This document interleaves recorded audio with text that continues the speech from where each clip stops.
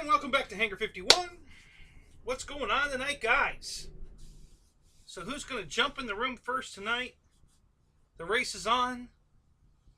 And we've got somebody. One in the room. Is that Rich? Is it my man Rich? Who's in the room?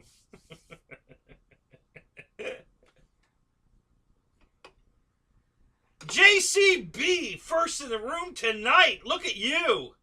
You go. Look at that. Awesome, man.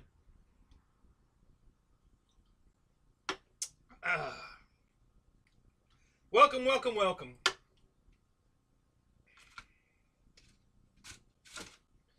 Who else is jumping in? There's two more in here. Well, one more. Two. There were two. Somebody left.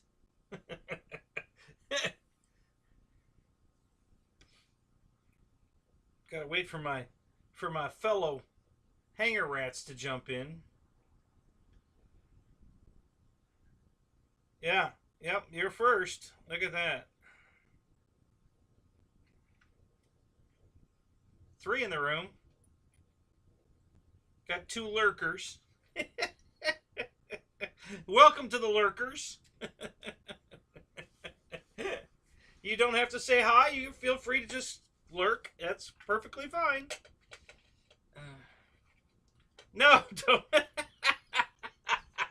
No, don't leave. You're fine. Oh, that's funny. You got 4 in the room. 1 like. There you go. Somebody's already hit the like button. That's awesome. So, JCB, you get any flying in this week? Uh-oh, the Fickle Pickle is in the room. What's up, Fickle?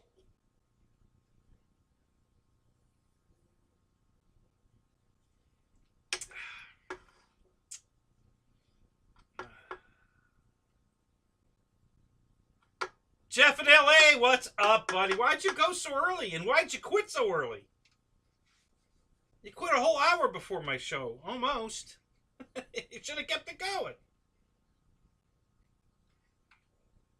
Oh, that's what I wanted to check.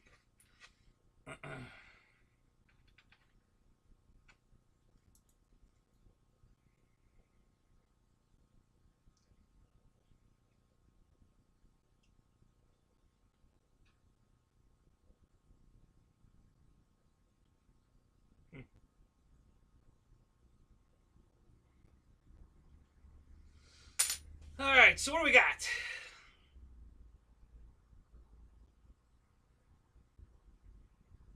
Pick up the arrows F8F. Yep. T28. No flying 35 degrees. Those are 2 great airplanes, JCB. I have them both. I just made the T28 last Saturday. Yeah, I didn't go flying Sunday. So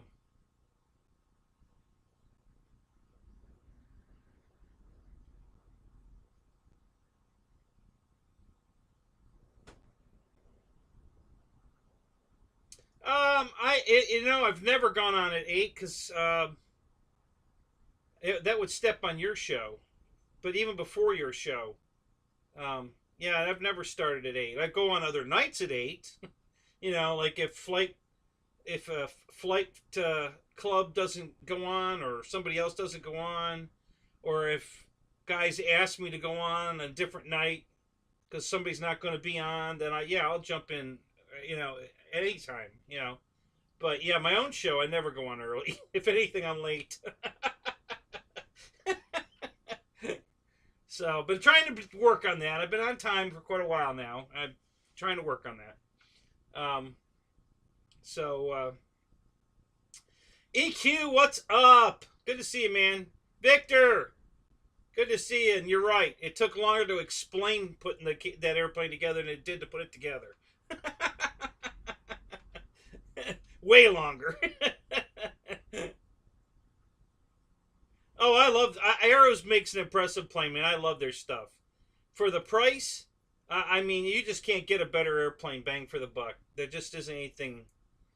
Dennis Farley, and I guess I make him want to take a shower. I haven't figured that one out yet. I don't know. Is that a good thing or a bad thing? I'm not really sure, Dennis, but I don't know if I make you want to clean up your act, or I don't know what that deal was. Roland, good to see you. Jerry, hey, what's up? Who else is here?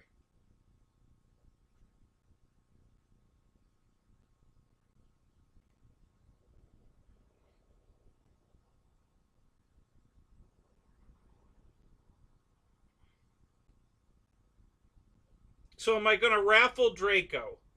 No. I had 4 people interested. So that's a no go. Out of all the people, it depends on how you look at it. I guess so, Dennis. That's how I was thinking. Well, it depends on how you look at it.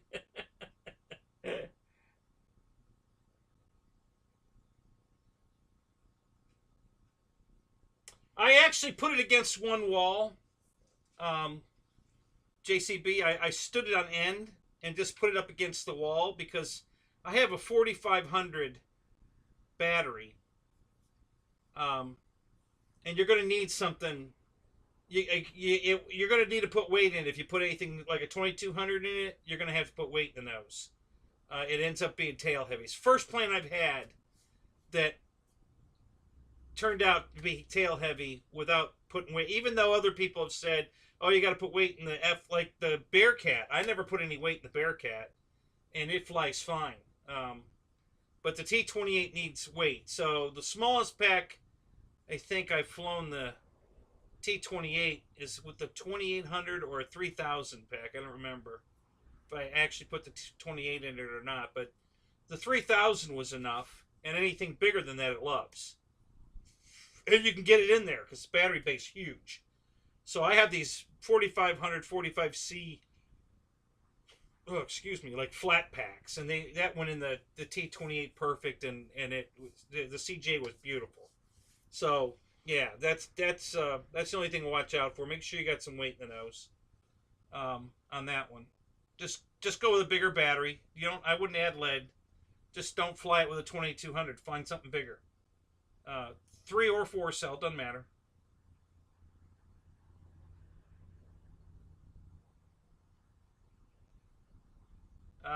Okay, you must have you're doing something wrong in the email then, Dennis. I don't know why you'd be getting that.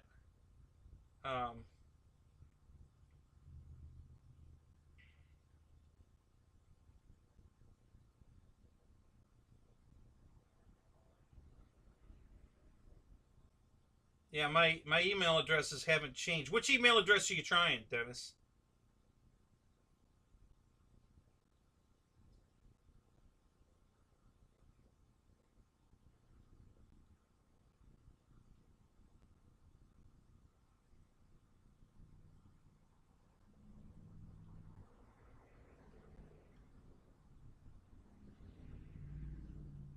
The HSD re-scheme last night. What did I did? what was the re-scheme? David Martin Grath, what's up, buddy? Good to see you, man.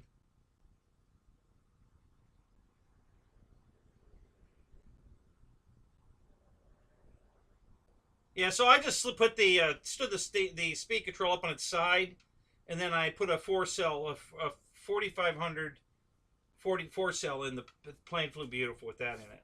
First flight was a little hairy. I just put a 2200 3 cell in it, and it wasn't enough weight, and it was tail heavy, so it was a handful. I got it down okay, but it was a handful. So that's the HSD 182 that you're redoing. Is that the big one or the little one? And what are you redoing on it? I thought about doing a new scheme on mine. Not that I don't like the scheme. It's old. I mean, my God, that's from the 50s. And my little one that I bought 7 years ago has the exact same scheme on it. So the big one I'm thinking about redoing.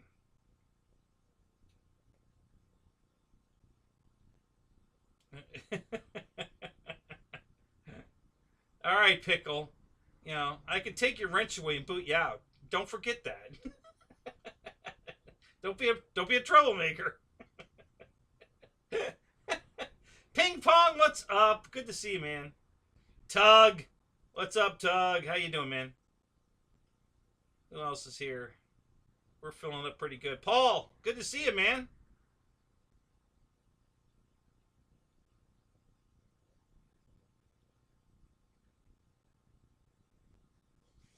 Okay, it's two F's. There's your problem. Canniff. Two F's. Two N's, two F's. So there it is. That was a simple fix. Should work now.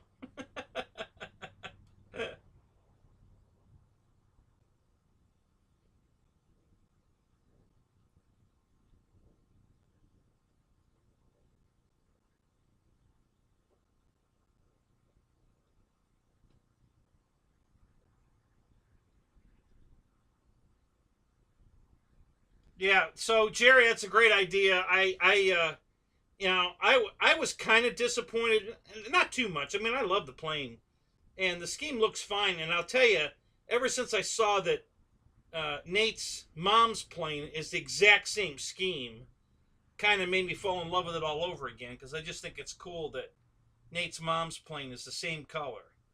But I was seriously thinking about putting a new paint scheme on it, and I'm probably going to now. I'm thinking. It depends. Um, I had a little mishap with it. I was avoiding a midair collision with Bo, the owner of the field, and I kind of stuck it in the ground. It's not too bad. Um, I've been repairing it slowly. The wings are perfect. All the tail surfaces are perfect. Um, it broke the hatch, the battery hatch. I already fixed that. It just broke it. It was clean break, glued back together. You can't even tell. It's perfect. Um, and it broke the nose off, but it was a clean break, so I think that's going to glue right back on. The nose gear is a little problem, but the big problem is parts.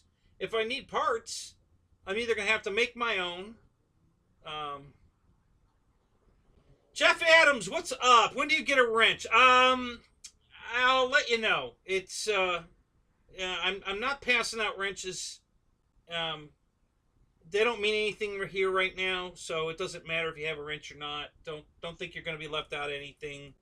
Um, but you're still a little new, and um, only because there's been trouble on other shows with new people coming in, getting a wrench, and then starting a bunch of trouble.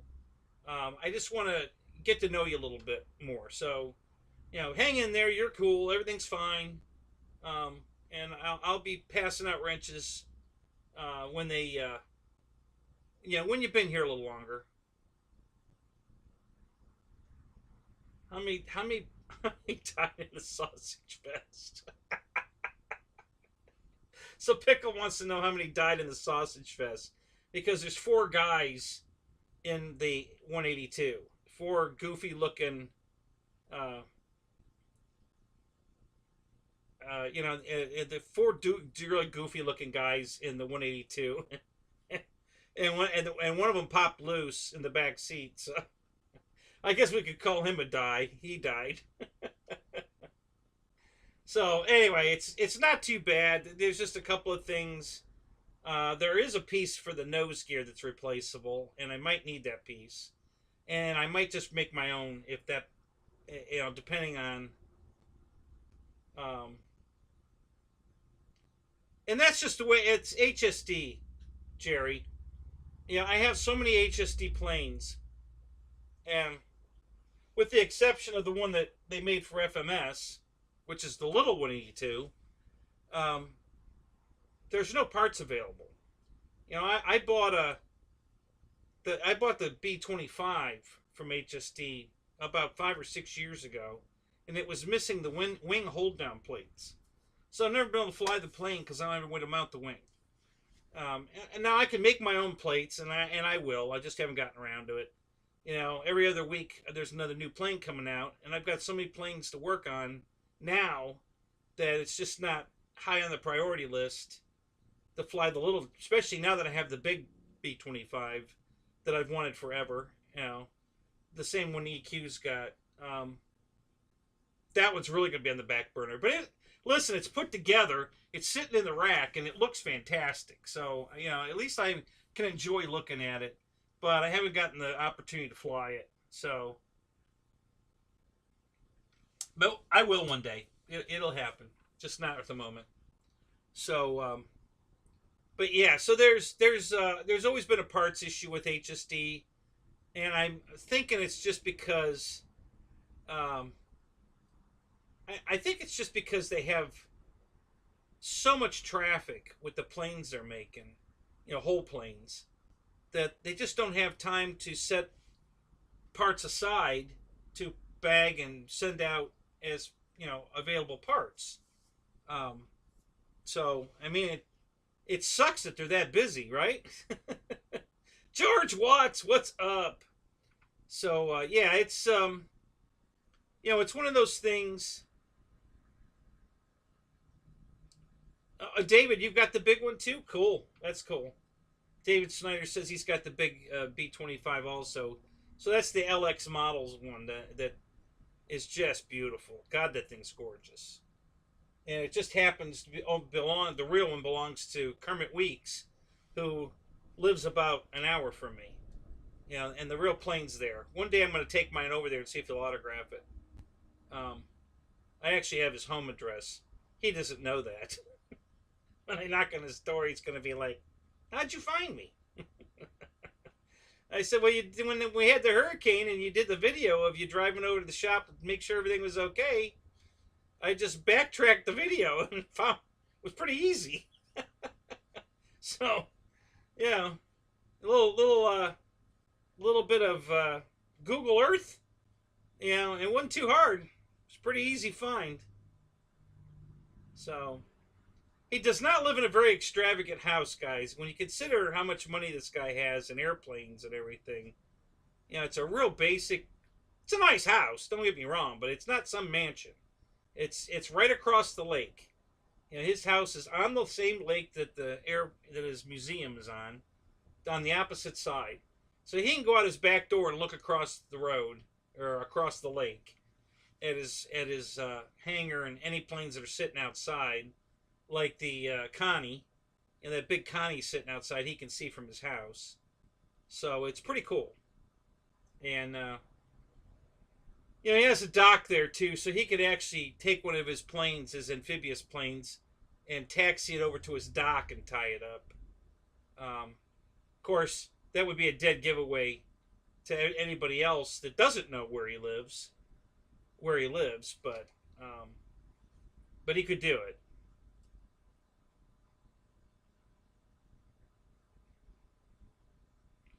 Yeah, Paul, I agree. You know, it's a shame that HSD doesn't pay more attention to the parts needs.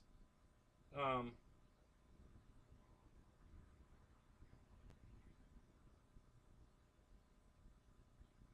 yeah, ping pong. You know, I mean, obviously, you know, he's like me.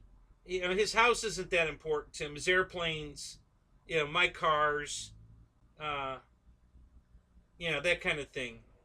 Kermit Weeks, he owns Fantasy of Flight.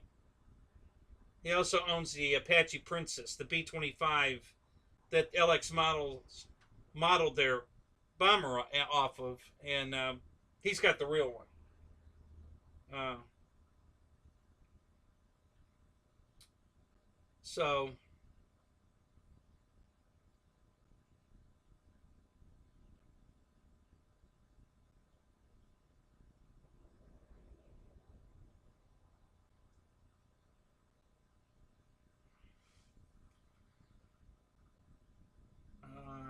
what'd you say, Troy? Welcome, Troy. Haven't seen you in a while.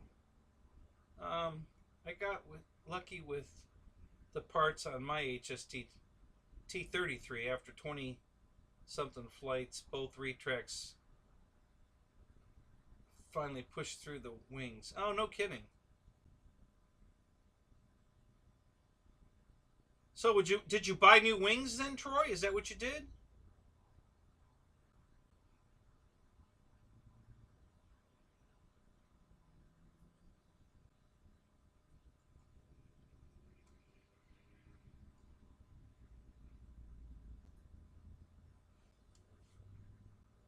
Freaking stalker. Well, I haven't actually gone to his house. I just know where it is. I haven't been there. But I figured if I showed up and rang the doorbell holding, his airplane, that wouldn't shake him up too bad. You know, I know I'd be impressed if I had an airplane and somebody showed up at my door holding it. I think it'd be pretty cool, but whatever.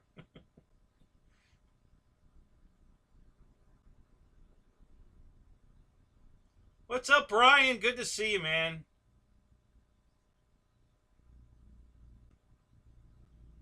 Somebody kill Kenny. He's a stalker.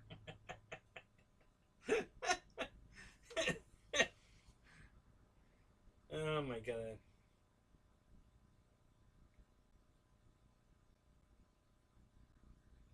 Yeah, I just looked through the windows. Yeah, yeah.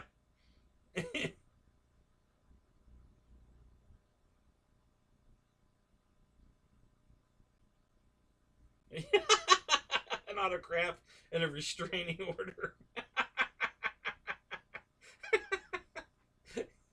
Yeah, that'd be great, huh? Oh my god.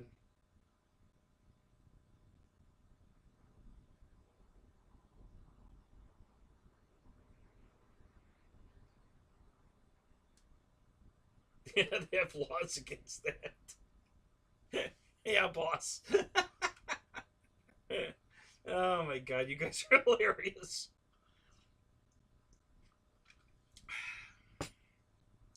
Well, the museum's not open right now, so it's not like I could show up at the museum with it and ask them to come out and sign it. Um, you know, so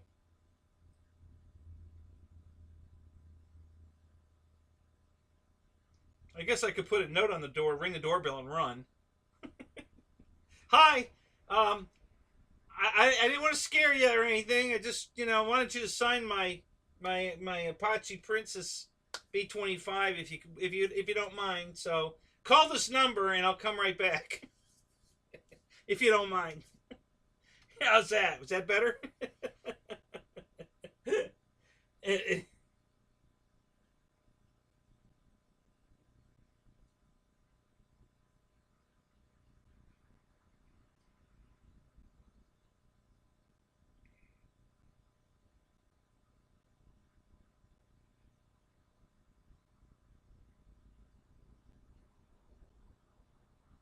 Now we know why.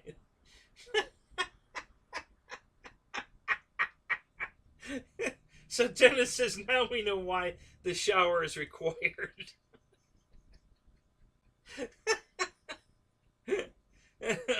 Yeah. Again, it depends on how you look at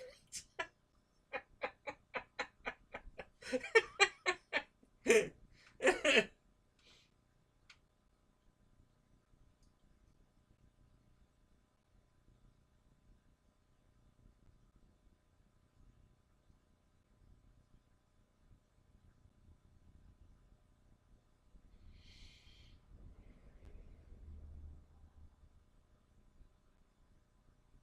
Boss, is that true, really?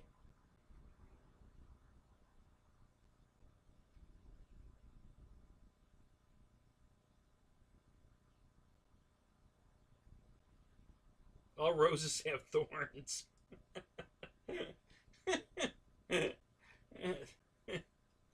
Oh my god.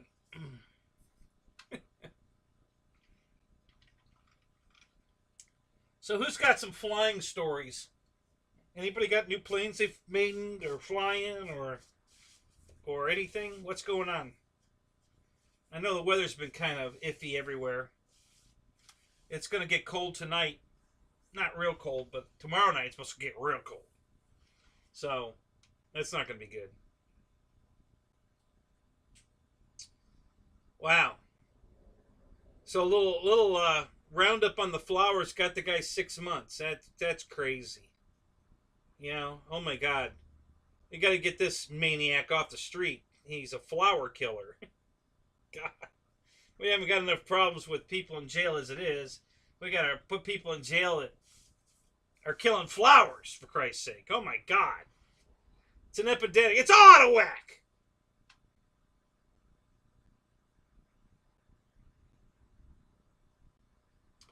You got a new plane, need a receiver. What plane did you get? I forgot what plane you got.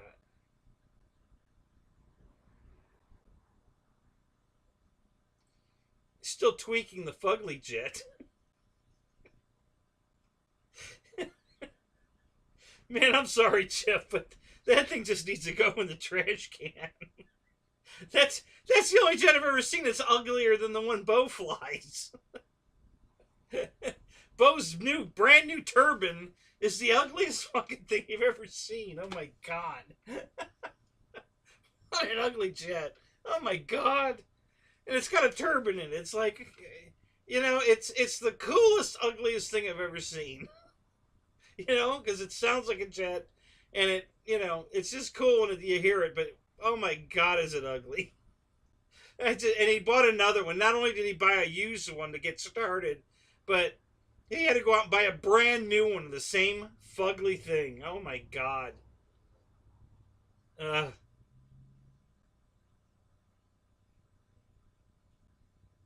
good job, Jeff. Yeah, that's where Pickle got his from there, too.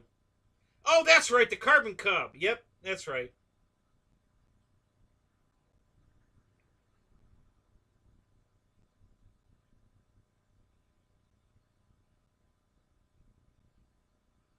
Pickle, you can order those receivers from Race Day Quads, which is over here in Orlando. If you order them tomorrow, they'll deliver them Saturday.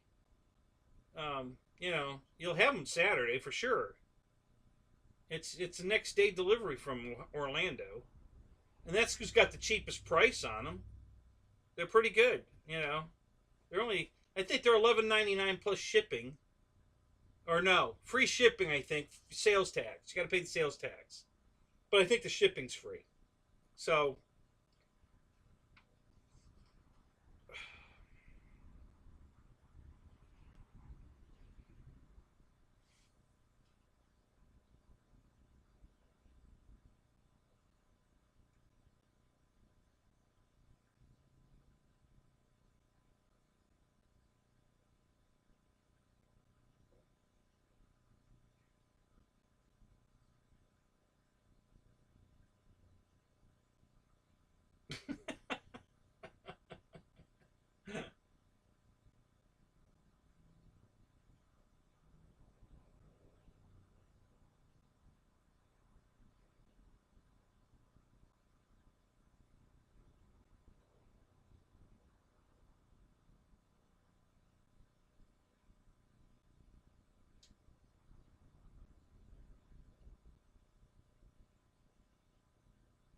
Oh no! Did your boss? You had the ailerons reversed?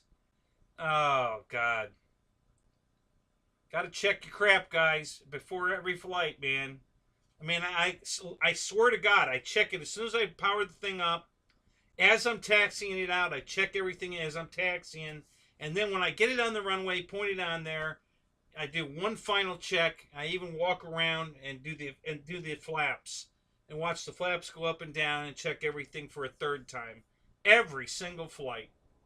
Because I almost crashed my red tail because I was on the wrong airplane. I powered the radio up on the wrong airplane, and it just so happened that was one time when I had reused the same receiver number, because you actually assign the receiver a number. And I assigned two receivers the same number, so they were interchangeable. You can power up either one of them. And I almost lost that airplane for that. So ever since then, it takes 5 seconds? Yeah, I do not do it without it. Not worth it. I'd make sure, like I said, I check it 3 times.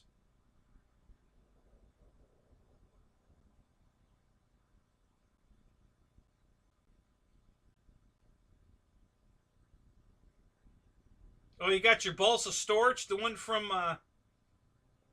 So Paul says he just got his new balsa storage, the one from Bitgo.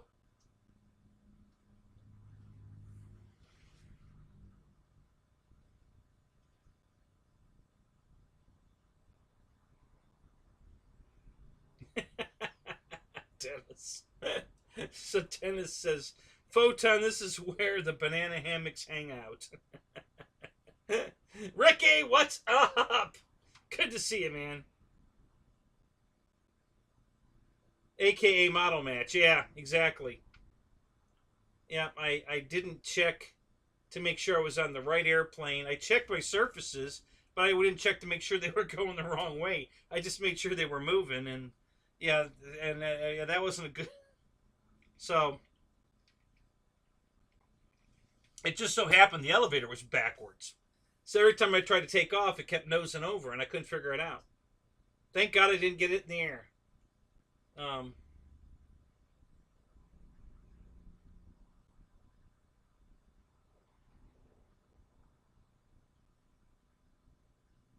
Yeah, you don't need to check.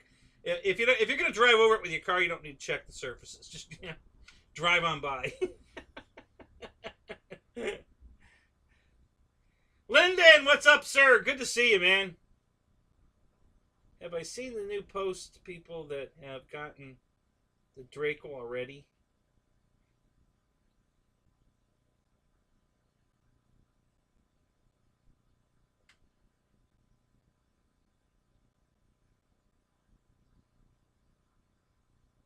Nice, really? No, I had not seen that.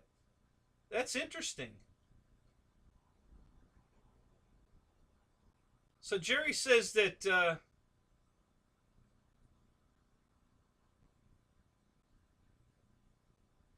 Mike Patey has sent out the winners of his contest, Dracos, and they have them in their hands already. And a couple of them, I guess, have posted videos and put up photos and stuff. So, no, I did not know that. That's really interesting. So, Ryan, have you got any thoughts on that? That's definitely taking the sails, the wind out of your sails. I'm thinking, right? That's got to suck. Because you were easily going to be the first one to put up a video.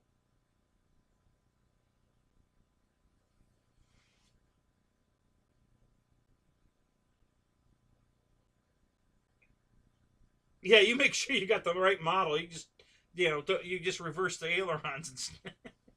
It was a challenge. You wanted to give yourself a challenge to see if you could do it.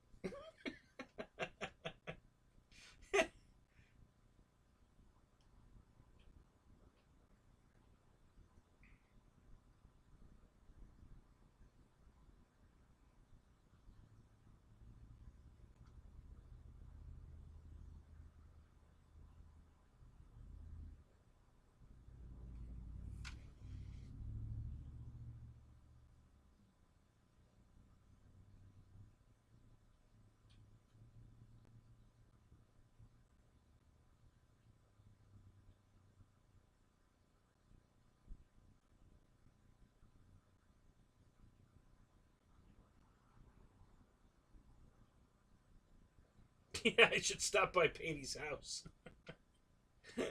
Yeah, he lives in like Iowa or someplace out there. I'm not driving all the way out there. I would though. Actually, I've thought about it. All right, I am a stalker.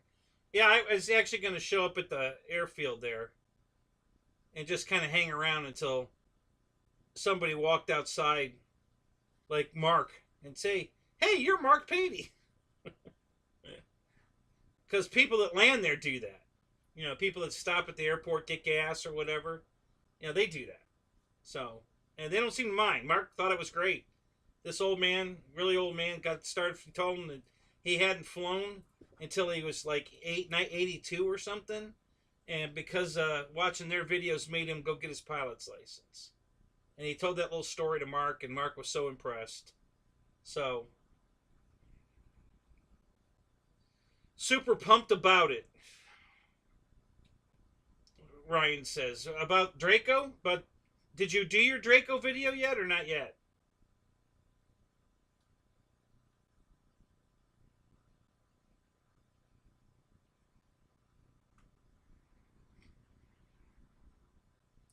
Yeah, my buddy took off with his ailerons reversed, and he was barely keeping the plane in the air, and it got really far away. So I said, "Are you having a problem?" And he says, "Yeah." So I grabbed the radio and immediately realized that the ailerons were reversed. So I had to fly it with the rudder to get it back. So I just didn't use the ailerons. I flew it with the rudder, got it back into where I could see what the hell it was doing, and I landed it safely. And yeah, it was that was a that was a butt pucker. Well, I know you got to wait to put it up, Ryan, for sure. But have you shot it yet? That's what I was wondering. If you've already had Draco out and flown it and shot your video, and you're still in editing.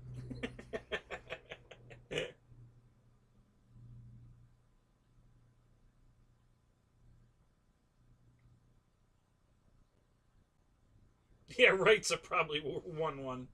Yeah, or Roy, Wreckham Roy.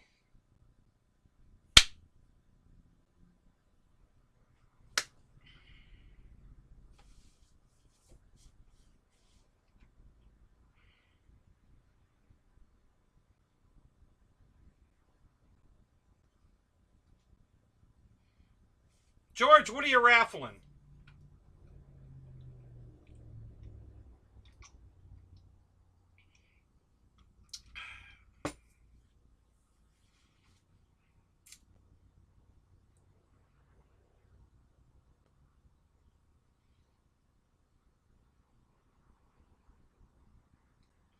Ethan RC, welcome to the show, buddy.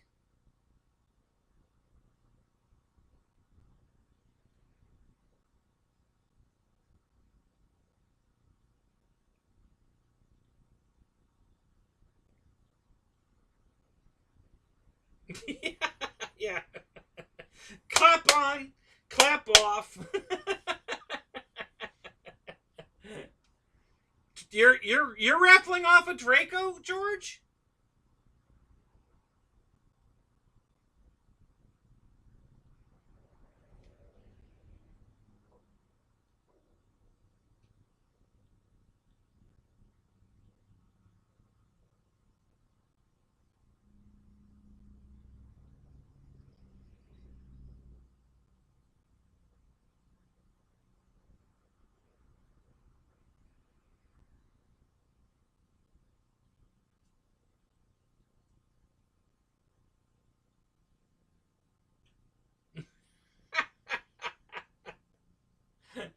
Okay, Ricky, what's going on?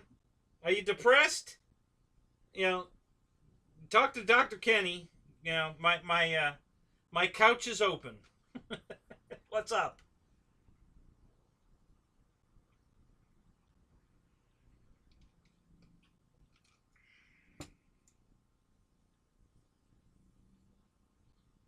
And is that just for your club members, George? It's got a closed raffle, or is it a fundraiser for the club?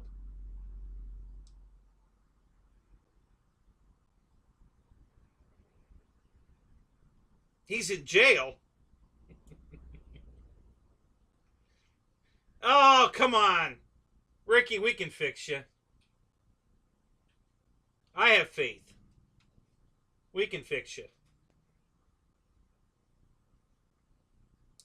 Maybe we'll bolt a set of boobs on your back too, but we'll fix you.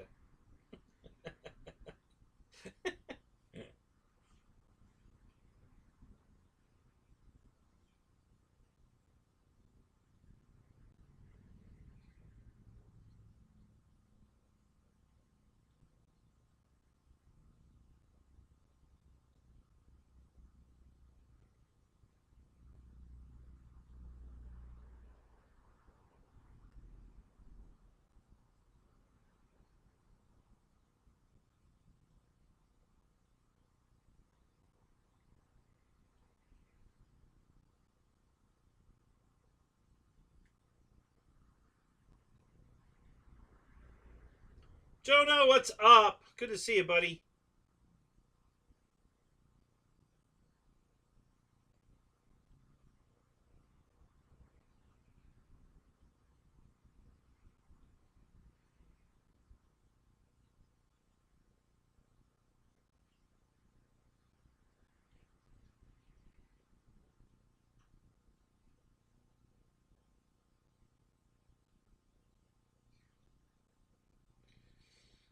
right. Well, I know you'll keep us posted, George. So cool. Let us know.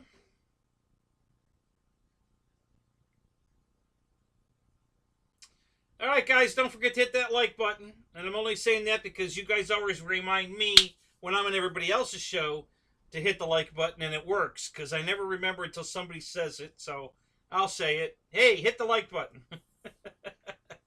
Because I always forget. I'm so bad about that. I don't know why I can't remember to hit that like button until somebody says it in the chat. Yeah, I don't know. It's just weird.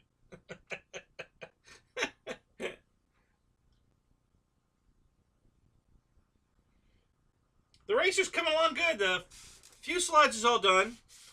Well, it's done enough for test flight.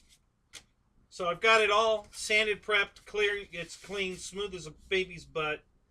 I've got the new motor's going to fit perfectly. I don't have to modify anything but the mount. So the motor mount is much thicker than the Dynam mount. I don't know if you can see that or not. And it's also, of course, the holes don't line up, which is, I don't know why they can't make all the damn motor mounts the same, but they don't. So I have to take the thicker mount and a Dremel tool and make the holes slightly wider so that it'll bolt back in the airplane. But the motor itself, it's going to fit perfect. The spinner's going to work. Everything's going to work perfect. Just drop in. You know, just slight motor mount modification, and it's going to just drop right in. Well, I could do it that way, but the problem here, Ryan, is this. The Dynam mount's too thin, so then I have to shorten the screws because they bottom out in the motor before they tighten up to the plate. So I could shorten the screws, but I'm still going to have to re-drill the holes on the Dynam mount for the motor, unless I only want 2 screws holding the motor on. 2 screws line up, 2 don't. So I could mount the motor to the plate with 2 screws, and then shorten the 4 screws. Well, I'd have to shorten the 2. Yeah, the 2 screws that are going to hold it to the plate, I'd have to shorten and only use 2. And then I could drop it right in. So, which way's less work, I don't know. I kind of would rather have 4 screws holding the motor to the plate than 2. But, yeah, 6 to 1/2 dozen the other. I don't know. I think I'm going to try to modify the V900 mount first so I can have 4 screws holding it on and I don't have to modify the screws. I think it'll be easier just to modify the mount slightly.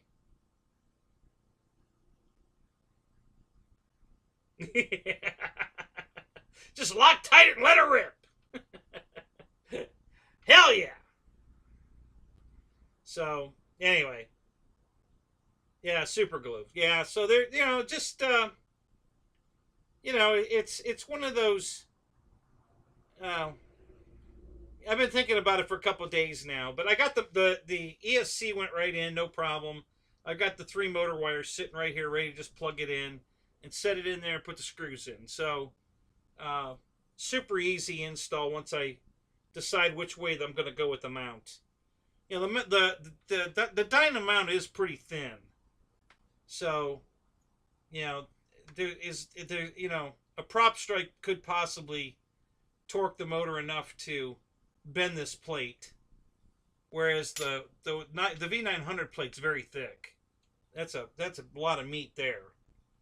So I'm thinking it'd be better to use this plate anyway. And I've got big head screws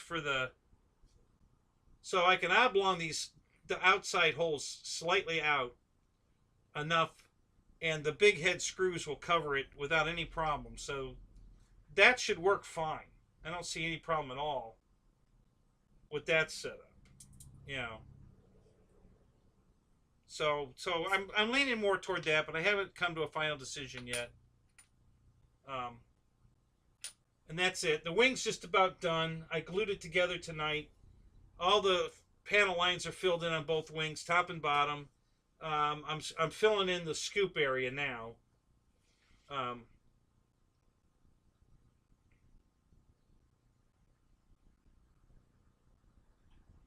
Right, exactly, Ryan. That's what I'm thinking. If since I have to modify anyway, why not go with the one that actually bolts to the motor perfectly, and then just I have to modify the outer holes slightly to get it to screw into the mount, the plastic mount in the plane. So that's the way I'm kind of leaning, but we'll see. It's going to be awful. It's going to make that very outer part very thin, but there's no, as thick as this thing is, that screw's going to have plenty of bite holding that against the plastic. So I don't foresee that being a problem.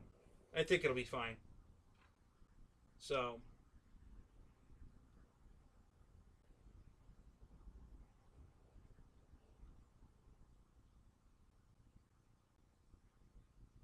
I hit it. I hit it. I hit it.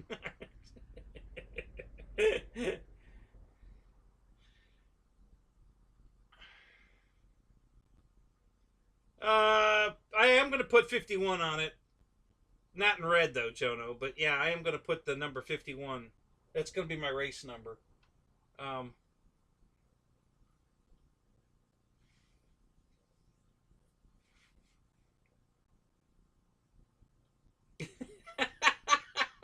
Tug. The Force Master Jedi Obi-Wan one Kenny Obi.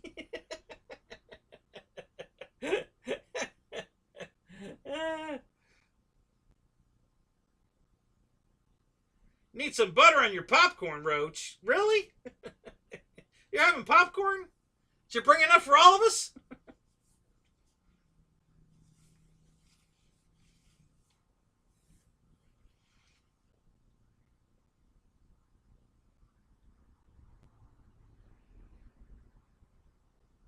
I was going to go test flight today, and I got tied up getting my stumps ready to burn. So I didn't get out today, and I don't think I may make it out tomorrow. I might start burning the stumps tonight, which will leave me kind of homebound.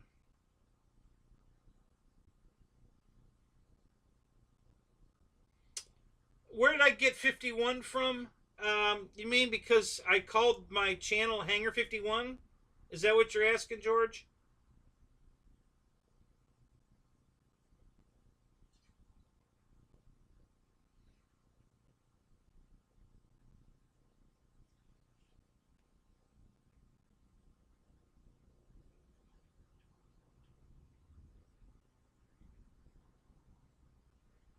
Um, so the garage update is I'm the last three stumps. Uh, George is being a smartass, he says.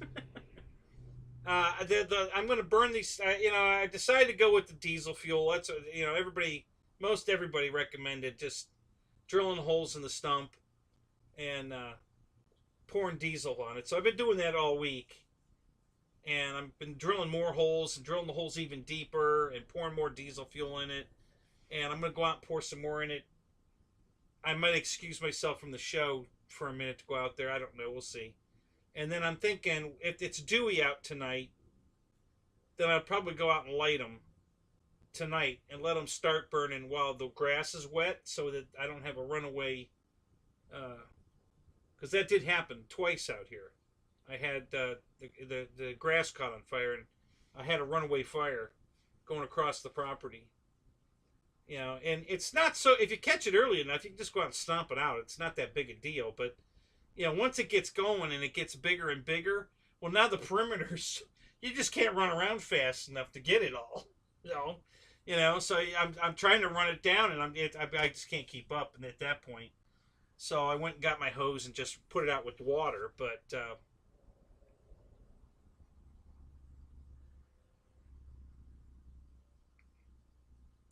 back from the supper run for my wife. What'd you get her? What's for dinner? It's all out of whack.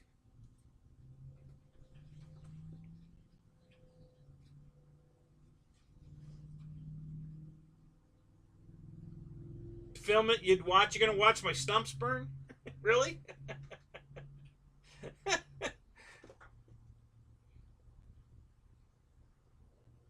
Well, I could just keep the stream going tonight. We'll just move it out into the yard, and I'll put something over. I could put a canopy up over top of the computer, and we'll just let it sit out there all night running, and you guys can watch my stumps burn. Dairy Queen, there you go. You know, Dairy Queen's food's pretty good, I gotta say. It's not bad. It's pricey, though. You know, and I like cheap. You know, the 4 for 4 at Wendy's is the best deal in town. Is it the best food? No.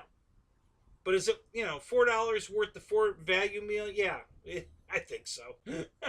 Yeah, I can live on that. It's cheap enough. More money for airplanes. So I can live on the 4 for 4 from Wendy's. So I can buy more airplanes.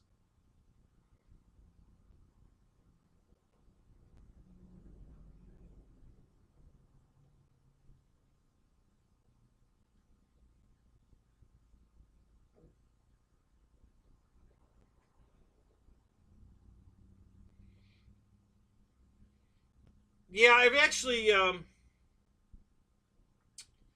I took the chainsaw and I cut a groove down the sides um, for cross ventilation, and because once the fire gets burning in between the cut, it you know they feed on themselves. The two, you know, the slot will feed each other, you know, and that helps too. So yeah, I've got a bunch of, you know, work in the works here to get the stumps going.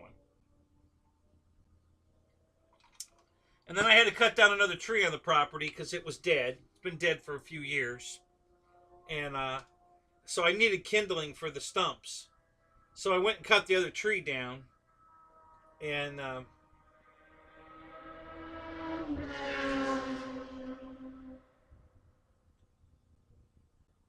going to throw that on the fire too. Um, and that'll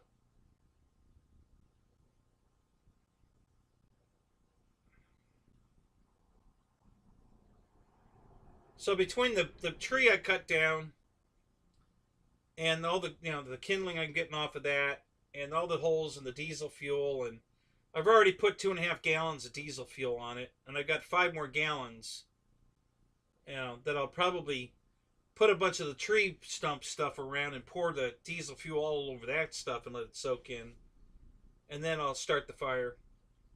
And I have trash to burn, so I'm going to throw that on the mix too. We'll let the trash burn and start the fire. You know, it'll be you know, I'm going to have 3 bonfires going all at the same time.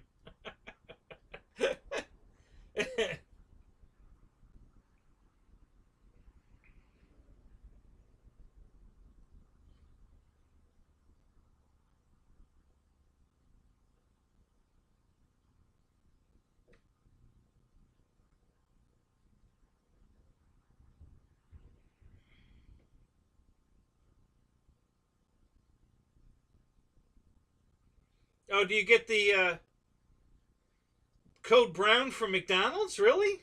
I don't know. I'm just so pissed off at McDonald's. I don't eat there anymore. You know, they did away with all their good food.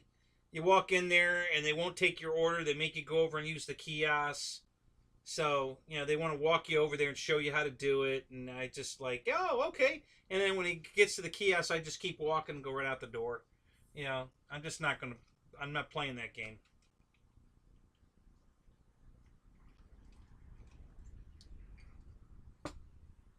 Yeah, watching paint dry. Right, watch Kenny's stumps burn. Same thing. Yeah, that's what I'm thinking. It's going to be a great show. Stick around. You're going to enjoy it.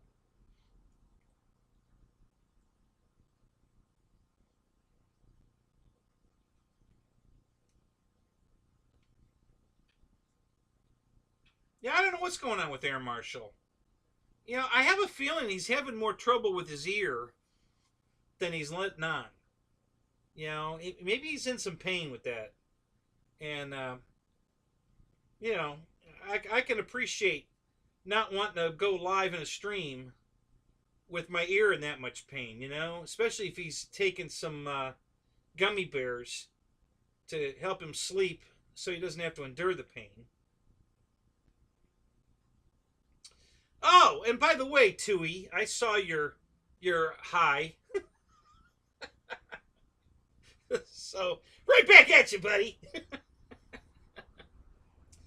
So, all right, so here's an update for you guys. So, I've got my airplane trailer back out. Now, the last time I had airplanes in it to take to the field was when my first time going to where I fly now.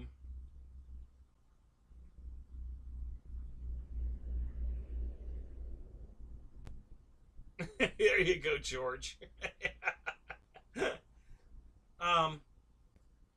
So I put one of my plane racks that holds 8 planes. Now, actually, I think, did I just take the one rack or did I take both? I don't remember. But I had a whole bunch of small planes. So the biggest thing I had in there was a 1700, which fits in my trailer. So, since then, you know, I've bought these 2,000 millimeter airplanes. So I've got the trailer all emptied out, and that was what the whole paver thing was about, was so I could get the trailer empty. So the trailer's empty, and I'm trying to put the big planes in the trailer, and they don't fit. This trailer's not big enough for 2,000 millimeter wingspan.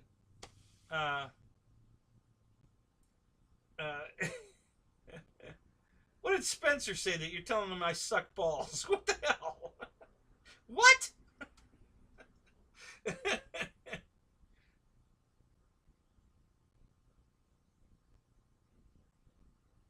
So this is a 14 by, I think it's 14 by 7.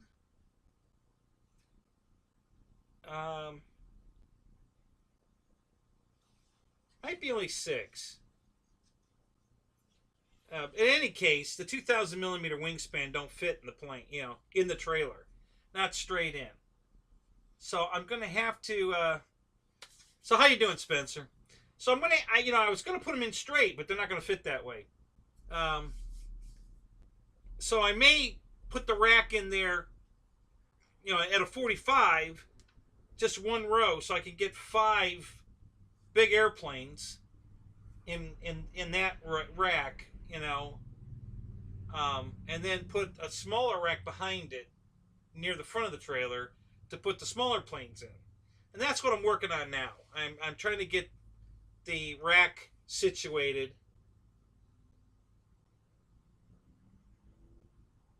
Oh, thank you, Shadow. Thank you, buddy. So that's what I'm thinking. I'm thinking if I put them in a 45 in the very back, I could put a row of big airplanes on the very back of the trailer. So when the gate comes down, you know, I can just take the big monsters in one piece out of the back, you know, ready to go. And then the smaller ones, I can take out the front through the side door. Because there's just no way, you know, unless I do, like if I just hang them all on the wall, I can do it that way too. And then I'd be able to walk down the middle of the trailer. So I could stand them all up on the walls, you know, either hang them or stand them. Like stand the big ones up, nose down, and put the nose of the plane in a pool noodle so that that'll support the weight. And then have some kind of a, I'm not going to use a bungee cord because they'll just dig into the foam, but, you know, maybe some kind of I'm thinking like a broom hanger, you know, to set the tail in. And just to keep it from falling off the wall, and then the weight will be on the nose cone, sitting in a pool noodle, and the rack will keep the plane against the wall.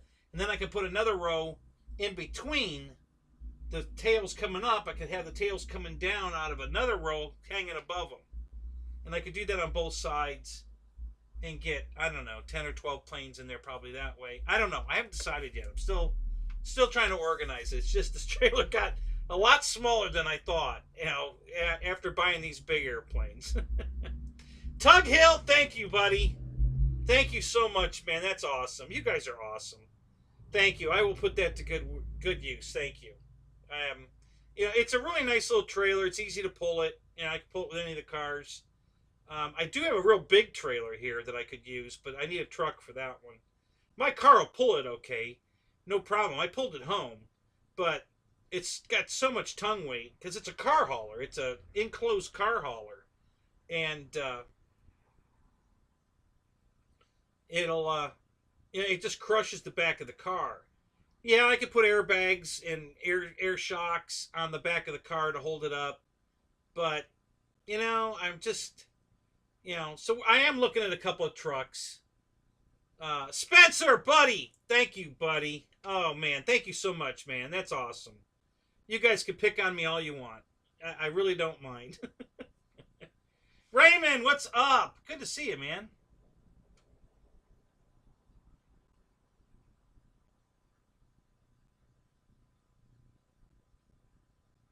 Alan Gentry, good to see you, buddy.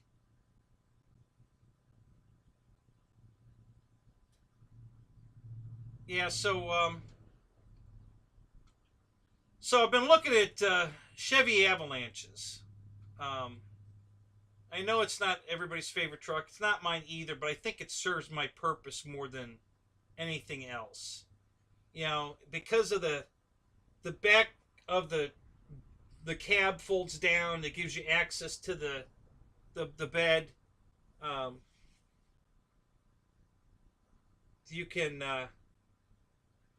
fire insurance fund. Thank you, George. That's awesome, man. Thank you. Oh, that's hilarious. Oh, that's true. Damn it. I need a new hose. Yeah, shit. I can't burn that stuff tonight. I gotta go get a new hose. The hose blew. I've got two 50-foot hoses tied together, and one's a rubber hose I've had for 30 years, which I love. It works perfect. Still in good shape. I had one of those cheap ass vinyl hoses, and it blew. So I got to get another rubber hose. So I got to go out and get that tomorrow. So run for the hills. Thank you, man. Thank you, Ron. Thank you. I'll get the midgets some new nuggets to chew on.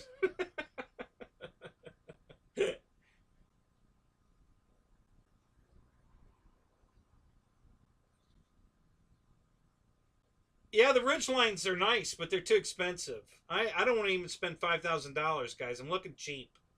Um, looking for an older. I found two nice avalanches that are older. You know, '05, '04. You know, so I'm looking at some avalanches because of the locking. You know, the tailgate or the bed has a locking top, has locking compartments. The back of the bed or the cab folds down so that you have a pass through. So I could put long airplanes right through into the cab. You know, it's versatile enough, and then it can tow. It's got, you know, you can tow with it. So that's what I'm thinking is the best. You know, yeah, I could do a truck with a topper, but again, too much money. You know, you paid way more than $5,000 for your truck. Um, and I just don't. We're not in a situation to spend a lot of money. You know, I can make it work with my car, even the big trailer. I mean, if I want to put load leveler shocks and stuff on it, I can make it work. Car's got plenty of torque to pull it. I pulled it home. It's no problem. It's just the tongue weight's too much. I pulled it home loaded. Right now, that thing probably weighs gross. Um, I'll bet it weighs every bit of 8,000 pounds. Um, it's got two giant antique soda machines in it, two giant jukeboxes in it, a giant projection television with a, I don't know, 120-inch screen, I think it is. Um, there's furniture, desks. I mean, it's just, the thing is loaded. And I had no problem pulling it home.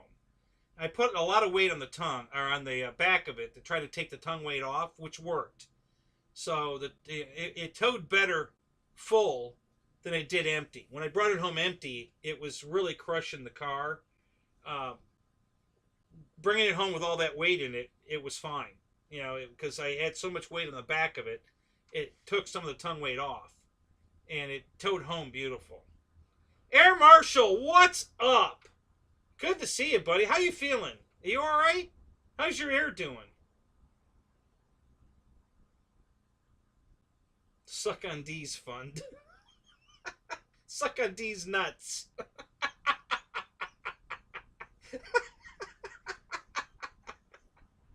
We're gonna play Pictionary.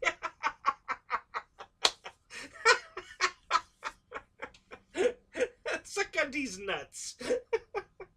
Oh my god, that's hilarious. Keith Christie, what's up?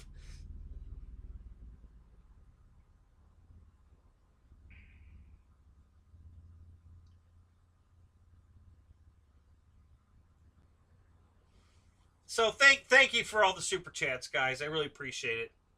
It helps a lot. You have no idea. It really does.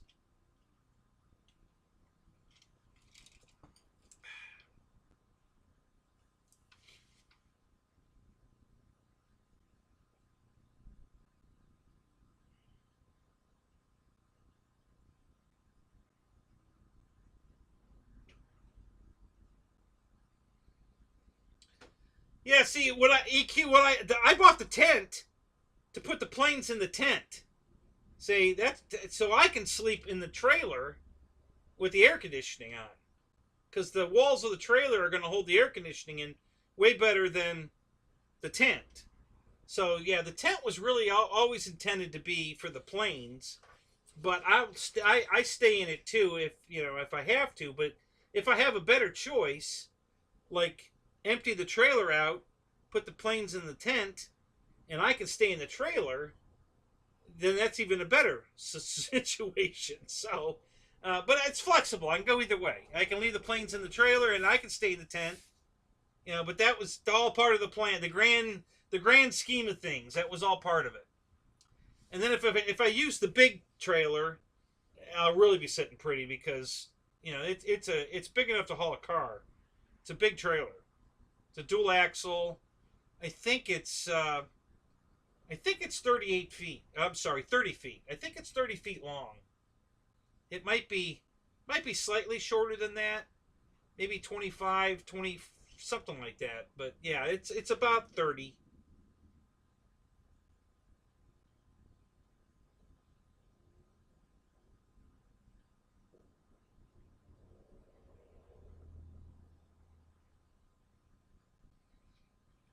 You put spray foam on top of the material on the tent? Is that what you're saying, Shadow?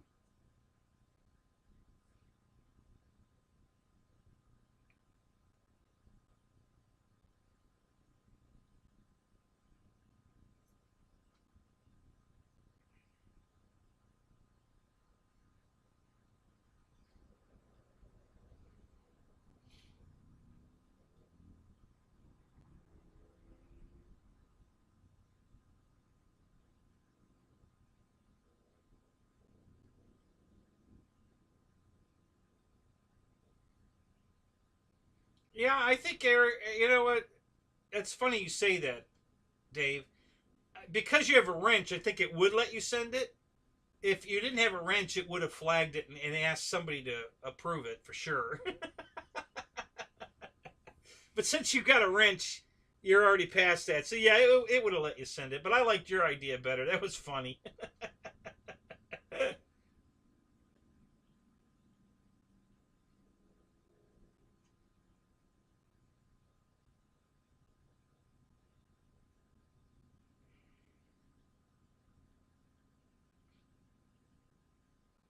Yeah, there's always the station wagon too, Jeff. If I pull, so now here's the problem with the station wagon.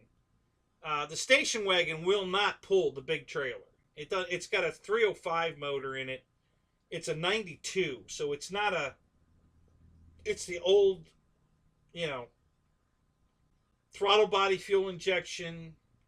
I don't know what the horsepower rating is on that car, but it's not much.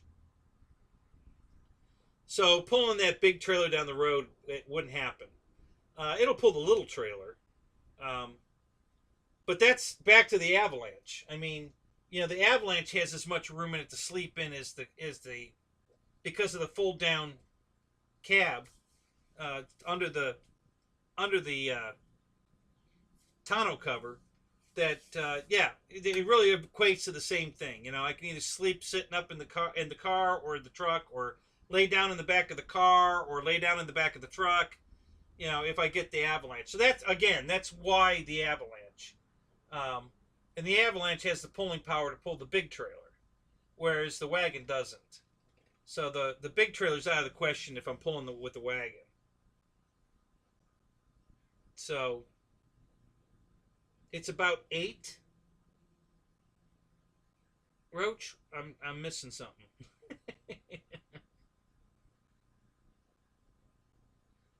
No, I thought about that too, Pickle. I don't want to go in a box truck for a lot of reasons. They're not comfortable.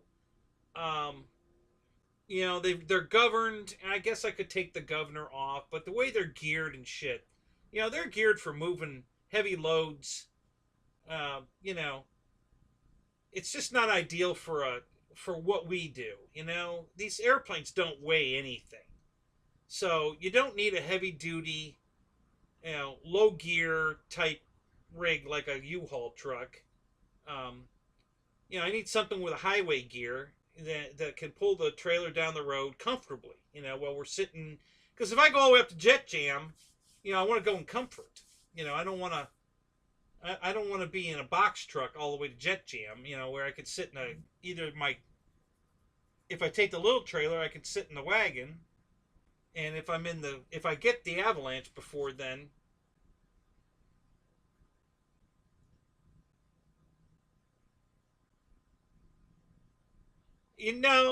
Believe me, Air Marshal, I couldn't get all my planes in a 40-foot trailer, but it's only about 30 foot.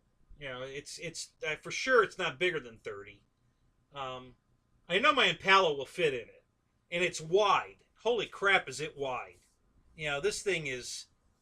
I'm God, I'd swear it's 8 feet wide, but it might be 7.5. It's wide, so there's a ton of fucking room in this thing.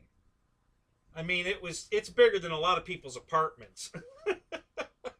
It's huge. Lois, what's up? So,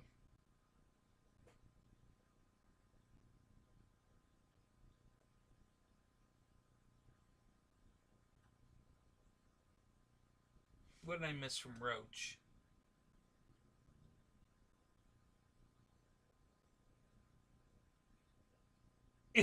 Yeah, Roach. It's not a horrible motor. I have, the car runs great and it drives down the road good. The mileage is pretty decent, but it definitely doesn't have any pulling capacity.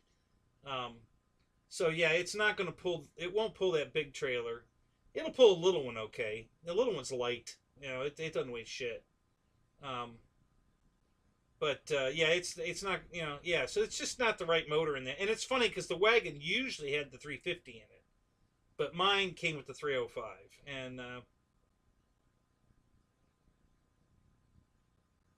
um, so yeah, it's so that the whole plan all along with the two different trailers and you know the tent. It's there's been a grand scheme of the whole thing on purpose, and it's just coming down to now: do I want to get the Avalanche or a truck? Most likely an Avalanche, so I can take the big trailer and really deck it out, or do I, just go with the little trailer and get a hitch for the wagon and pull the little trailer? So that's where I'm at. And we're kicking it around. I'm not sure what we're going to do. Um,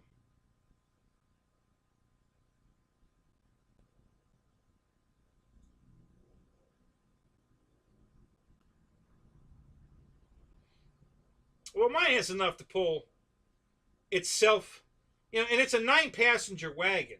So you can put 9 people in it, and it'll pull itself up a hill. But it's working. You know, I mean, you can tell the engine's working. And my Impala, you know, it'll stay in lockup going up a hill. you the converter will lock and stay locked all the way up the hill. It's got so much torque. So it's hilarious, the difference. Um, yeah, and they're the exact same cars. You know, the bodies are identical. And, you know, same frame, same body. You know, well, the wagon's slightly different in the back, but the hood, the fenders, grill, headlight are all the same. It's all interchangeable. You know, the brakes, wheels, everything is interchangeable. So it's, you know, it's all the same car. But the motor makes a huge difference because the Impala, you know, it just laughs at hills. The wagon, you know, it's working. You know, it does it, but it's working. You know it's working. So, yeah, it's a big difference in the torque on these two cars. So, yeah, I'll probably, if I go to Jet Jam with either trailer, I'll probably use the Impala. I probably won't take the wagon. I'll just load up the car with some planes and some stuff in the trunk maybe, and take the little trailer. And but if I get the truck, then I may, you know, then I may take the big trailer to Jet Jam. If I, you know, and that's still a possibility. I'm pretty much sure I'm going to go. I want to go. I'm hoping to go. But work situation, if, you know, if I get a new job or something comes up, who knows what Uncle Joe's going to do, you know, and if that happens, you know, if shit falls through and everything, then I might not make it to Jet Jam, but I'll definitely make it to the Pilot Ryan flying. It's in my backyard. So, yeah, I'll be there for sure.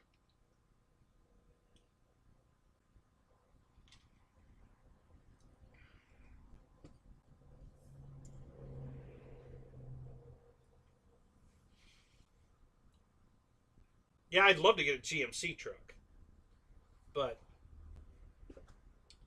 usually pickup trucks, you know, for some reason people don't like the Avalanche. So they don't bring a lot of money. So I can pick one of those up in really nice shape for a lot cheaper than a pickup truck. So, um, and it really fits my needs to haul foam airplanes around better than a pickup truck. Um, so you know, I'm you know, and I've got two right now. They're five. Both of them are $5,000. They're both, one's an '05, the other one's an '04. They both look like they're in really nice shape. Um, Found them on Marketplace on Facebook. Neither one of these guys will contact me back. You know, you send them a message, and I also found a couple airplanes on Marketplace. I've been uh, trying to get these people to, you know, get back with me, and nobody wants to answer their ads on Marketplace. I don't know what the hell the deal is here. So check my phone. I can't. I don't have it with me. It's in the house. I'll go. You know, I'll go get it in a minute. I can top my drink off. I'll go get it in a minute and I'll check it. Yeah, right now I don't have it out here.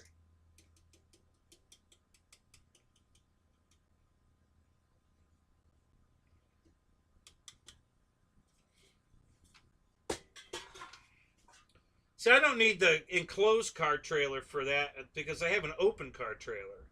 When I go drag racing, you know, I throw the race Impala on the trailer and tow it with the show Impala, and that works fine. So I have the race trailer for the if I want to go racing. I don't need an enclosed trailer for that. So I really bought the enclosed trailer for storage, and once the garage is built, I'll be able to unload the big trailer, and that'll make it completely available for airplanes if I want to go that route. So, you know, we'll see what's going to happen. I don't know yet. We're still, you know, my ex wants to get a new car, not a brand new car, but a newer. She wants a Cadillac, which is what I wanted her to buy in the first place, and she wouldn't listen to me. Now she wants to listen to me, so she bought a new 16 Malibu, And I love the car. It's a nice car. I hate front wheel drive cars, but this car is nice. It doesn't drive like a front wheel drive car.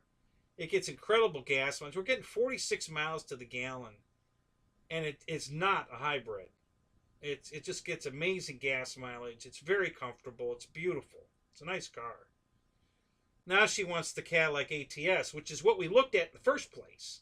And I found a really good deal on an ATS, but it was the wrong color. She didn't like the color of it. I like the color, but she didn't like the color.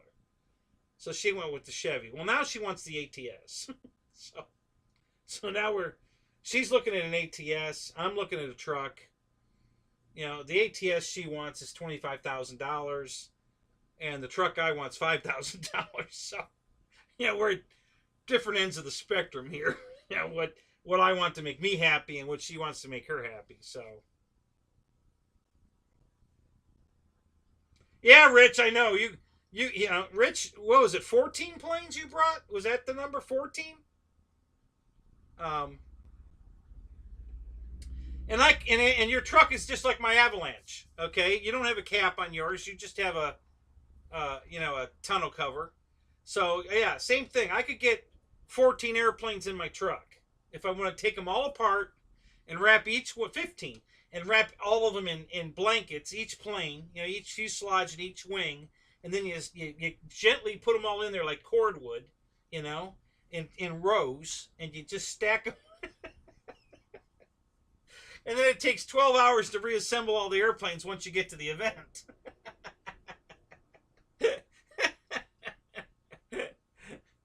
You know, kudos to you, Rich. I mean, that was impressive. That really was.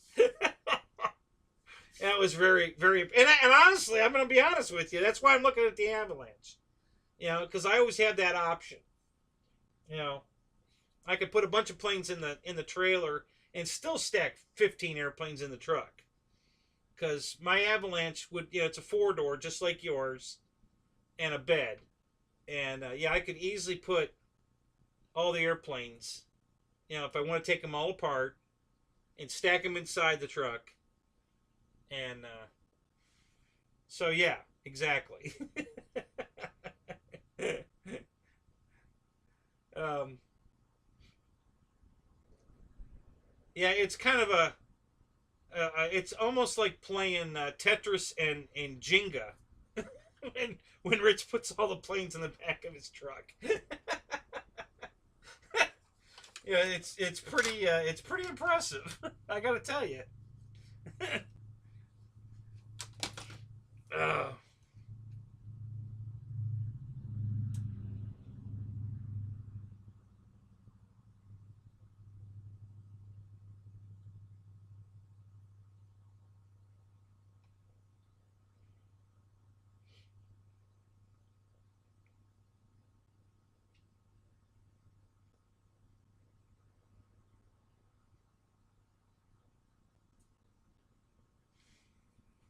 what are we talking about? What's a ProMaster? Is that what Marshall? Is that what you're talking about? What the hell is a ProMaster?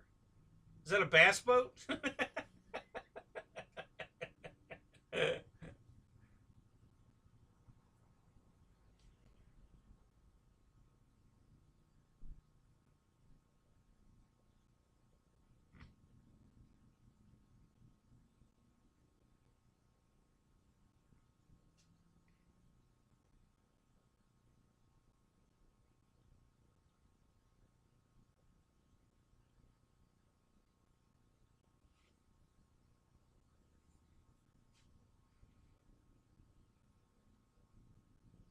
There you go, Alan. Yeah, that'll get uh, you know, 5 gallons to the mile. You know, yeah. No, it's that's the other thing too, guys. It's got to be affordable to drive it. You know, so yeah, I'm just looking for the right. I don't want to overdo it. I don't want to underdo it. And a lot of it'll come down to how if I can configure the little trailer in a way, you know, if I can get 15 airplanes in there, I'd be happy. That's plenty, you know, in the trailer. And then I can get, whether it's in the wagon or the truck, I can easily get 6 more um, in the truck, be able to bring my tent and all the other crap, that I need. Canopies, chairs, my picnic table, which all the stuff I'm naming is all in the wagon, so it'll easily fit in the truck and in the trailer. The generator, so yeah, it's no problem. I mean it's um, yeah. I think the big trailer is a Wells Fargo. I think it's built like a brick shit house. I mean, it's got this gigantic steel rail frame under it, and there's nothing light about this fucker. This thing is built to you could put a tank in this thing. I mean, it's these gigantic steel rails. Not a I-beam either, or it's a fully enclosed rail that's probably like that big, that goes down both sides, all the way down the trailer. It's unbelievable how heavy this trailer is. Jesus, this thing just is a tonner. So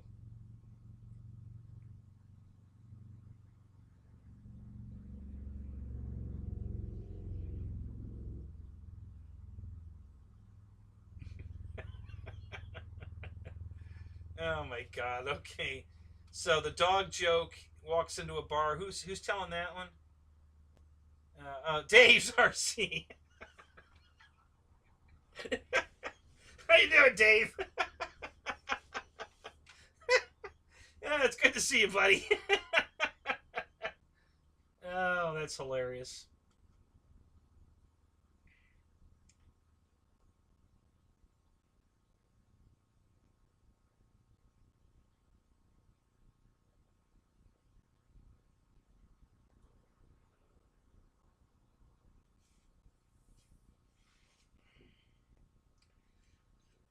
So last week, somebody asked me in chat. I don't remember who asked, but somebody asked me if I missed my hobby shop, and I missed that question last week. So, yes, I do miss my hobby shop. It was a lot of fun. Um, I had guys just like you guys hang out with me all night. I had my race team would hang out with me all night. I had two giant build tables in the back, and we'd bring our race cars in, and we'd tear them down and work on them, and we'd do battery matching while we were working on our cars, getting ready for the next race. And the guys were there till 3 or 4 o'clock in the morning, just like you guys are here. So it was just, so I'm very used to this, because that's the whole time I had my hobby shop. We did the same thing, but people were there live instead of through the internet. And yes, I do miss it, and I might be starting it back up. Once the garage is built, I'm seriously thinking about putting in a race course on the north end of my property, um, and buying one of those, office trailers. The little portable office trailer, and putting that on the north end of the property and turning it into a hobby shop. So I'm seriously thinking about doing that. It's been on my when I bought. Listen, that was on the table when I bought the property 7 years ago. I had already thought of all of these things I wanted to do with this property. So that's been on the table uh, since I bought the property. And once the garage is in, yes, I may put a racetrack in, and a hobby shop, and that way we can, I can sell brand new vehicles, and they can go out and play with them right here on my track, and we can have races here once or twice a week, whatever we decide. And so maybe dirt oval on Friday nights, and maybe off road on Wednesday nights or something like that. I don't know. We'll see. Um, but yeah, that was always in the initial plans, and it still may happen. Um,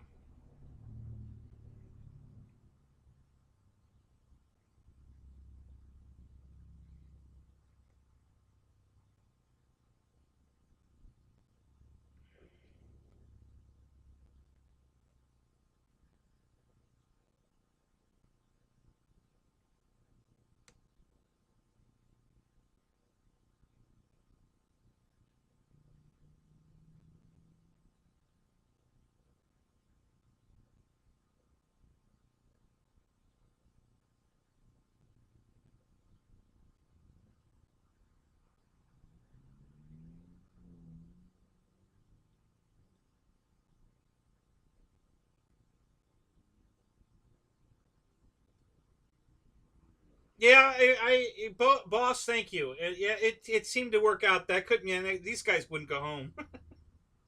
Yeah, I'm not kidding, man. We were 3, 4 o'clock in the morning at least. They would start showing up right at 5, um, and they get off work or whatever, and we'd order pizza and hang out all night and work on cars. And of course, we're out in the parking lot playing with them. You know, we're doing the Pilot Ryan thing where we're out there, doing wheelies, and we didn't do any jumping per se. Nothing extreme. We might put some small ramps up, but you know, uh, these were cars that we were setting up to race. So we were simulating the jumps that we're going to be racing off of to get the right shock, rebound, get the right oil. So we were testing while we were playing. But we were doing a lot more playing than testing. We had so much fun all the time. You know. Well, Bill, what's up? And it wasn't just RC cars either. One night we made uh, tennis ball cannons out of soup cans, and we were firing flaming tennis balls at each other. Uh, you know, out in the parking lot. So that took up a lot of time. A couple of nights. I still have that cannon around here somewhere. I made sure I brought it with me when I came here. Um, so yeah, so just all kinds of. We had a lot of fun, and it's just you know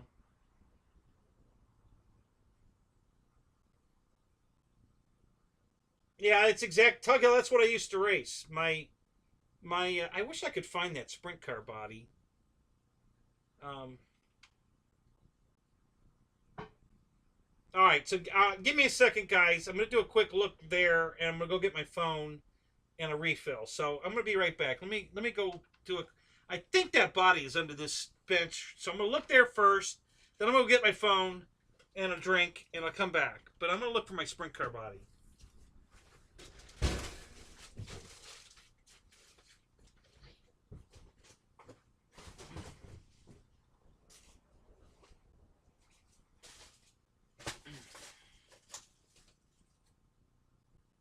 I think it's right here. I'm not sure, but I thought this is where I had it last. It's right here.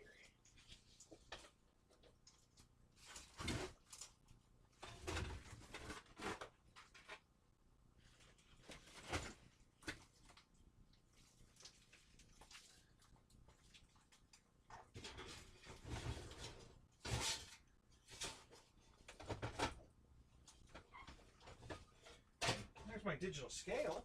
That's cool. I'm looking everywhere for that.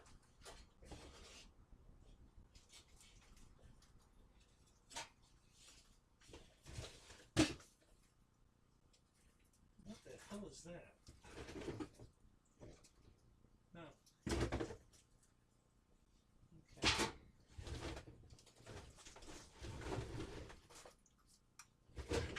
Okay. What's over here? No, not there either.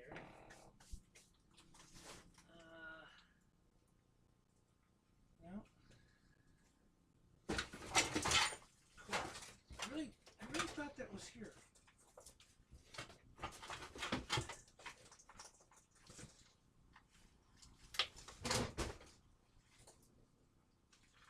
Whoops. Easy there. You don't want to be denting up the red tail. Alright, so it's not there. Where the hell is that damn thing?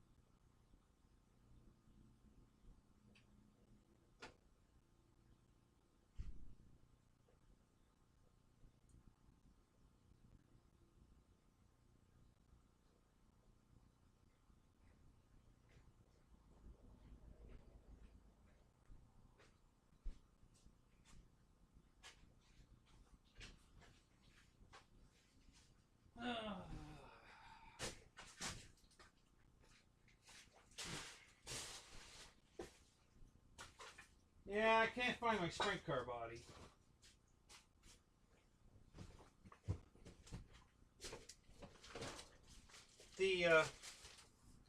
It was cool. It had the wing on the roof, and it had the wing on the front wheels. You know, over the front wheels.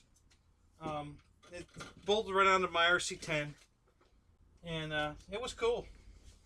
I can't find it. It's here somewhere. And because we were called Tightwad Hobbies, we used to use the Tide color scheme. You know, Tide soap.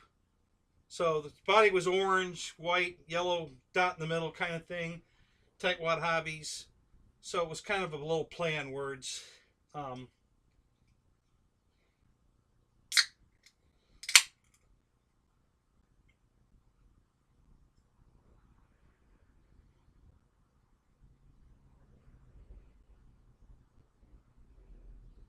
We're talking about Tony Stewart's. Yeah, that's all horse shit.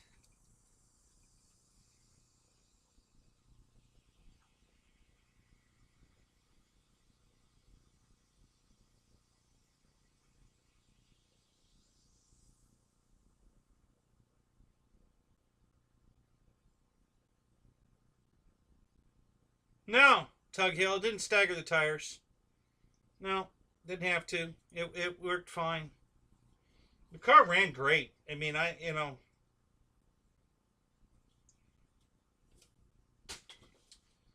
we were competitive everywhere we went. I mean, even at nationals, I was competitive, which was impressive for being Tightwad Hobbies. And when any cost is too great, and to go to the national event and be, you know, a tenth of a second off the factory team speeds was pretty impressive.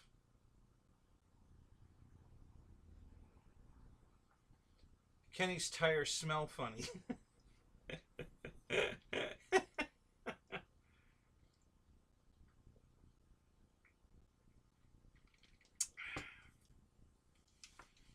I mean, locally around here, nobody could touch us.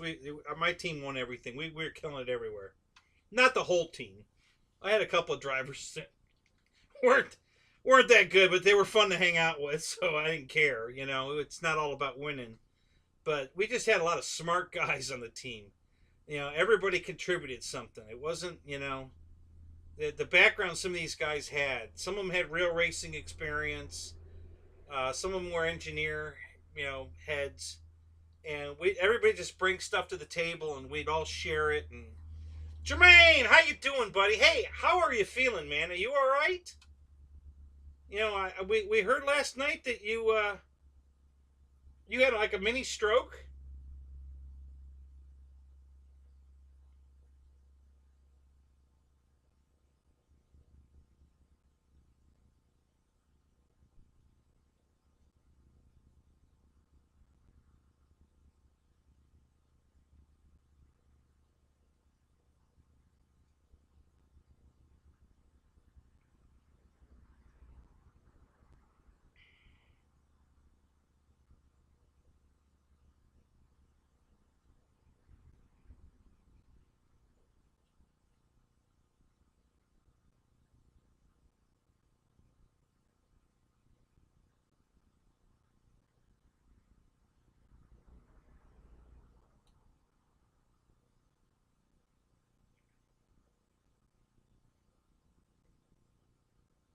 You're still in the hospital, really?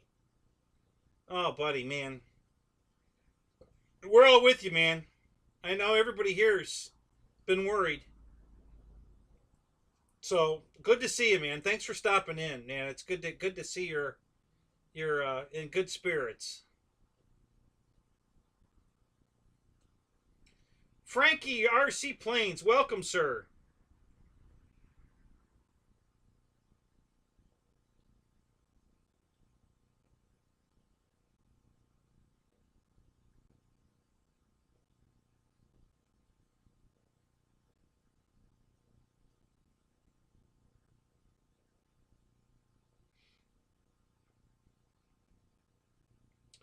Always like to see new faces in here. It's good to see you, man.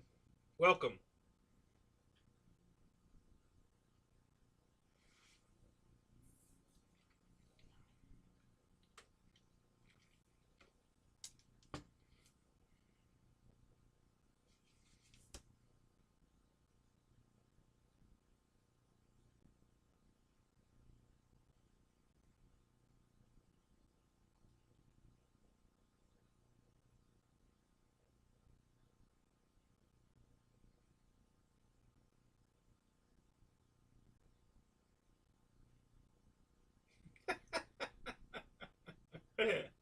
That's funny, Lois.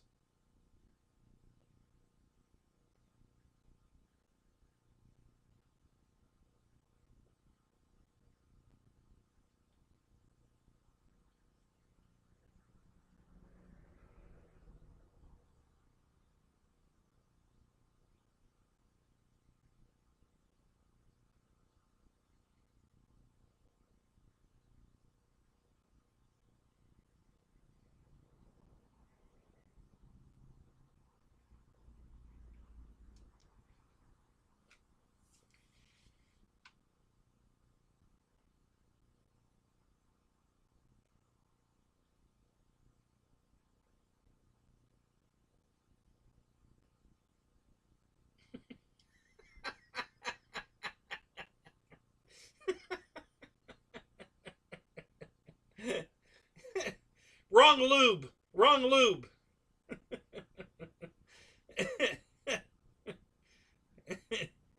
You got to work really fast if you're going to use that. And I mean really fast. Oh my God, Air Marshal.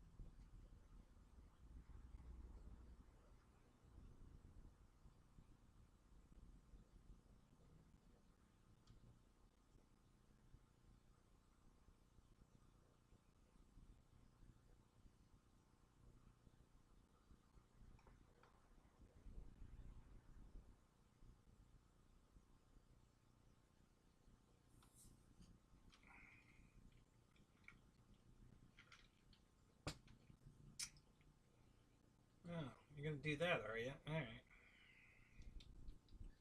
Let's do this.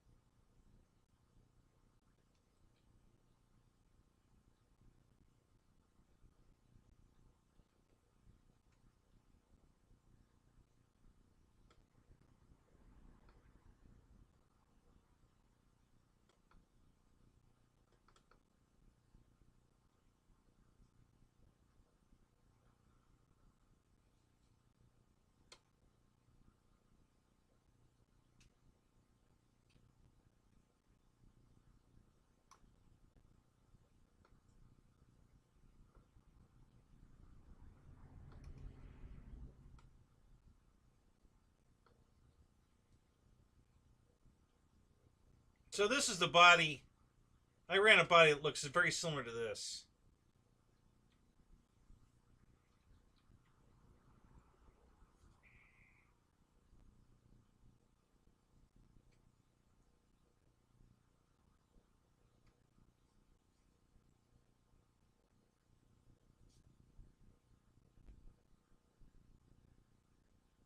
Good night, Alan. Have a good night, buddy.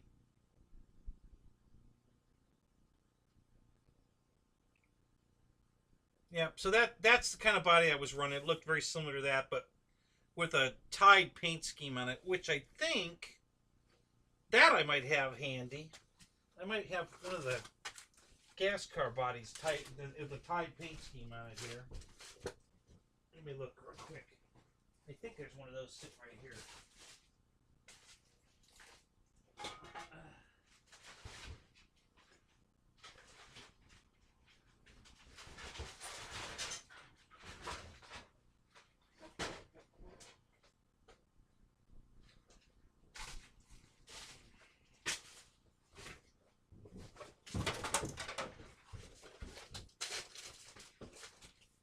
They're kind of dirty, but yeah.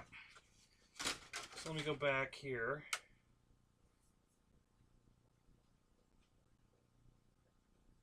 No, never played World Outlaws on PlayStation.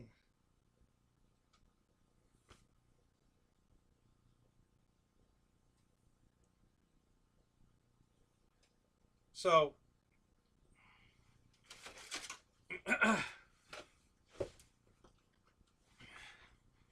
so here's a couple of bodies I did up for the gas car. Same kind of thing. You know, the Tide color scheme. You got the orange, the yellow, the white. This is that's a Porsche body, and I think this is also a Porsche body.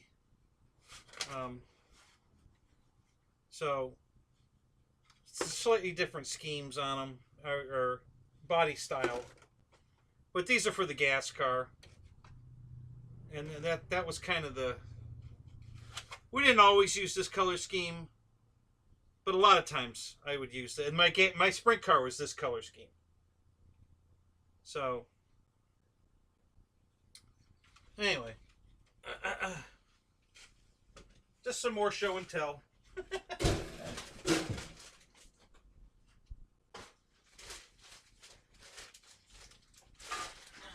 Keep kicking my damn heater. I gotta move this.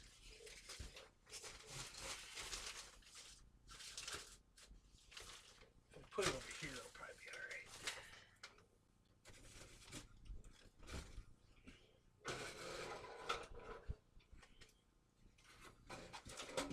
Should be okay there.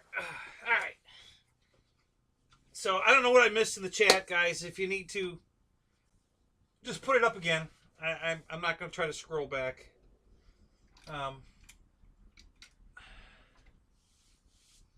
Joe, good to see you, man. What's up?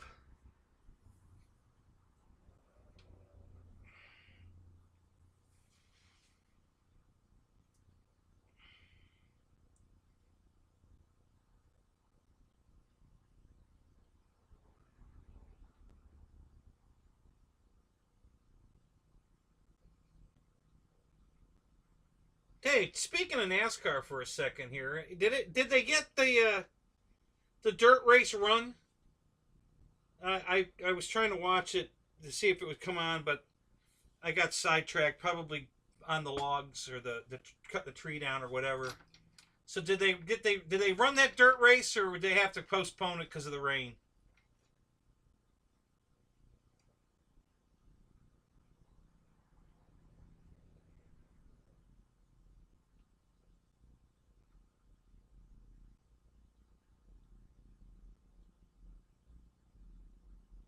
Oh, you did some SCCA racing, Dave? Cool. Yeah, me too.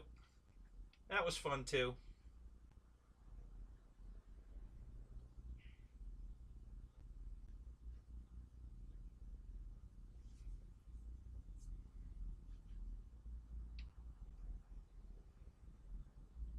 Oh, they did run it. Oh yeah, and it sucked. Yeah, I kind of felt like it probably would. I didn't think it was going to go over very well. Um,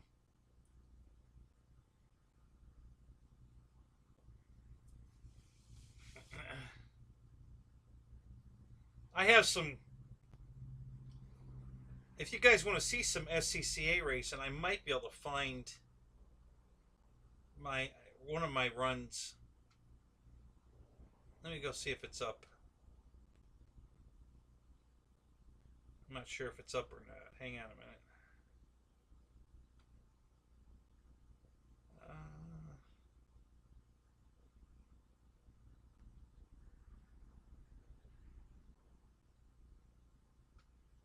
yeah, let's not get too many windows open. Let's do this.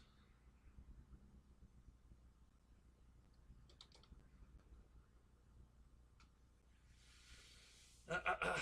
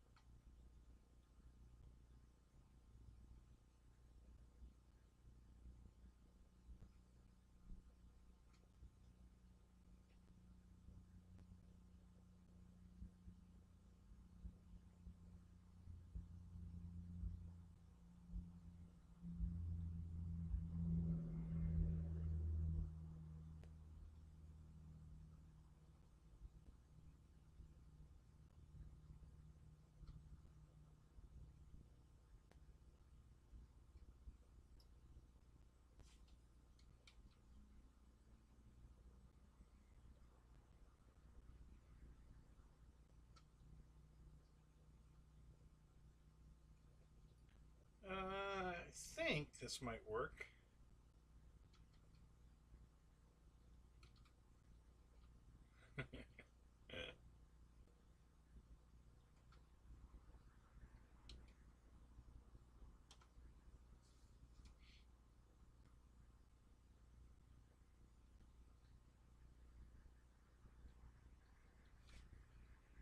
All right, so I gotta.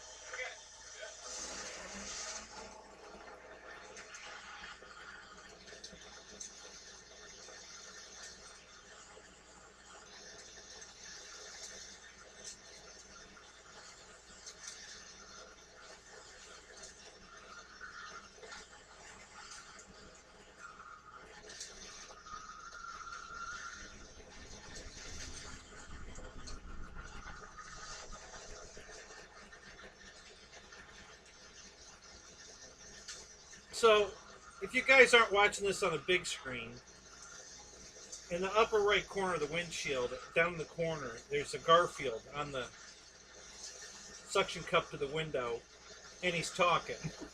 My buddy typed all these captions in. You got to watch it and see what he's saying because it's hilarious.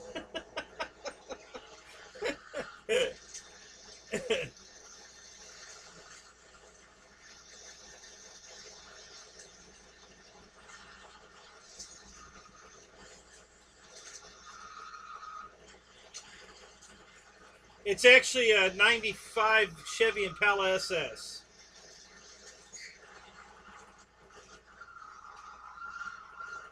So it's a big ass car.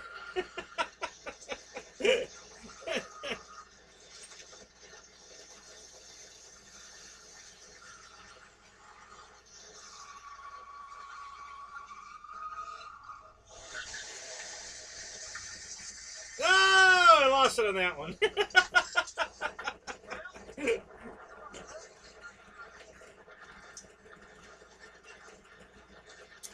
You check it out, EQ? All right, buddy. Have a good night.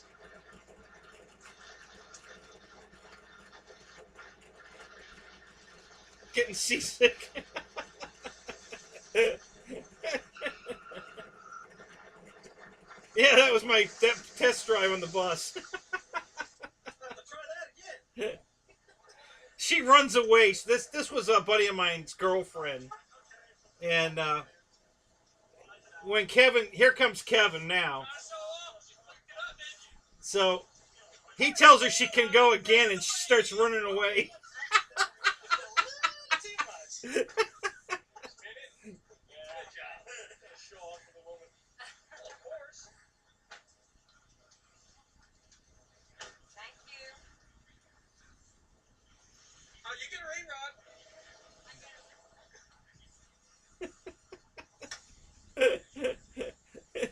She don't want to rerun. She's running.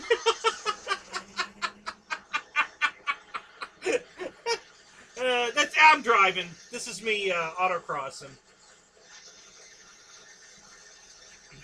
with my big tub of shit. Hey, anybody can go through this course in a Miata. Yeah, do it in a 4,000-pound taxi cab. That's when it's fun.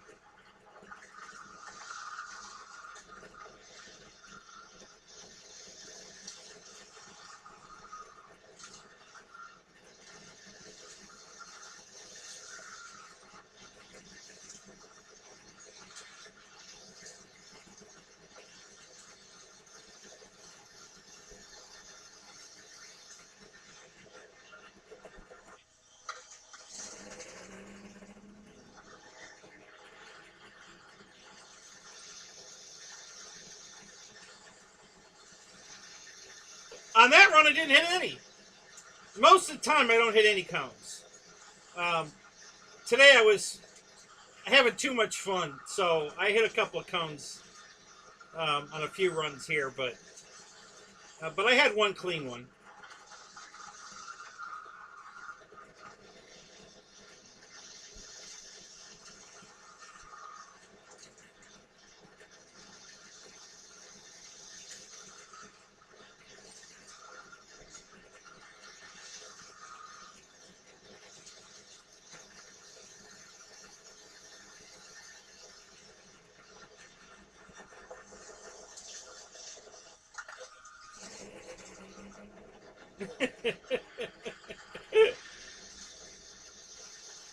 Now I think this is the run where I lost it in the sweeper at the end, so I was in a full drift. So if you watch in the lower left, you'll see I'm counter steering the right, the tire, because we're in a full drift, and I drifted it all the way around the top, and then and never lost it. We're just going to be in a full drift here.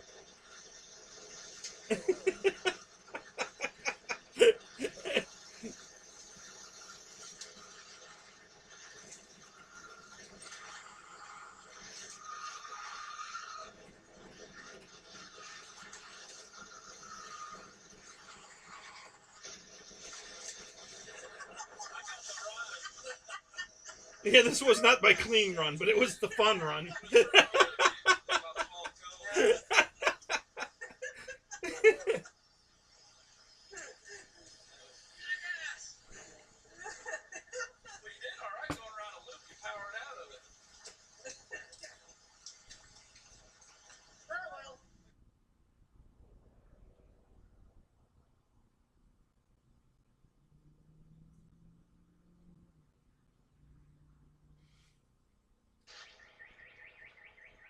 We started dating when the car was only, what, about 8 months old? I didn't care about cars. So, and I'll tell you this early on, if you're going to date a girl to love your car, it is not me. I am not the one. Had a I'm gonna great kill car this. get stuck for so many years and finally sell. How long has it been? So if you get a chance to watch that, We're gonna see. and read what Garfield's saying while I'm running, it's hilarious. My buddy Kevin had dubbed all that in. You know, Garfield's talking while we're running. Pretty funny. um,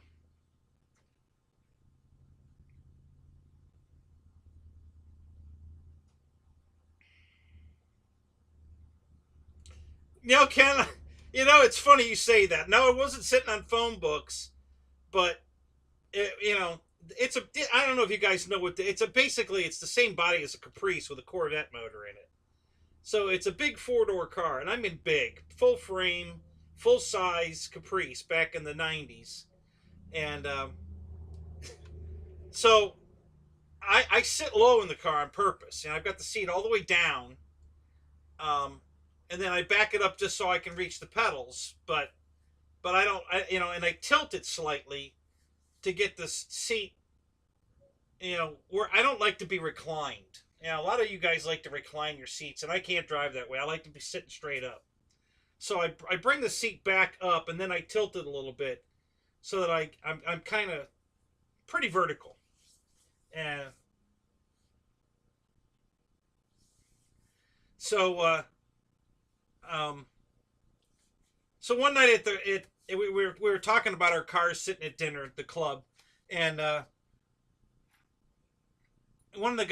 two of the guys had stripes on their hoods, racing stripes. They had painted on their hoods, and they looked really cool, And we're talking, and one of the guys says, "Yeah, it's really cool when you can, when you're looking out over your hood and you see those stripes. They really look good."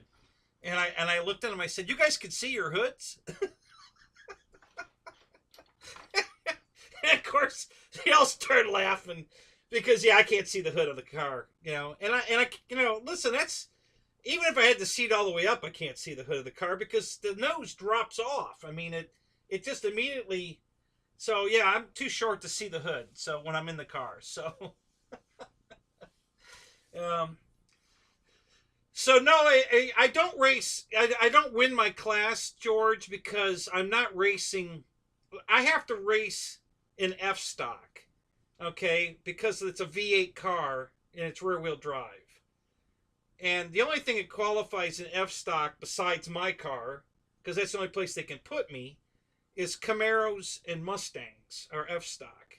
So I'm racing against Camaros and Mustangs. And I'm not losing by much. I'm very competitive. I'm not going to win, but I'm by far not embarrassing. One of the events I was at, it was the Pro Solo down here at an airfield down here in South Florida, in Fort Myers, and so the first day, and I think I have.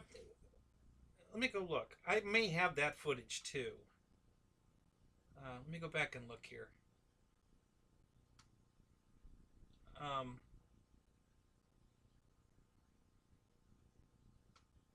No, that's Howard. Hang on. Let me go back. That's not me.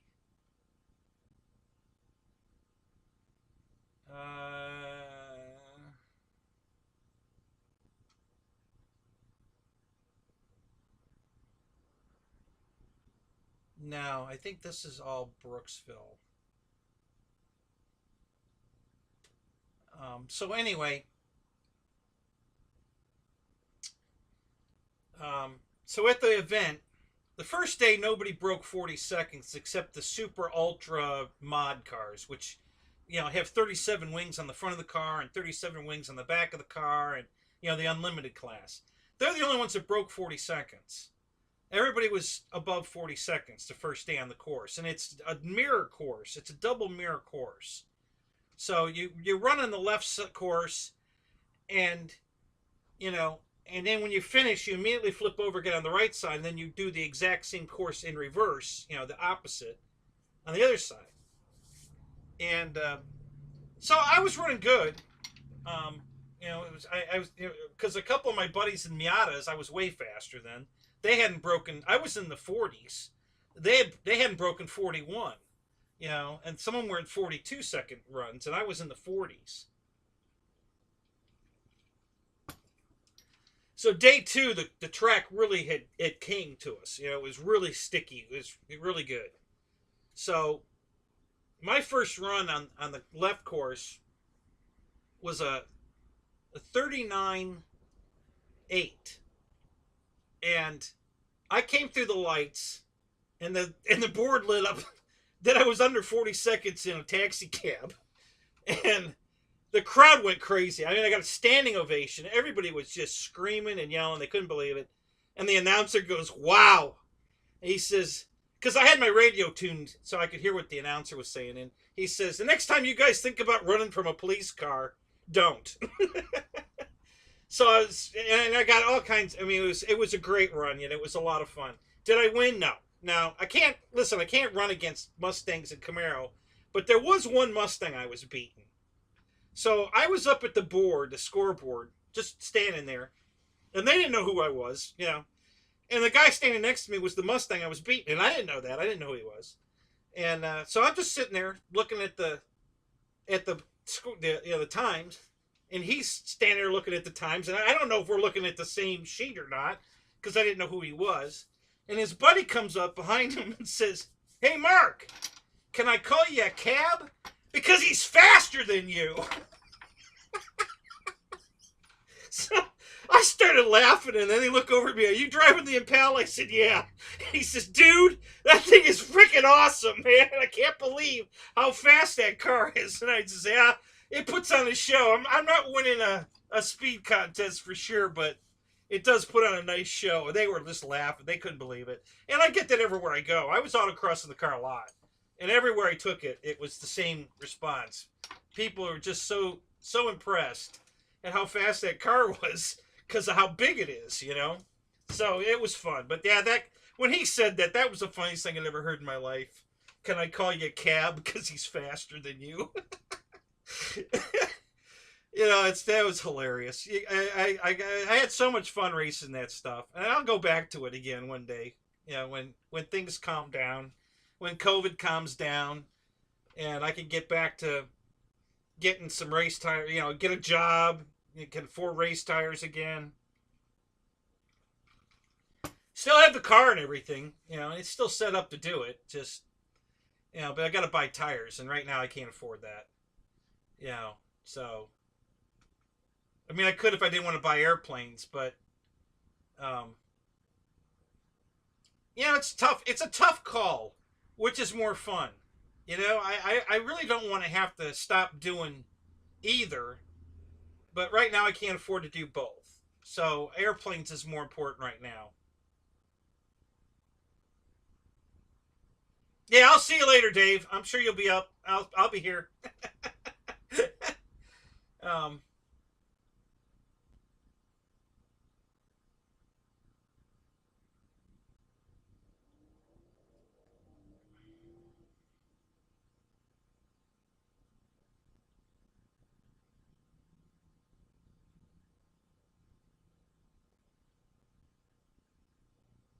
what kind of car were you running, Air Marshal? Did you say it here? I must have missed it.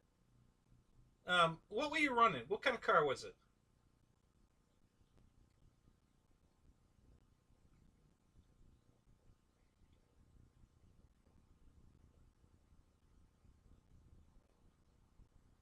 Thank you, George. Yeah, honest to God, I do. I have a blast no matter what I'm doing. I, I just, if it's not fun, why do it, right? So, yeah, me and my buddies, yeah, we got into this autocross thing so weirdly because um, my doctor friend, my orthopedic surgeon buddy that I've got both of us, the guy had to move, so I missed Jet Jam um, last year. He had got online and found it. That this autocross thing, I'd never heard of it, and he says we should go do that, and I'm like, okay, sounds fun to me. Let's do it. So he found a local Miata group that does it all the time. So we went, we contacted them and said, hey, we want to bring our Impala SS's down and run them at your autocross. Would that be okay? And, oh, sure, yeah, come on down. It'd be great. So we did. And we had no idea what the hell we were doing. It's first time there and everything. But we do know our cars.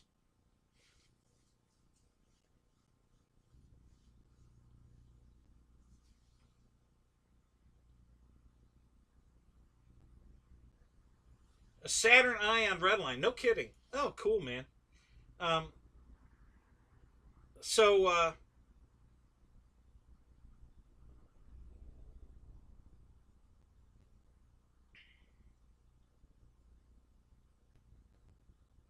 well, Jerry, you're right, but you also have to have the right car. And I was strictly doing it for fun. I don't have the right car. You don't bring an Impala SS. That's like bringing a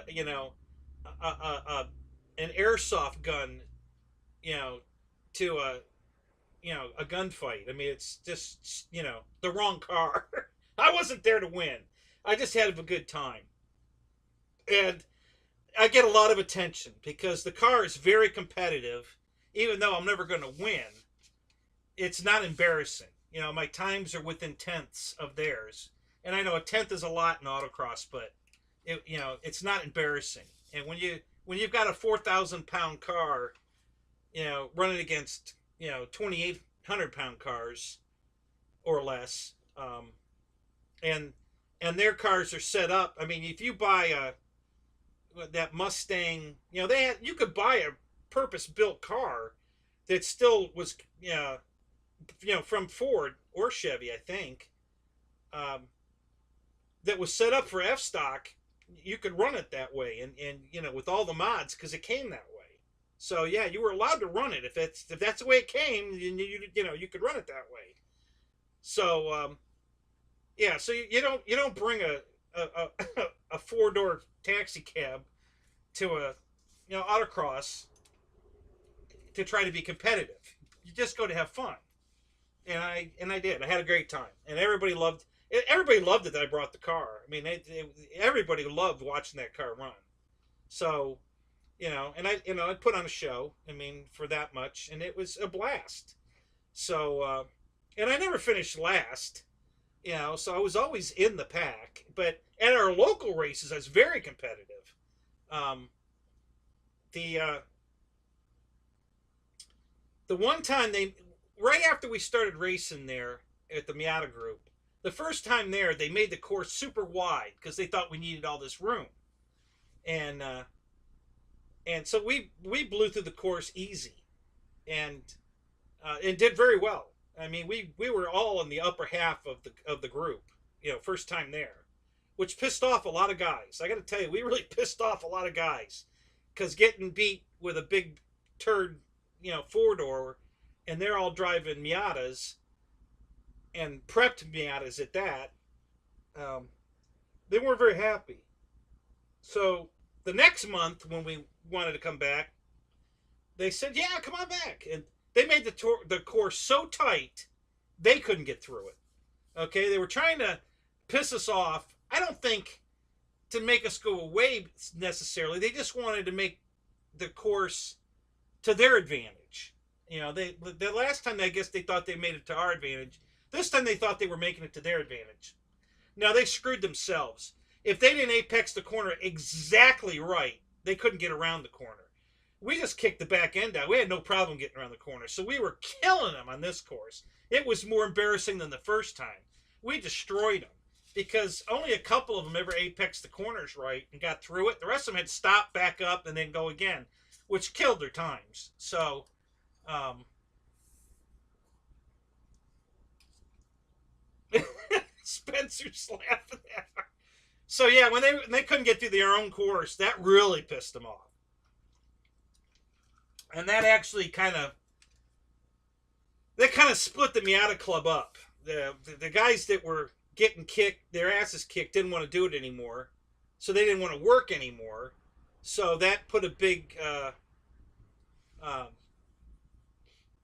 you know, knife in the group, kind of, to split them. So they said, okay, well then we're gonna the racing guys said, well, we're gonna split off and start our own club for the racing part of it. We're not gonna leave the Miata Club, but the Miata Club's not gonna do autocross anymore. You're gonna have to join Fast. You know, we drive fast. You know, to race, and we're gonna start our own club. And then they started letting everybody race. You know, anything was welcome. Where originally it was just supposed to be the Miata Club. And no hard feelings. I mean, we're all still friends. Everything's cool, but it did split them up, so that the racers that wanted to race would come and work, and the guys that used to go and didn't want to do it anymore because they weren't any good at it, they don't come anymore. So, but they were mad because they'd have to come out and work, and they weren't competitive, and we were letting the other people run, and so it kind of rubbed some of the wrong way. So that's when they just split it up.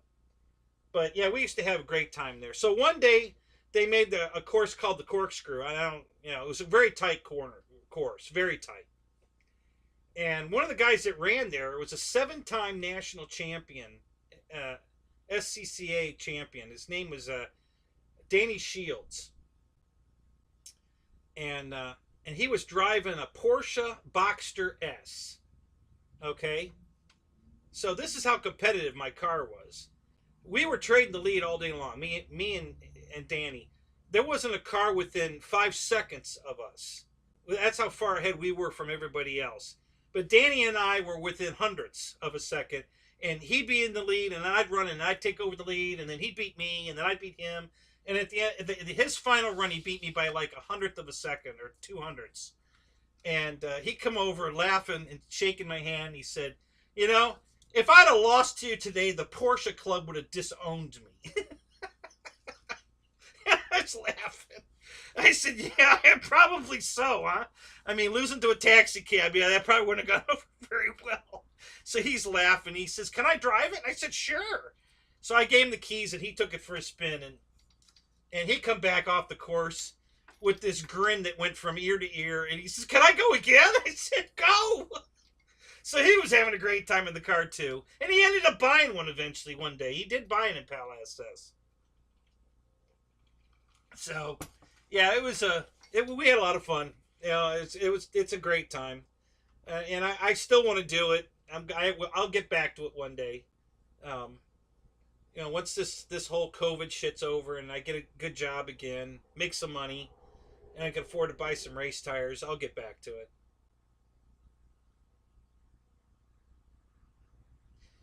The times online for the God, I don't know.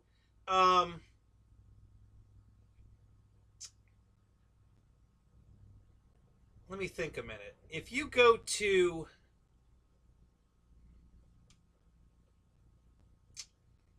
let me think a minute.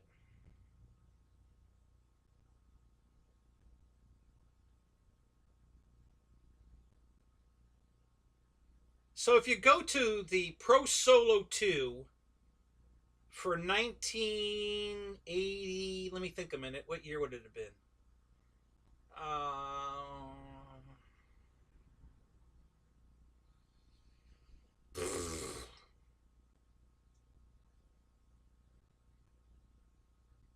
No, it had to be in the 90s. Yeah, it's 90. Probably Pro Solo 2, 90, maybe 97. Fort Myers. So go to the SCCA and look up Pro Solo 2 Fort Myers. It's the first race of the season. They always started the season at the Fort Myers track. So it'll be at I think it's called the God,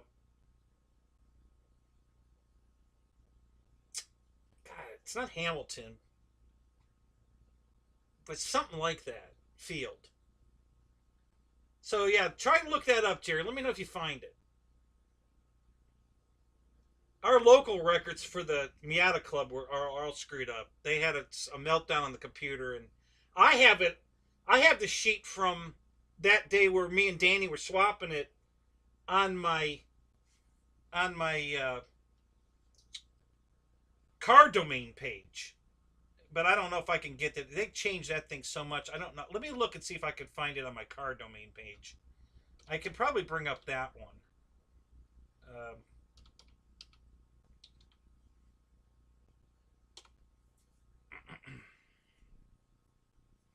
if that's still up. Well, I know it's still up, but it's pretty crappy.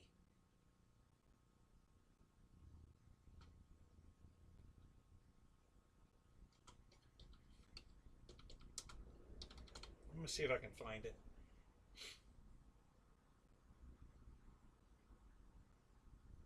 Oh, that's not coming up. What the fuck?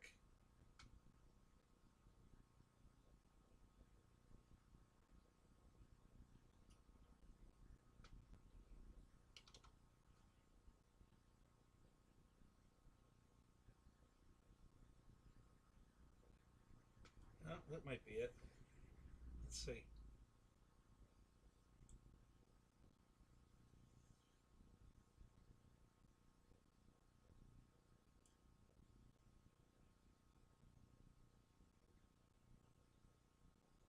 Okay, so that's the. I think that's the wrong page, though. Hang on. Let me see if I can find it. I'm close.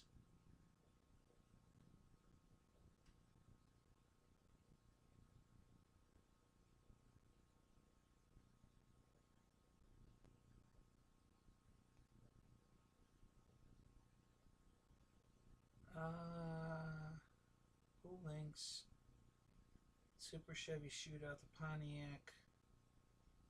Herd. Jailer. Yeah, hang on. Oh, wait, here. Okay. Should be here. Let's go here. I think I can find this. I hope it's still there.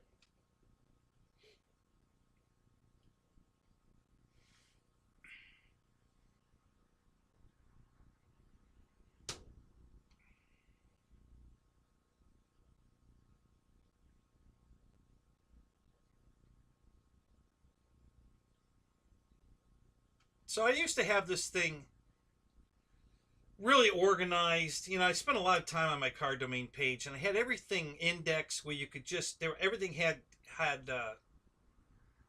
live links that you could click to get to everything, and then they remapped the whole page, and I had to do it over again, and then they did it again, and I was like, okay, I'm over this. I'm not going to keep if they're going to keep changing it. I'm not going to keep trying to stay on top of it. It's just too much work. So I stopped updating the page. So the data is there, but it takes forever for it to load because it's no longer organized. It's just like all the pictures are there, and you just have to let them load and then scroll. And there's a lot of shit on this page because I did transmission swaps, took pictures of, you could put a turbo 350 with this four-wheel drive adapter plate on it, and it would get you the exact same length as the 4L60E tranny in the car. So it would it was a drop-in. You could put it right in the car and have the ruggedness of a turbo 350 because we were breaking the 4L60. It's mostly on the drag racing, not autocrossing it, but when I was drag racing it, we were breaking the tranny pretty regularly. It didn't like the nitrous, so I did this whole thing on how to put a turbo 350 in the car, and it was basically a drop-in. There was nothing to modify other than I think I had to bend the shift rod slightly. It was rubbing against the side of something, I don't remember what, and that's all. That was the only mod I had to make to get that tranny to fit in there, and it worked beautiful. I don't have it in the car right now because the last time I did a motor swap in the car, I left the 4L60 hooked to it. So the 350 is on my backup motor that's in my Cadillac that's sitting out in the field. So I still have it and it's still fine, but I'm just not using it at the moment. If I go back to racing it, I'll definitely put it back in the car. But right now I'm not racing the car, so I don't need it right now. All right, so God, these pictures take forever to load on this damn page.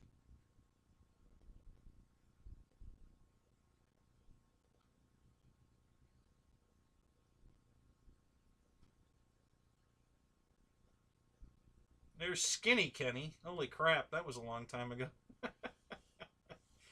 So I won Super Chevy with the car because of the paint job I put on it.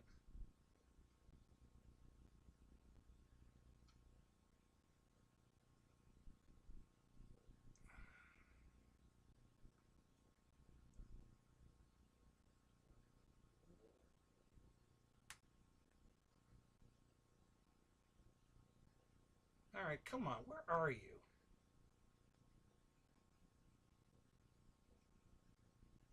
It's so hard to find anything now because of the way they changed the way the pages lay out. You got to get them in the right spots so the picture will populate. And I'm sure the fact that my computer's not got enough smoke to run it is not helping.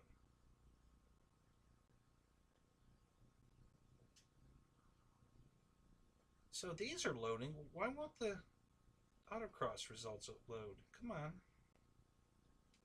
That's loaded.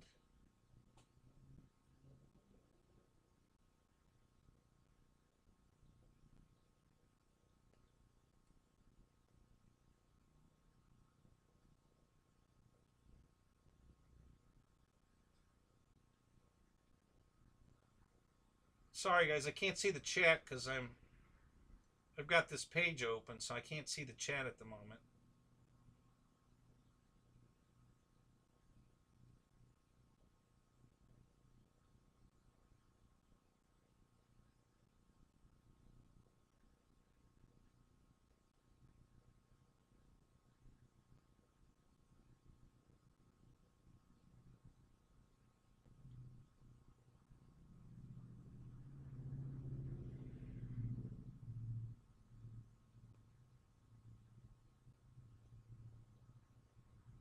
Okay, so it says autocross is on page 4. Where's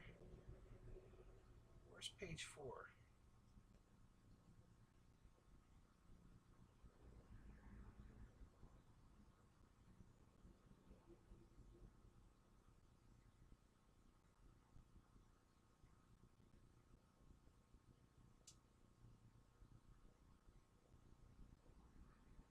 Alright, so this is it here. Alright. I'm getting close. I think I might almost have it here. Hold on a minute. We're getting close. Yeah, let's leave it right here. That should load.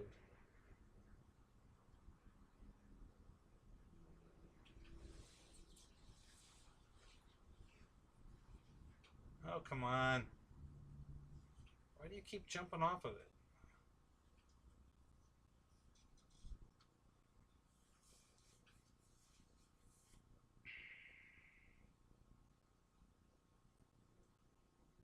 Alright, well, I'm going to close that and see if we can get this to load.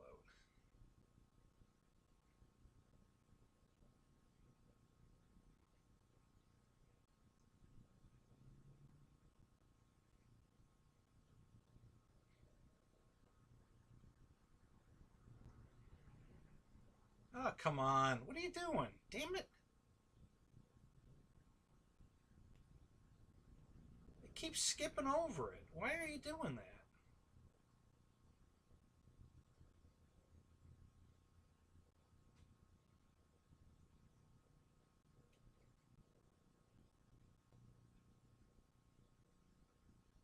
Now, this is what I'm talking about. This stupid thing just will not behave because of the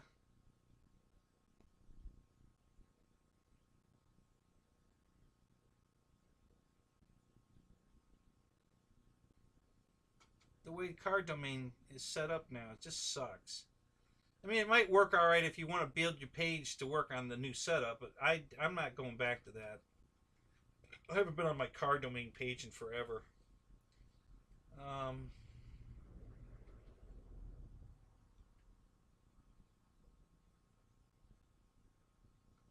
all right, so let's do this. Let's try this.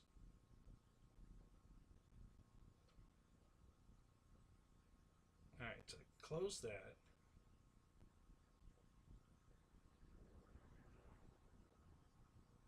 And it keeps reopening. I cannot. This thing's just stupid. I can't get it to open.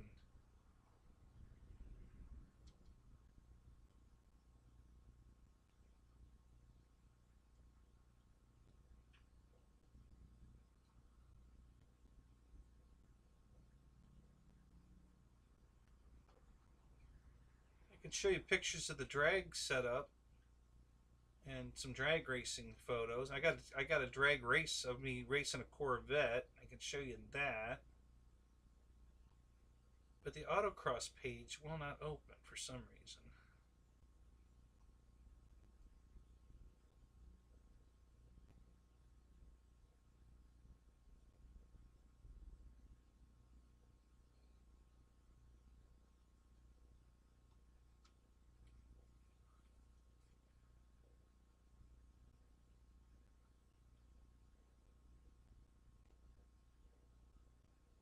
Yeah, it won't open that page. What the hell?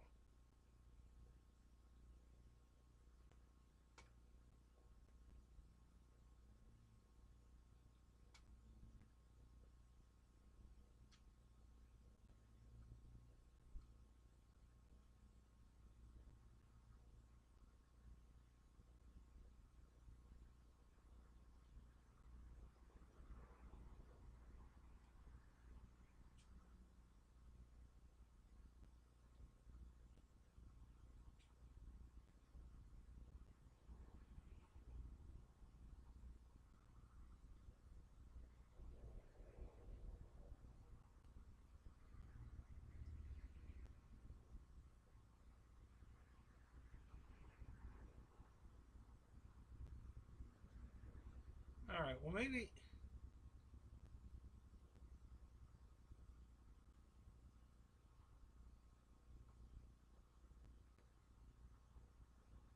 All right, let me set it there for a minute. See if it'll open. I don't know.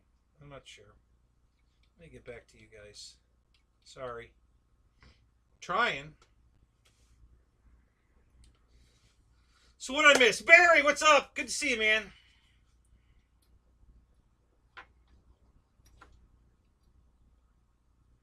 GB in the house? Did I see GB in there? Dana's here. What's up, man?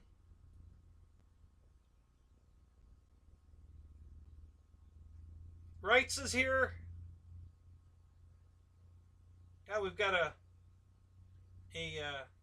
Mafia's here. Got all these guys jumping in late. They must have been over at the other guy's show. Were you guys over in Bobby's show?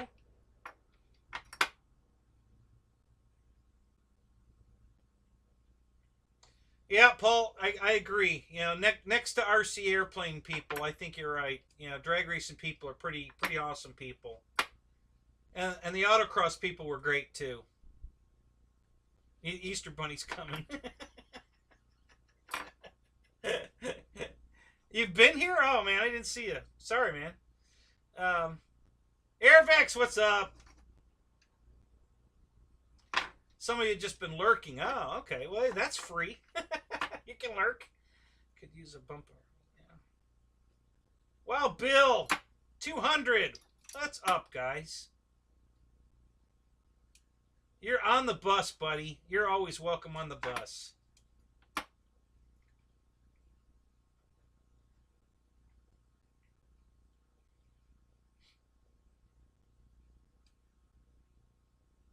You just had a steak. All right. Good for you, Barry.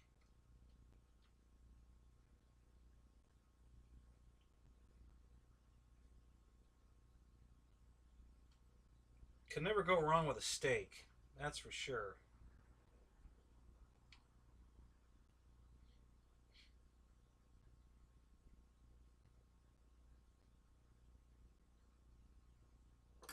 So Jerry, were you able to look that up on the SCCA? Any luck?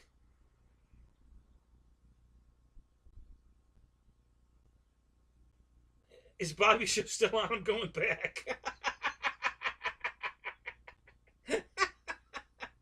Wait, Dana, I'll get a German airplane out. Don't go.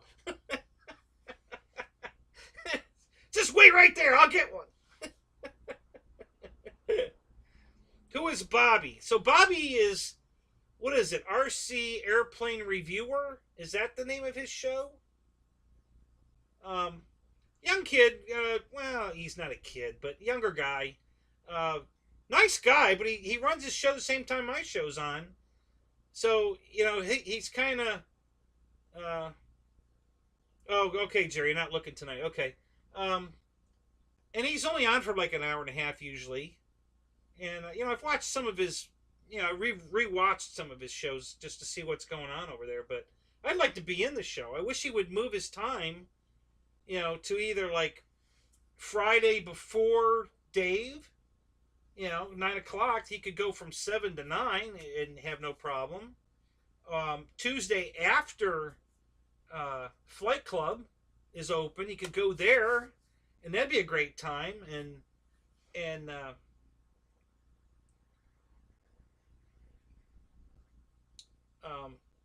it's just, you guys are torn between my show and his show, and when all of us would probably be in both shows if we weren't competing against each other.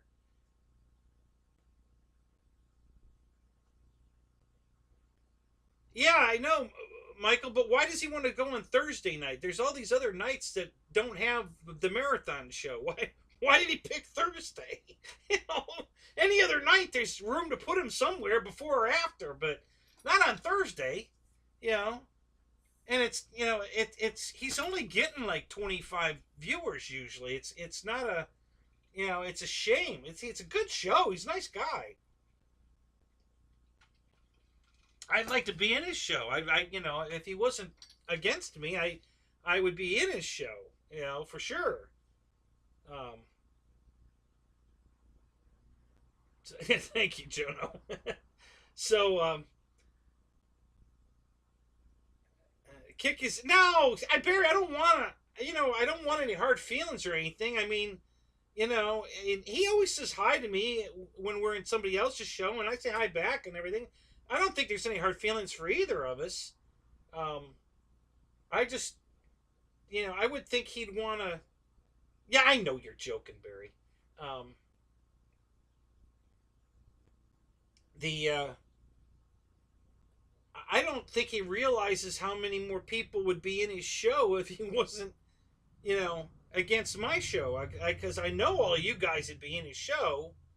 I know some of you already go to the show. Listen, I open the show and run it while I'm live. I can flip over and see who's over there. So if you guys think you're over there, fooling me, I know who's over there.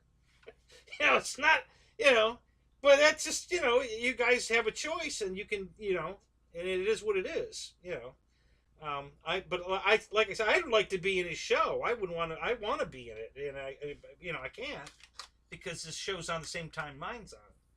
So, but anyway, so yeah, check it out though. It's a good show. He's a nice guy. I guess he's got a couple. He's so young looking, and he's got a couple kids. So he was making jokes about he heard some kind of noise. I think it was in last night's Zoom, or not Zoom, during Flight Club last night. It was a GB show, or who was on, or no, I think it was in Hamilton Hangar show last night. He was making jokes about, I just heard something fall. I got to go do some parenting. He's gonna go yell at the kids or something. So yeah, it was just like I say, he's a nice kid, a nice guy. It's just unfortunate. I don't know why he picked Thursday night. It just there's definitely better choices. Because he's only on for like an hour and a half. So there's a window before Dave's show tomorrow night. there's after Flight Club is available. He could go then on Tuesday night. So there's definitely options. Nobody breaks the code. Oh no, there's people that are breaking the code, Barry.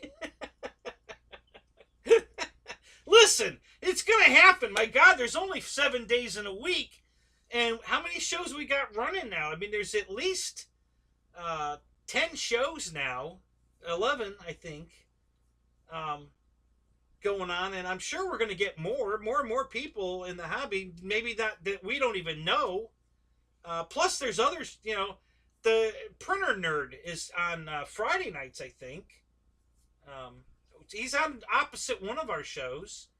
So if you're into 3D printing and you want to watch Joel, then we're still in conflict, right?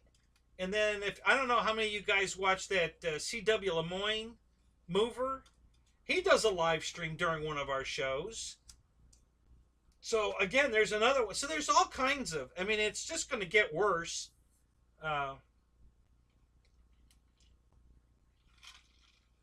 Just more and more people are going to do live shows, and somebody's going to have to step on somebody. It's inevitable. You got to make your content better so people want to come to your show and not go to theirs. That's all. That's all you can do.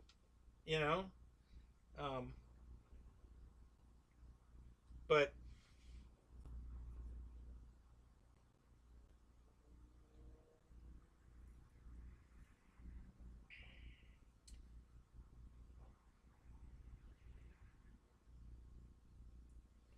yeah, the Boozers don't do a show anymore. So that put Sunday night was completely open until, so the Boozers had the show until when they got done, which some nights was in an hour. They were done by 9. And some nights they went to 10 or 11. And then Randy would go on right after the Boozers were done. And then when the Boozers stopped doing it, Randy moved his show up a few hours, I guess. And then Bobby Committa decided that he wanted to get in there. And it is what it is. I don't think it's...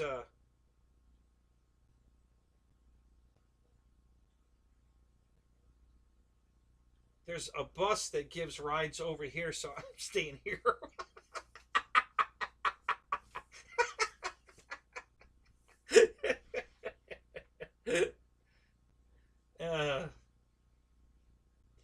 Right, Barry. So now Bobby's doing the BitGo, the BitGo hobby show on Sunday, and which really upset Randy. And it's not like Randy had that spot. I mean, he kind of slipped into Boozer's spot, and now Bobby. Well, I think Boozer went at 8. Bobby wants to go in at 9, and so that's going to push Randy's show back to about where it used to be. If the Boozers went till 10 or 11, sometimes they did. So I don't know. I think Randy could still run his show later and it'd be fine. I don't, that's where he was originally anyway. So I don't know what the big deal is. I mean, listen, it's just, it is what it is. You got to just roll with the punches. It's not going to do any good to get upset about it. I'm certainly not mad at Bobby in any way. I'm just kind of bummed that I can't be, on his show, because I'd like to join in it. I've watched some of his shows. It's got good content. It's definitely worth watching. So I kind of feel like I'm missing out that I don't get to be in the show, but Philip, welcome. I've never seen you here before, but you are very welcome to be here. Yep, Pilot Ryan's Ryan's here. He's probably working on a truck listening. It wouldn't surprise me. Editing a video, something. But yeah, Pilot Ryan's probably here. He was here earlier. He's probably still here lurking. Yeah, he's the head rat. He he pretty much started all of this, and we all, joined in. So we're a pretty pretty tight community, the bunch of us. But there's always going to be new players coming in, and it is what it is. Thank you, Philip. Yep, you're welcome here too. Like I said, yeah, we're everybody you're seeing here will be in Ryan's show on Saturday night. We're a pretty tight knit group, and all of us just keep going to each other's shows. So on Monday it's Air Marshal, and on Tuesday it's Flight Club, and also, no, I think it's just Flight Club on Tuesday. Wednesday's Hamilton's Hangar, and then GBLynden. Thursday's me. Well, first Jeff in Lower Alabama, and then me. And then on Friday, it's Dave's RC. Saturday's Pilot Ryan Media. Sunday's Bobby at Bitco Hobby.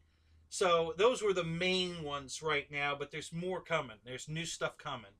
And Randy used to do a show late on Sunday, but I think he quit. I don't know. He'll probably be back.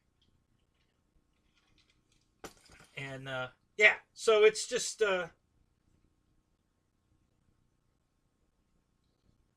if you go down in the bottom of in my description in this show, everything's there. All the list of everybody's shows there. I haven't updated it. There's a one there that's not. He's not doing it anymore, but he'll probably be back. FARMERMAN Road. He's on the list, but he's not doing it right now. He's working. He's having a bad time right now, guys. For you that don't know, he's not at home. He had to fly from the very east part of Canada to the very west part of Canada where he's working. So he's away from home, paying renting a hotel room. He doesn't have a vehicle. He has to take the bus to go to work. He doesn't have any of his RC planes or anything. I think he's got his snowmobile over there, though. I think that's the only thing he can do. So he's not getting any airtime. He's not flying. He's not in the shows. He's in trouble at work. They're not working very much because all the ground thawed and they can't run the heavy equipment on mud. So yeah, he's just really in bad shape right now, guys. And he's also, he's got Asperger's. If you don't know what that is, it's a form of autism. So with everything going on and that, he's not making any money, and he's away from home, so he's homesick. And yeah, but anyway, I know a lot of you guys are mad at him, and I understand. I do. But he's not trying to be a dick, and I promise you that he will make good on it. He just has to get back making some money and get his head back, and but he'll be all right. This has happened once before, guys, and he always makes good. So you guys that know what I'm talking about and are upset with FARMERMAN, just give him a break, and he'll be fine, and he will make it good. So he's just really having a tough time right now. So, but anyway,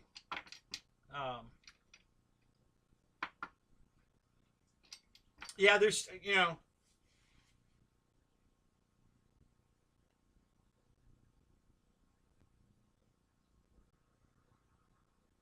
yeah, there's George, I get it, man. There's just so many shows. And listen, I stopped watching network television because there's nothing on. YouTube's way better, way more fun. You can interact with YouTube if you want on some of the shows, and so yeah, I rarely watch regular television anymore. They just I spend 90% of my time on YouTube now. Both either in somebody's show or doing my own show, or do my own videos, whatever. I mean, I've really become a, I've watched the Battle of Britain like 5 times this week. because it's free, on YouTube, the whole movie. And of course, there's other. I have Netflix. I could have probably watched it there, but it's just too convenient to just load it up on YouTube and watch it. And and the making of it, and it was just so. And I love the documentaries. I was also watching some stuff about the Evergreen, the big cargo ship that got stuck in the Suez Canal. So there's a lot of YouTube videos about that and how it got stuck, why it got stuck. And there's I'm waiting for the update why it's listing. I think it broke the hull when it went aground, so it's taken on water. I don't think it's going to sink, but I don't think it's leaking hard enough to sink. The bilge pumps can probably keep up, but it is listing a little bit. So, and I haven't gotten an update on that yet, so I don't know what they found. I know they were going to check it out after it got through the canal. They were going to put it in some lake and do an inspection on it before they were going to let it go any further.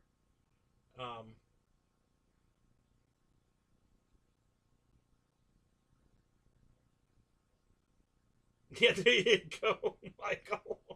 We're going to add an 8th day so you can have a show.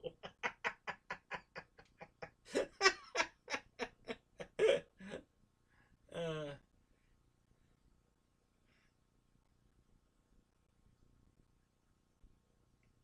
Indian music? Yeah, there you go, Dana. Yeah. So, anyway, yeah, it's just, YouTube's just, especially with everybody being home. I mean, anything you want to know how to do, guys. If you want to know how to fix the ice maker in your refrigerator, there's a YouTube video. If you want to know how to put a toilet in your house, there's a YouTube video. If you want to know how to change the filter in your vacuum cleaner, there's a YouTube video for it. There's a video for everything on YouTube. Everything. I don't care. Look up anything. Make up something stupid and look it up. I guarantee you there's a video. It's amazing what's out there. Pretty much, if you can think of it, somebody else has, and they've made a video on it.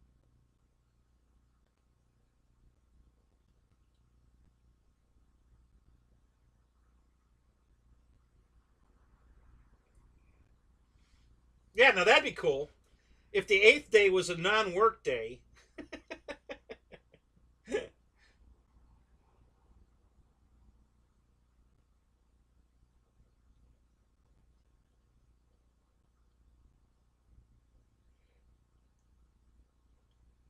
So there's this. There's a YouTube video that she's.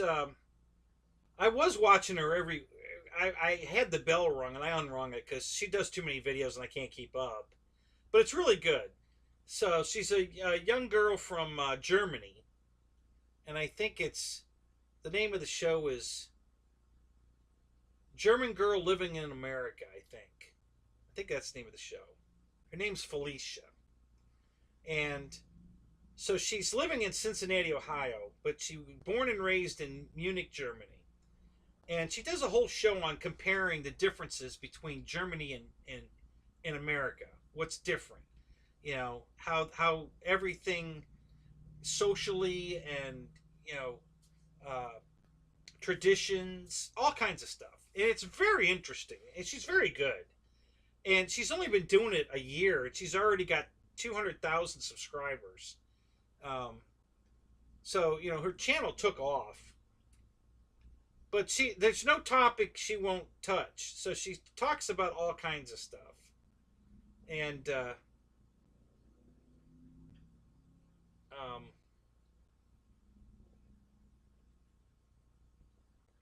bye, Felicia. Why are we saying bye to Felicia? What is it? Because she's German? What are you talking about here? I don't know. It's fun.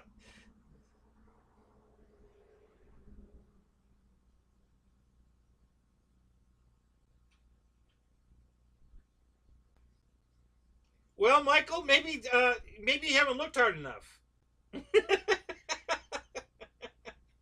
You know, just let your mind run with that a little bit, and go type in a couple of things in a search engine and see what you get. You'll be surprised. You really will, trust me.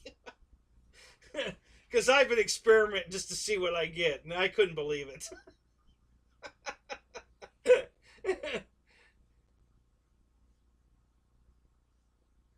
No, it's a movie quote from the movie Friday. Oh, really? I haven't seen that movie. Um, so here's one of the things that's different between Germany and here that I thought was pretty funny. In Germany, it's bad etiquette to stand up to pee. So there's everybody has signs in their bathrooms in Germany. Uh, please take a seat. Stuff like that. Little cute, picturettes or pictures or sayings. But yeah, it's considered bad etiquette to stand up to pee. They want you to sit down. Yeah, this shit's still. Yeah, Spencer, this shit show's still on. Did you wake up from a nap?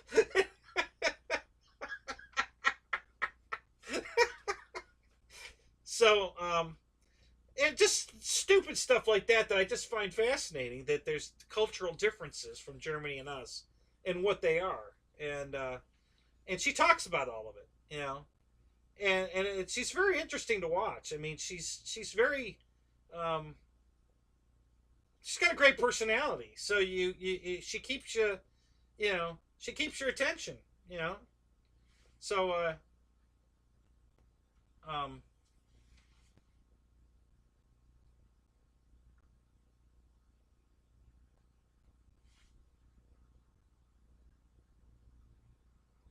so you don't get your panties wet. You kind of. Just a lot of there's subtle differences on a lot of things. Um, in Germany, uh, you pay taxes on everything. Okay, if you belong to a church, you pay taxes. Now, if you don't belong to a church, you don't pay any taxes. But if you belong, you're a member of the church, then you pay taxes on that. The churches pay taxes over there. Now, our churches are exempt from taxes, but in Germany, the churches pay taxes. So I thought that was interesting. They tax everything. Um, Practically nothing's open on Sunday in Germany. Some of the gas stations, um, but restaurants and stuff are mostly closed. Movie theaters, I guess, are open on Sunday. Um, and some restaurants, but pretty much everything else is closed on Sunday. They have a noise ordinance that starts at I think 9 o'clock at night till 5 o'clock in the morning or 6 o'clock in the morning. That you can't play music. You can't. I mean, and they enforce it big time. So no loud parties after, and that's every day of the week, not just Sunday. Every day of the week. So yeah, just a lot of differences between, um, living here in Germany. So yep, slumming again on Thursday night.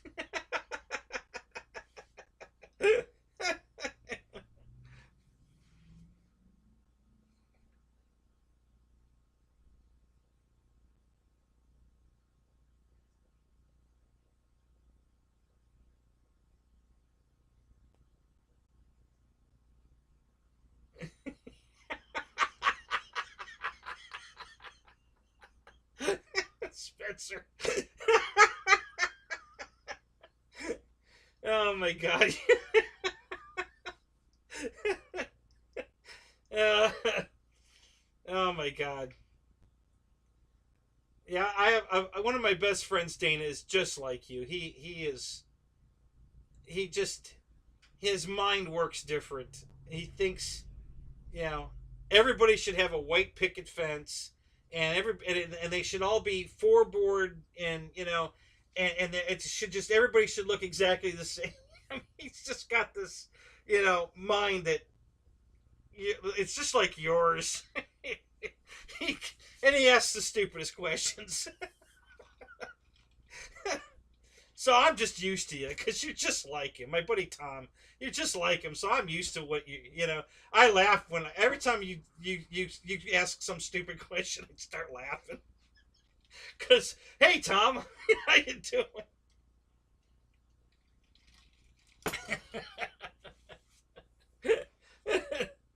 uh,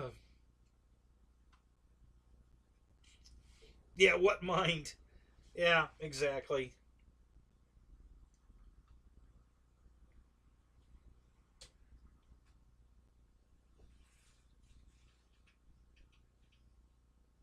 Oh, you're kidding me, Michael. By the way, welcome to the show. I don't think I've seen you here before. Michael Bear? So now we're going to pay by mileage? Really? How's that work? Do we have to turn in a mileage card now on our cars so they know how far we drive our cars every day? Is that how this is going to work? God, you know.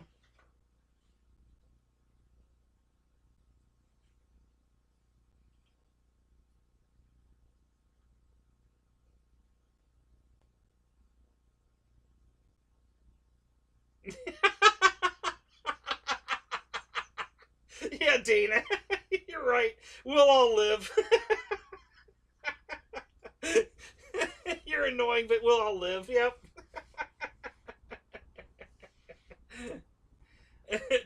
Oh, so now we're gonna all have to have GPSs in our cars. Oh, really?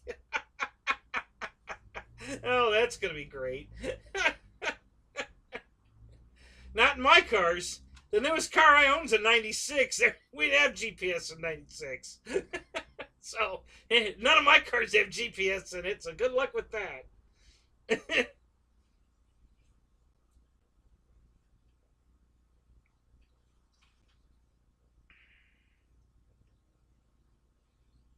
Well, if they put it to a vote, obviously we're not going to vote that in. At least I would hope everybody's smart enough not to vote that shit in. But it probably won't be a vote. Just like we lost all of our flying privileges because they snuck it into a bill that Trump signed and had no idea it was even in there uh, to give the FAA rule over us, which had already been shot down by Congress. But if they want it bad enough, you know they'll make it happen, and they did. So you know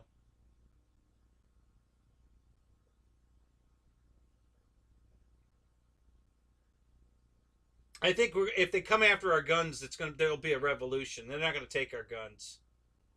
I really think there'll be a civil war again. If they try to take our guns, I just can't see that happening. You know, that's all we got left to not be under Hitler's rule. You know, so yeah, I just can't see that.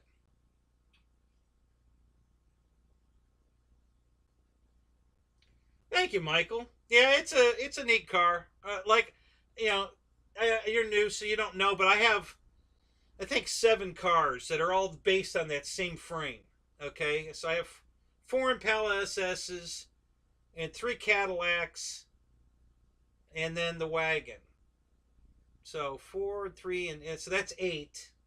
So I have 8 vehicles here that are that same body chassis configuration, and so I can swap wheels and tires from any car to any car, and brakes from any car. Not that I'd swap brakes, but one set of brakes will fit everything on the property, and just a lot of things there because they're all the same. They came off the same assembly line, and I just have a love for that particular model car. It's I think because of the Impala SS, um, but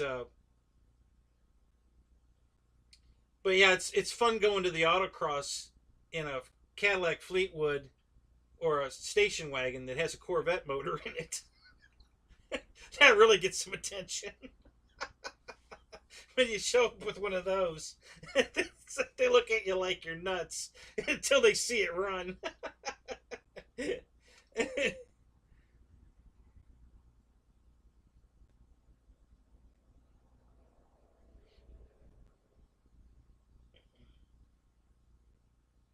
Do I have Barbies that fit too? Barbies fit what? Fit what? What are you talking about? You lost me on that one.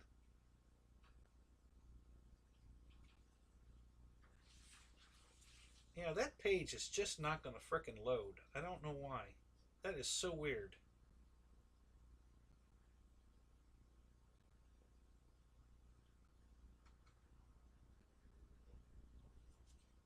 I thought maybe if I went away from it, it would load.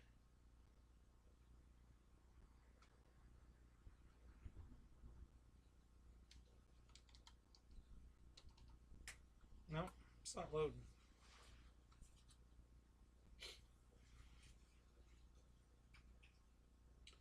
Who's Easter flying? Oh, me, for sure. I'll be flying.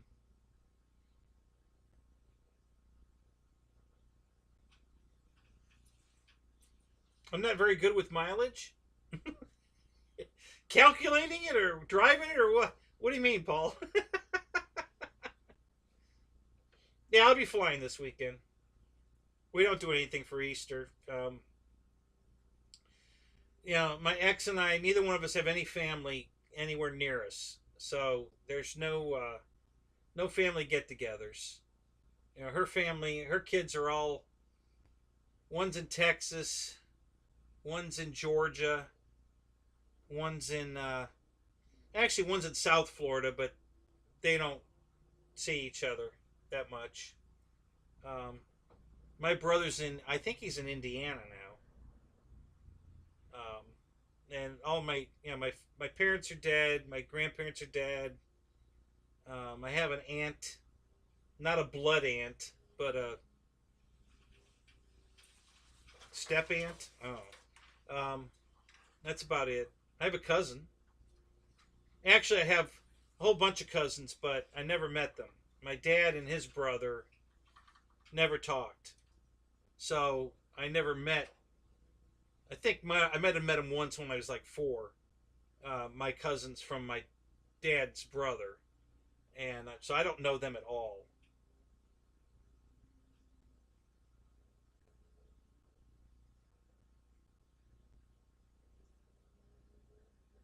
Yeah, you're right, Spencer. I'm just trying to be more accurate that because if I say my wife, you guys are going to think we're married, but we're not. But we do live together. We've been together for about 20 years now. Um, and I have no problem calling her my wife. You know, um, but yeah, technically we are divorced. But yeah, she lives here, so we're married. you know, pretty much. So yeah, I don't think we're going to be windy here. I don't think. I don't know. They keep screwing up. Yeah.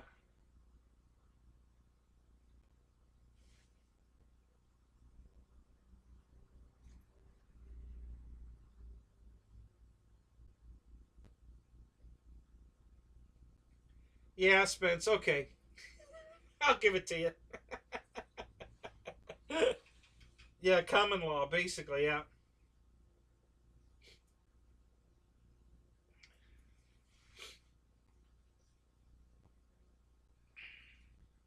We get along really good. We tease each other a lot. The only thing that's driving her crazy are the airplanes right now because there's so many in the house and we just can't move. So when the garage is built and I get everything out of the house, she'll be much happier. And honestly, that's why I'm doing it. I want to make her happy. So I'm breaking my balls to get this damn garage built, so we can have a life again. Because right now it's just ridiculous. I mean, there's just airplanes everywhere. So I'm even storing a couple of planes in a couple of the cars out here. No kidding, because I got no place else to put them. So there's a couple of cars out here that have planes in them. You know, just to put them someplace. So, yeah, exactly, George. Yeah, she's a keeper for sure. Absolutely. Fred, buddy, thank you so much, man. That's awesome. Thank you, Fred. You are the man. That's freaking awesome, boy. Yeah, I could get a nice Easter basket with that for sure. Yeah, I don't, David. I don't honestly subscribe to that theory, happy wife, happy life kind of crap. Um, but I'm coming around a little bit.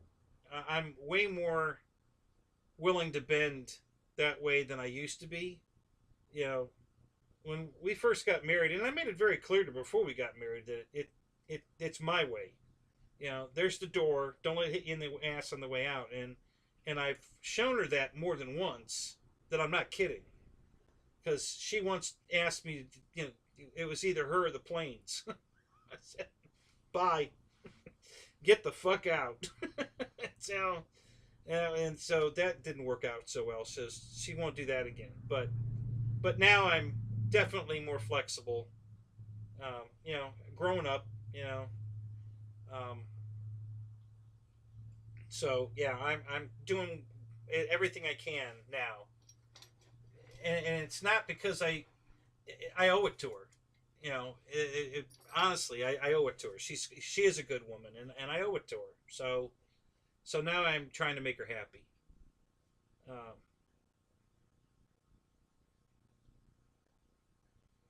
Mike S just got in from work. Where were you flying from? What kind of flight was it?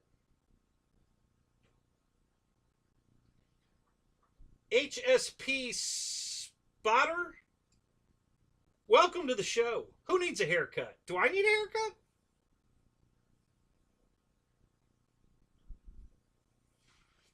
Welcome to the show, though. I don't think I've seen you here before, so welcome. Good to see you here.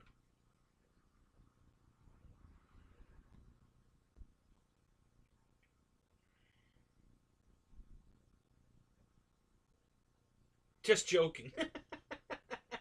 Oh, you did mean me, though. Okay.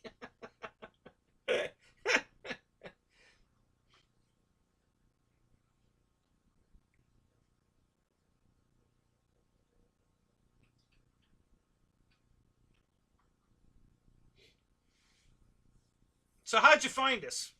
Were you just looking for something and found it, or did somebody recommend it, or?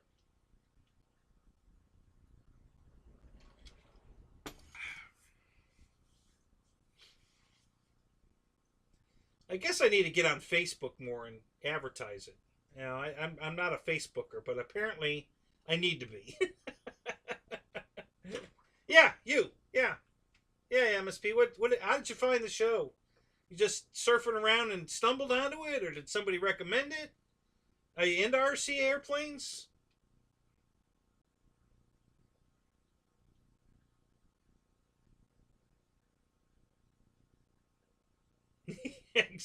Thank you, George. See, I could have the best hair if I went over to Jeff's and had him do my hair. Wouldn't that piss him off?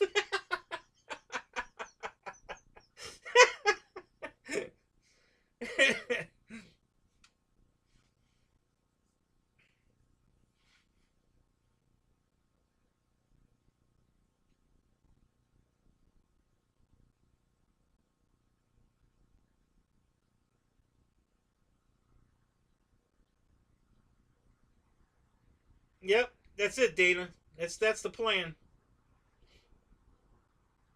Who wouldn't want to have a 40 by 60 man cave? You know, come on. All of you would love to have that.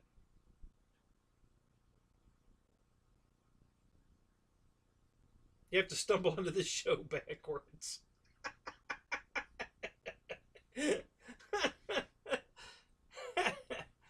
Oh, that's hilarious.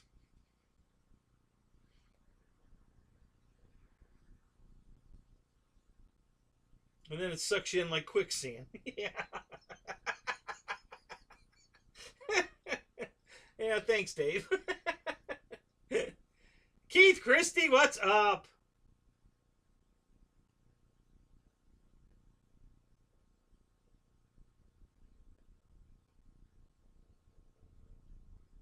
So do you fly a UMX turbo timber or a full-size turbo timber?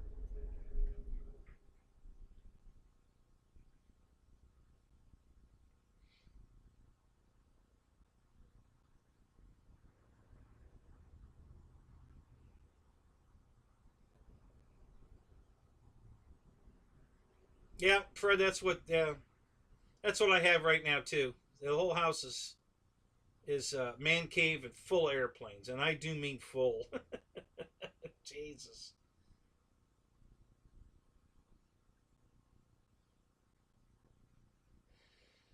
So I guess you're just starting out. MSP, not a bad plane to start with. I'm assuming you're using the safe.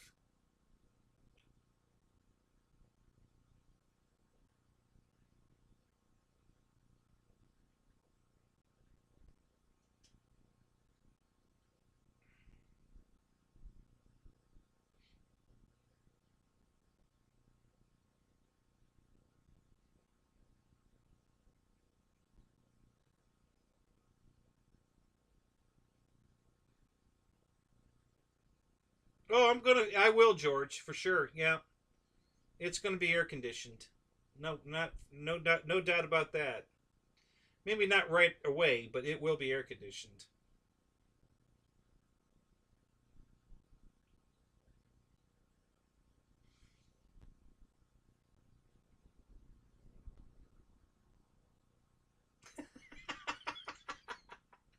David Martin Gray. Yeah, I got wanted posters for me.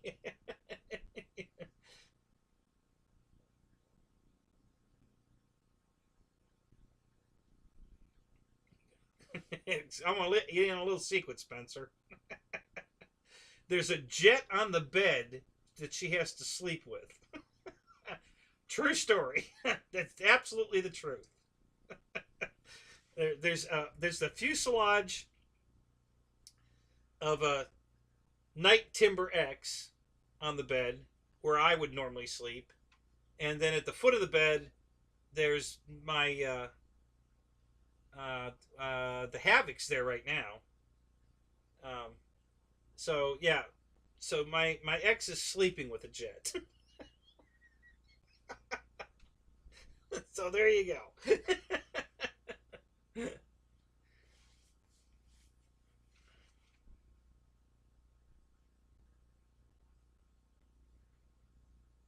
Wow, a Grand Caravan on floats. Nice. Very nice.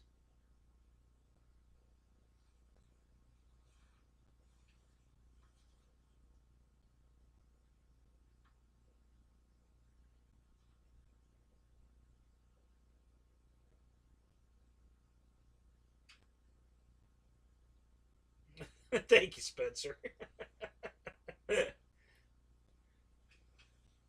Yeah, some night because I sometimes work on the planes on the bed because I don't have any place else to work on them, and should be watching TV and like the tail will be sticking up blocking the TV, so I got to kind of like move it around or turn it over. Or, it's, yeah, we got to work it out. But yeah, that's how bad it's gotten. That's why we got to build the garage because I just got now I'm out in the trailer working.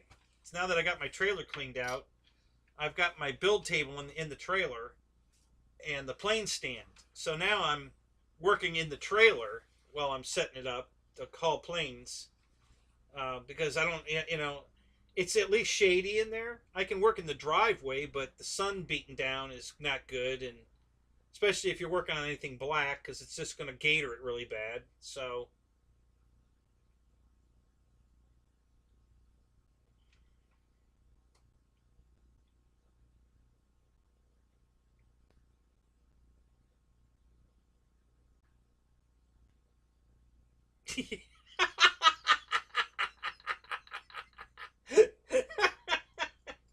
whacked out perverts because you're keeping your planes in the box. Oh my God, George, that's hilarious. so, so I guess that's directed mostly at Dana and Jeff's customs. At least Dana doesn't take them out of the box and then put them back in. You know, I gotta give Dana credit for that. At least he doesn't take them out and then put them back in. He just doesn't take them out. I mean, what kind of sick, you know, fucking idiot you gotta be to put the damn thing back in the box? And I'm kidding. I love Jeff. I just think it's funny.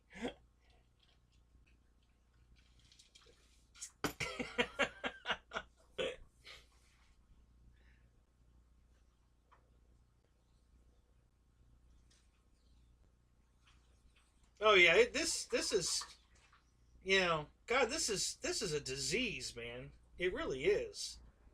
We just can't stop buying these damn airplanes. They just keep coming out with better, more beautiful, more options, you know, and the prices go down a lot of times, and it's just nuts. Like that new Radio Master radio for 150 bucks. Holy crap. And the turbines are coming down in price. You know, it won't be too long before we're all going to be flying turbines, you know, because they'll be affordable. You know, so yeah, it's just crazy. I'm actually in Florida. I'm from Cleveland, Ohio, or East Cleveland originally, but I've been in Florida for 27 years now? Or more than that. Hang on a minute.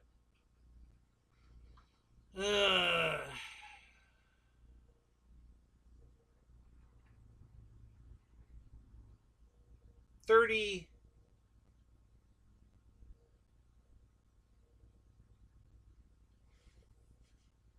37 years. Yeah, I've been living in Florida for 37 years now.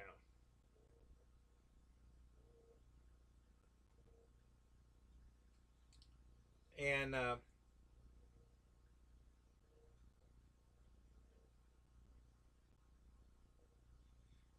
oh, he didn't ask me? Well, now he knows anyway.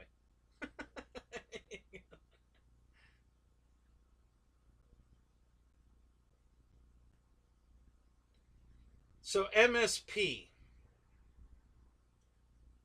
Mississippi? I don't know. I just guessed. I have no idea.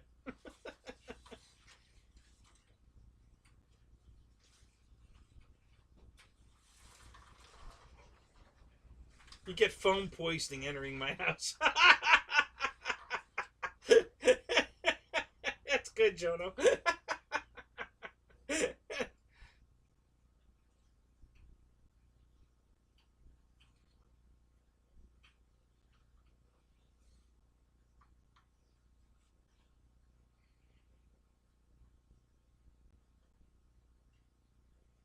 Minnesota? Yeah, that's a good guess.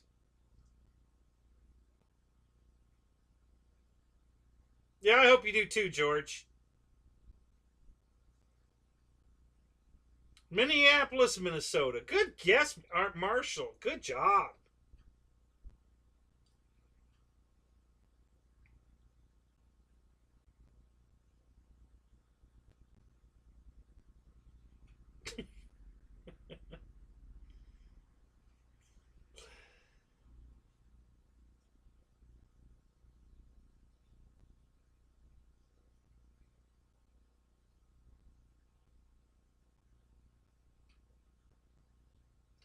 St. Cloud, Spencer, St. Cloud, Florida? There's a St. Cloud in Florida. I don't know. It's probably a St. Cloud in every state. I don't know what state St. Cloud you're referring to. Pretty sure we have a St. Cloud here.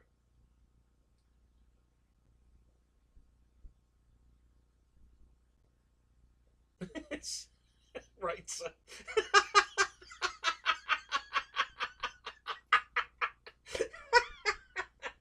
Oh, Minnesota. Okay.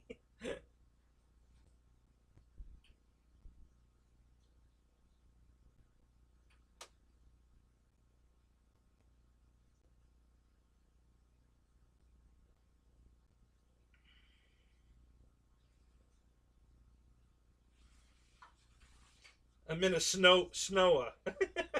Yeah.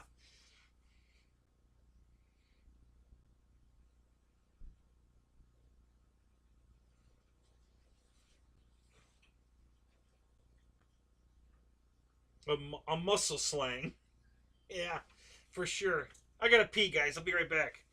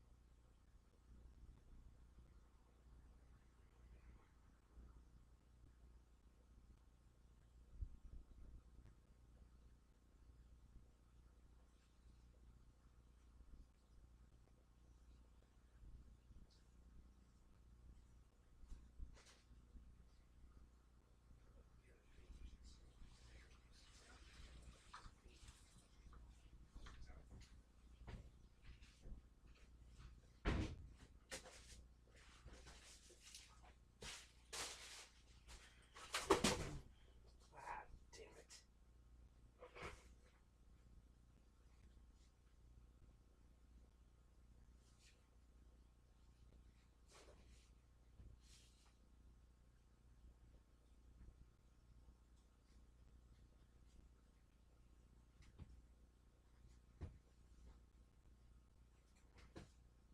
Tripping over more airplanes, guys. Oh, God, it's driving me nuts. Absolutely nuts. Ugh.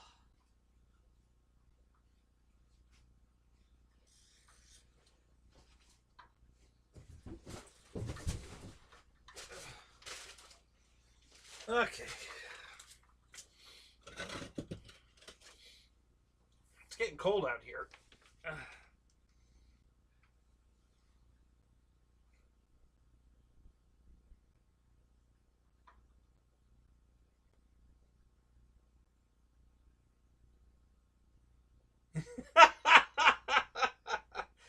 Paul, so you got a new level of sickness now, huh?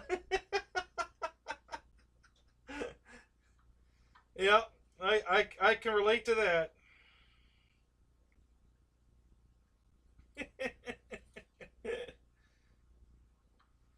I can definitely relate to that. Yeah, there's no way it's that warm.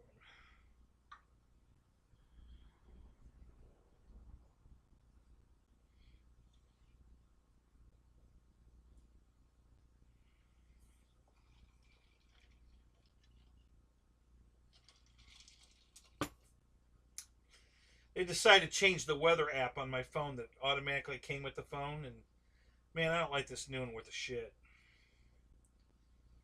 I might actually have to download my own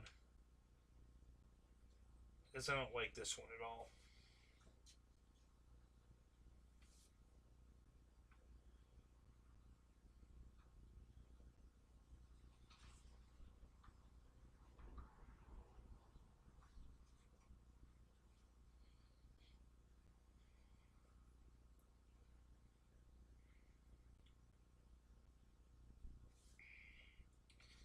Yeah, 56. Yeah, it's getting there.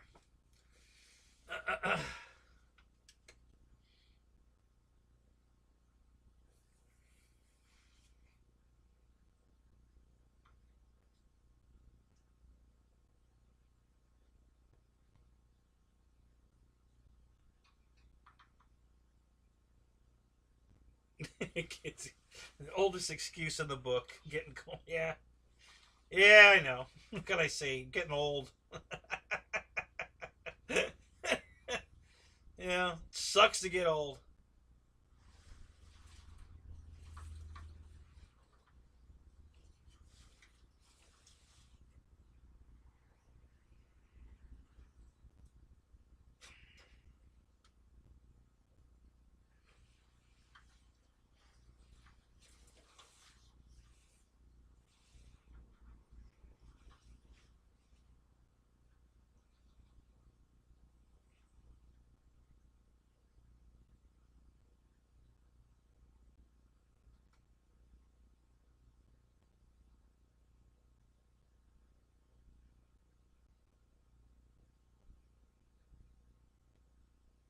Aha! I found it.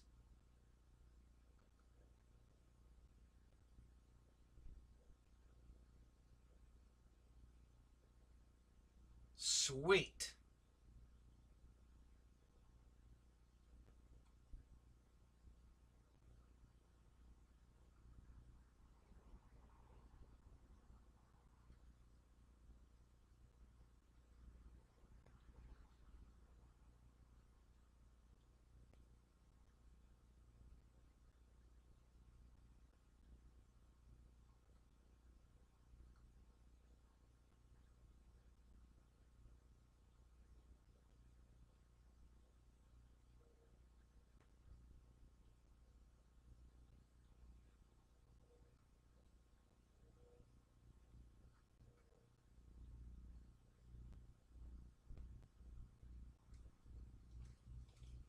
All right, guys.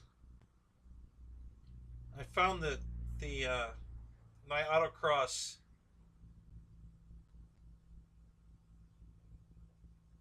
I don't know if I hope you guys can see this. If you guys are on your phone, you're not going to be able to see this. I don't think, unless you can zoom. Maybe it'll let you zoom it in. That's possible. All right, so let me see if I can get this over here. Let's see if this will work.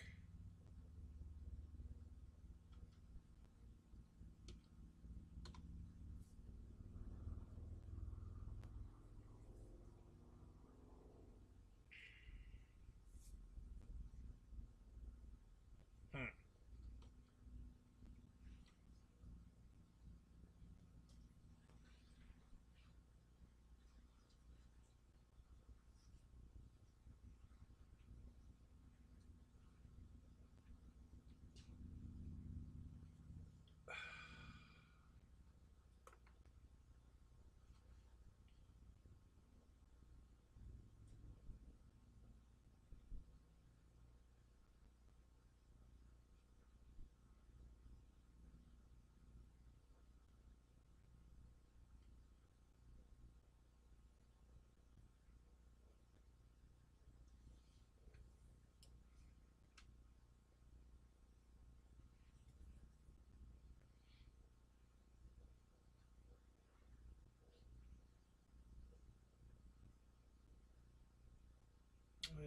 don't think that's going to help.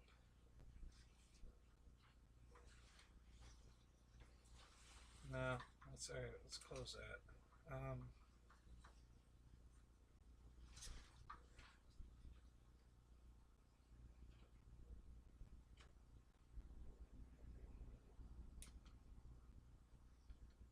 wonder how I can get that.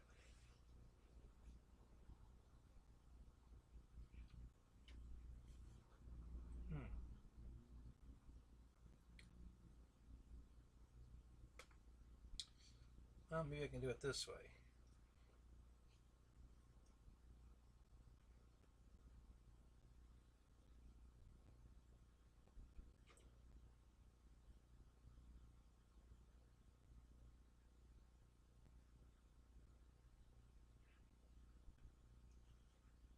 Okay, well, it said save image as, but it's not letting me pick a name for it.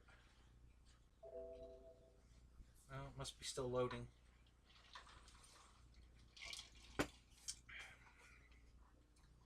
Aha!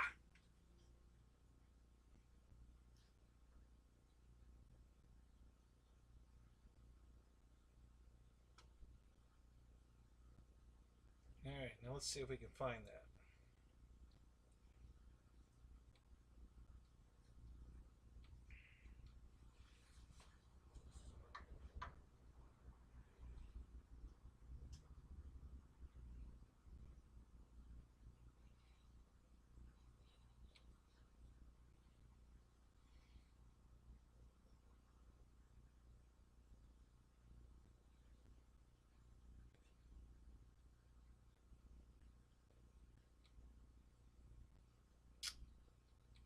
Oops. Let's go here.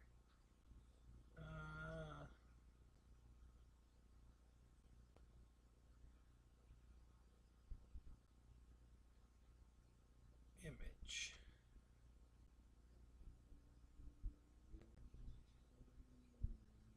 We'll create a new image. Browse the image.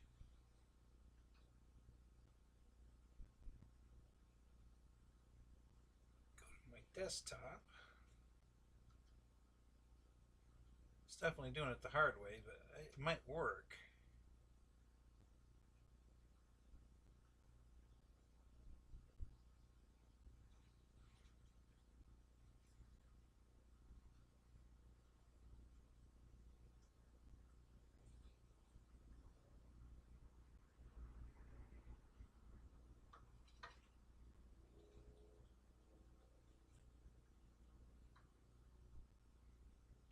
Huh. Well, you son of a gun. Well, hang on. Over there? Nope, still not there. Damn it, where'd it go?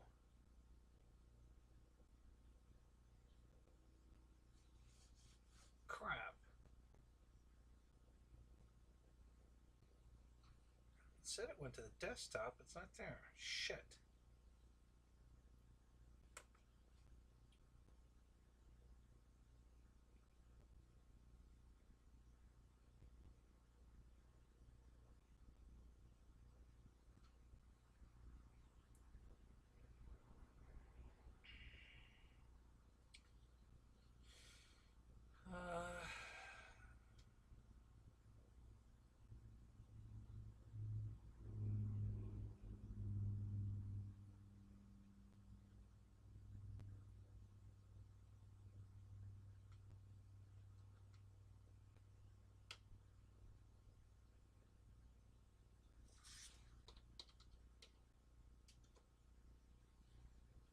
Alright, let's see if that worked.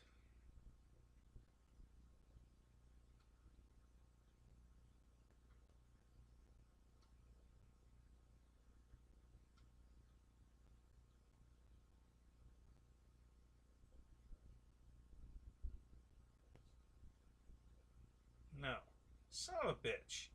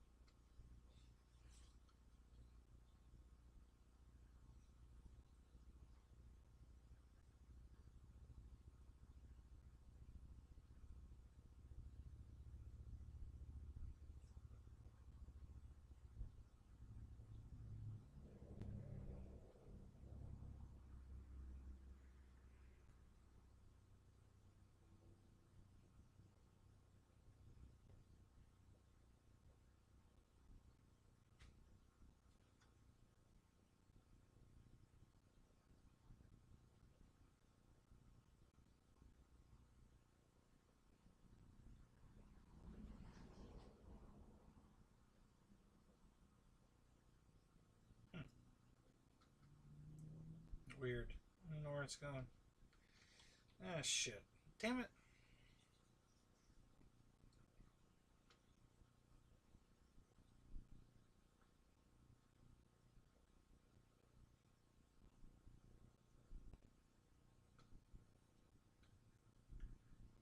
Alright, so why won't those damn pictures show up?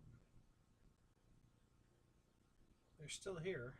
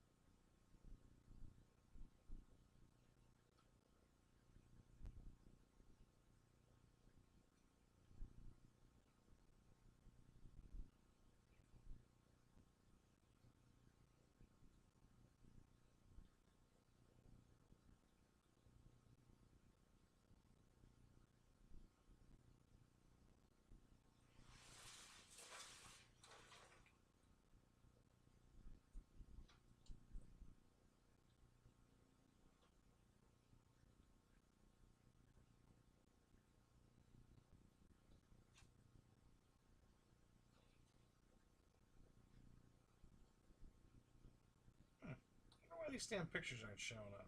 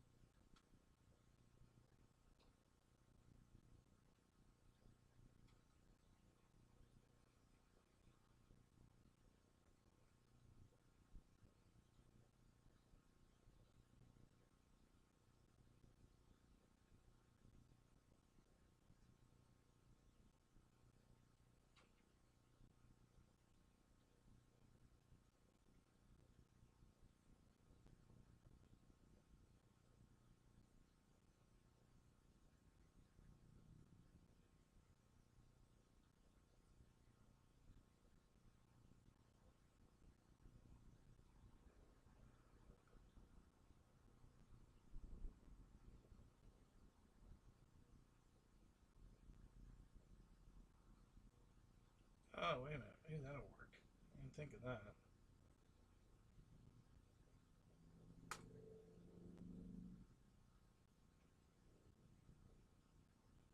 No, hang on.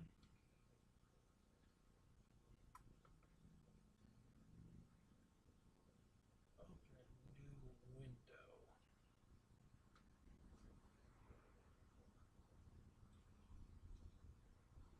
Okay, that might work. Let's try that.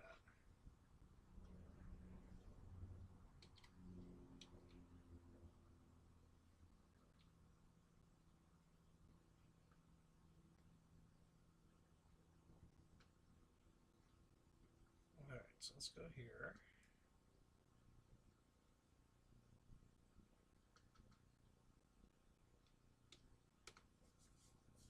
Yes! Haha, that worked. Alright. So I can't get the whole thing on the page, but you only want to see the top anyway. So here's the results from the autocross. I hope you can see that.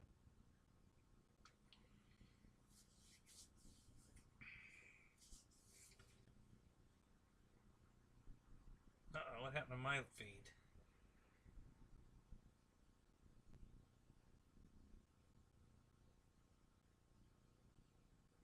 Wow, that's way behind. And let me get up to speed here. There we go. All right, can you see that?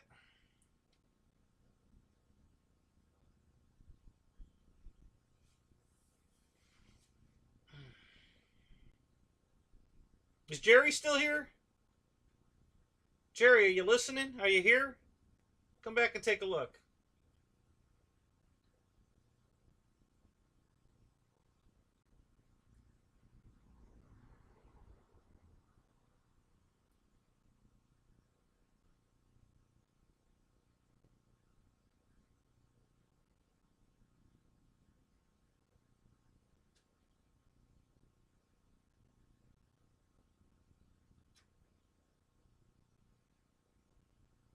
All right, Mike. So you can see it. Okay, good. So I don't know if you can read the times and stuff. It's, you know, I don't know how big you guys can blow your windows up.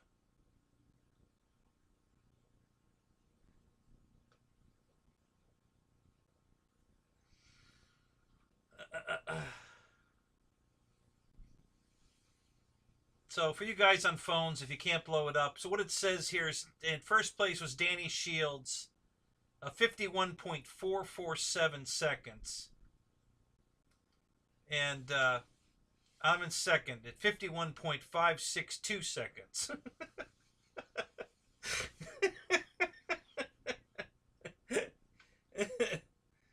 So what is that? Just over a tenth of a second?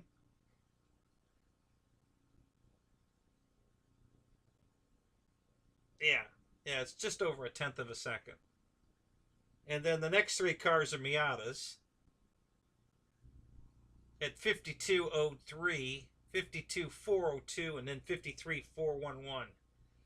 So we're talking, a half a second um, to a full second slower. And then it just gets really crazy after that. We're talking 2 and 3 seconds. And look at the cars that are running. It tells you what kind of car they're running. Miatas, a Honda Civic, Datsun 2000, Mini Cooper, a couple of Mini Cooper S's.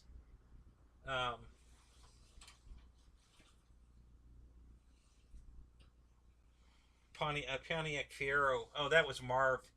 Yeah, that Pontiac Fiero has a well, if you it says it right there, 5.7. What motor is that? It's the it was a crate motor.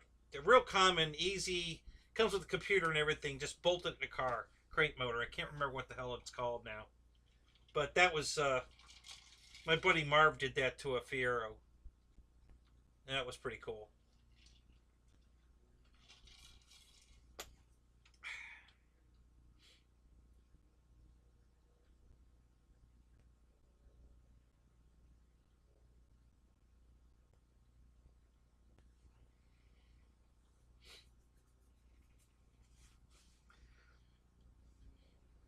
No Dodge Vipers. Not on that day. We've had them there.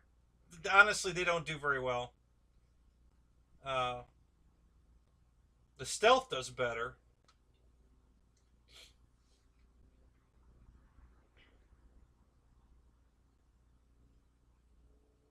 You can see it on your iPad. Oh, cool. Good.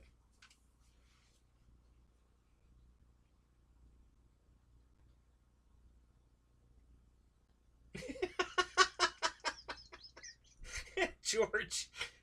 Hey, if I had some money for race tires, I could still be doing it. I still have same car. I still have it. Yeah, it's yeah, I'm just a little short. Yep, I missed it by that much.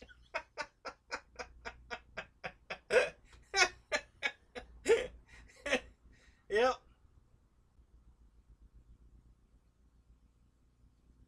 Yeah, it's the LT1 Corvette motor. The car comes with that. That's what it comes with.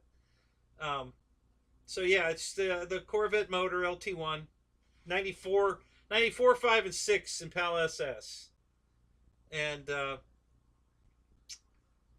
there were some mods done to the car, but nothing drastic for autocross. And I mean, I did put nitrous on the car for drag racing, but that you can't run that in the autocross. It's all out of whack.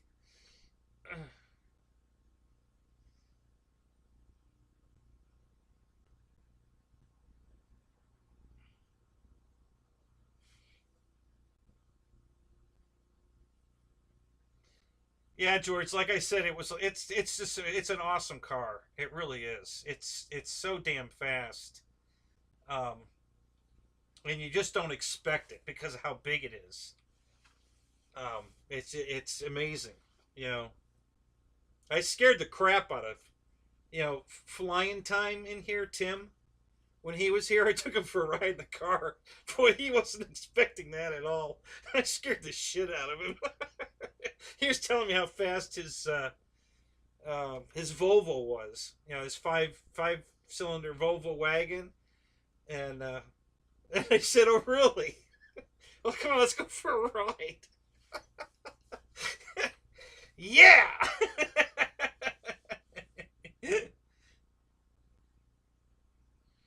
Yeah, both running Kumo tires. Yep. The that was the best. Actually, there's a street tire that's really good, and I can't remember the name of it now. I'd have to look it up. Actually, some of the guys might have been running it. Let me go back to the sheet and look at it a second. Um,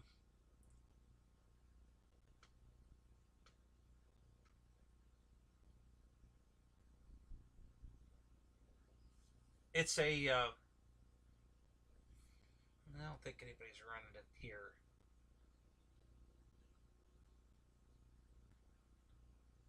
But there were some of the guys had found this street tire that was working really good. Um, and I mean really good. And it was doing better. It was so much cheaper than the Kumos we were buying. And they were holding up great, and they were fast as fuck, and it was pretty good. I was impressed. So we were gonna. I was gonna, if I go back when I go back to autocross, and I'm probably gonna try that tire.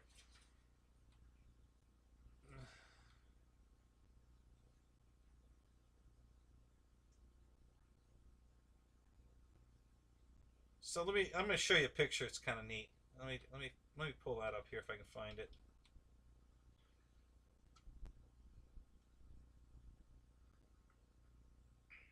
You'll get a kick out of this. It should be on here. I know it was at one point.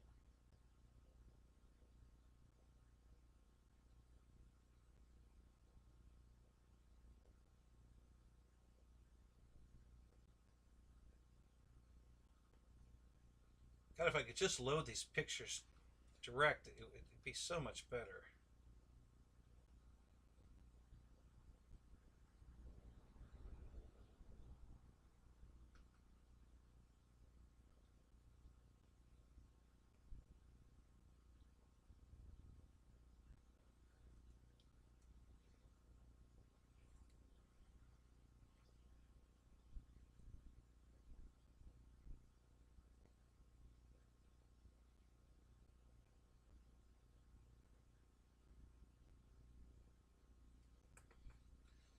Yeah, this is close enough.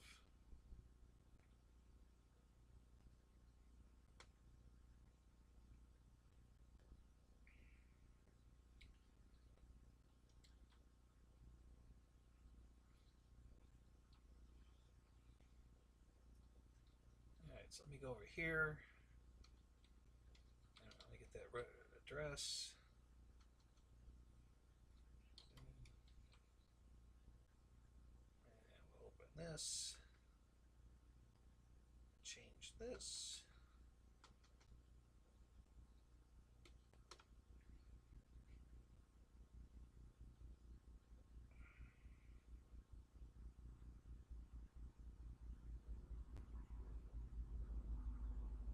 I just think this is a cool looking picture.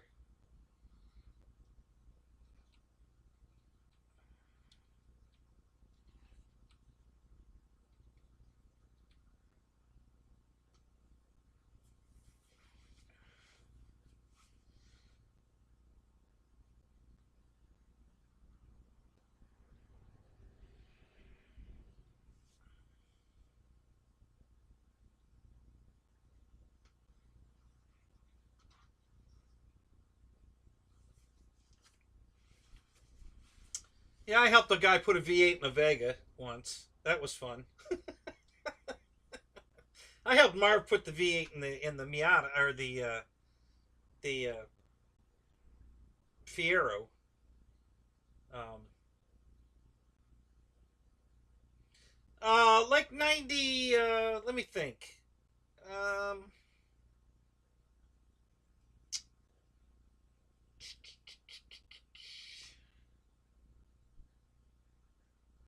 probably like 97, 97 to 99 ish. I think. Um,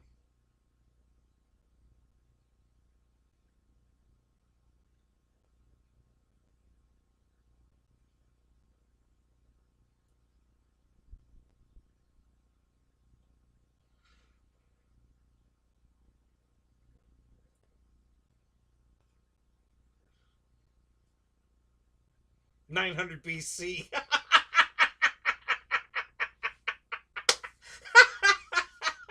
Oh, MSP, you're gonna fit it right in here. Yeah, yeah, you're gonna fit right in here.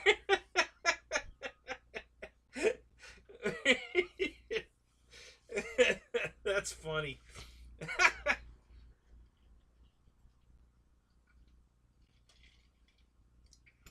Oh, you rang a pro solo in '87, yeah, yeah. This is definitely, since the car's at 95, it was after 95, so I'm thinking it was probably 97, 99, in that range there somewhere. I'm not exactly sure.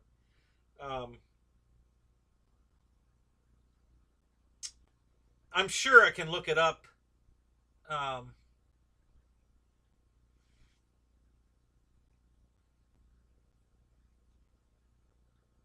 I could probably find it um, if I go to the file pages where the pictures are, on my computer, which I don't have that computer in front of me.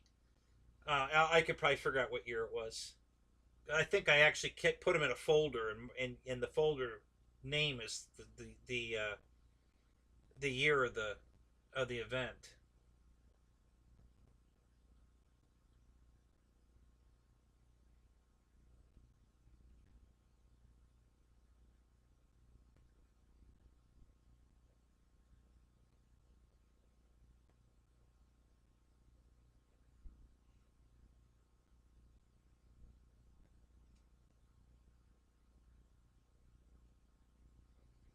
So, but this was the event where I was beating that Mustang, and the guy told the guy that he was going to call him a cab because I was faster than him.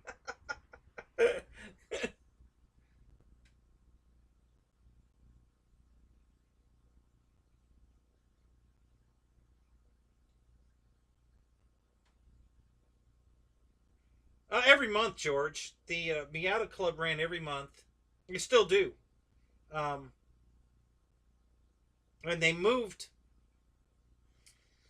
So we used to race on and where that race was that Danny and I were so close was on a police training ground at the Allstate College in St. Pete. So if you guys go to Google Earth, you can Google Earth St. Petersburg and just go down US 19, and you'll find a parking lot right on the road. I mean, there's just between 19 and where we were running was a brick wall. So there's a parking lot down in St. Pete on US 19. It's on the east side of 19. It's at the college, and there's a big parking lot there, and you should be able to see a bunch of police cars parked there. And that's where that event took place. Um, and then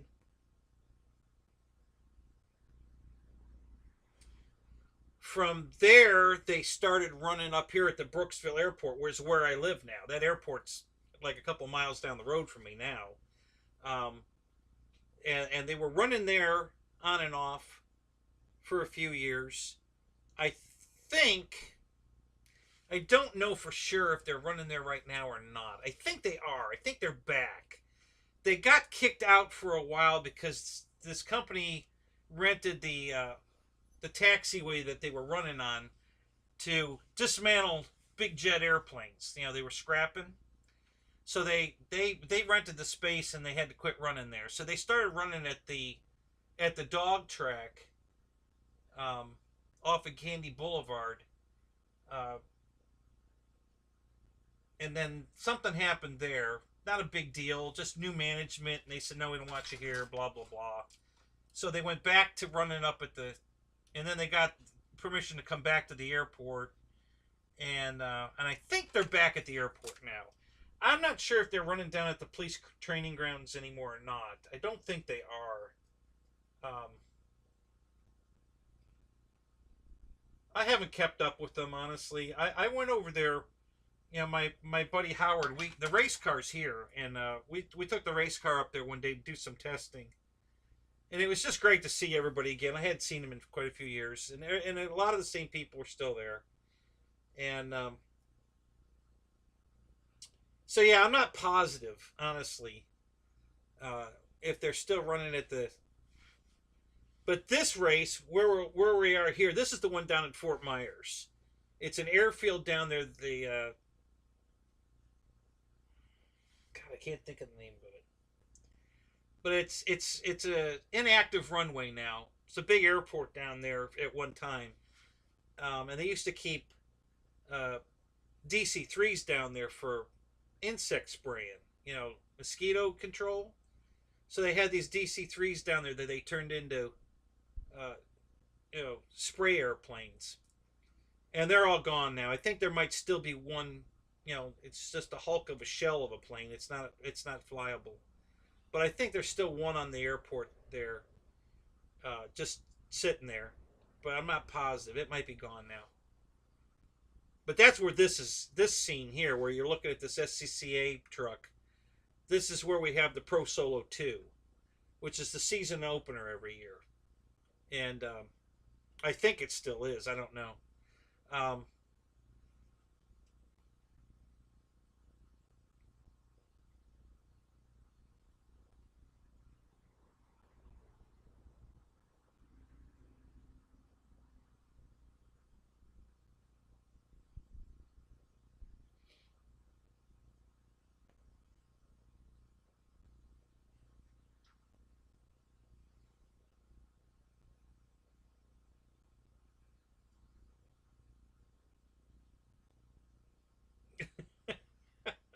well, David Martin Graff, I can't compete with that.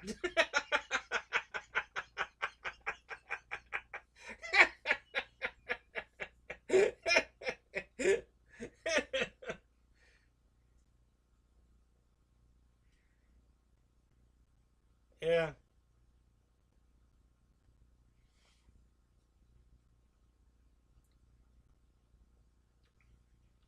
So anyway, there was one other shot similar to this. I think we're on the other side of the truck in the other lane, and um,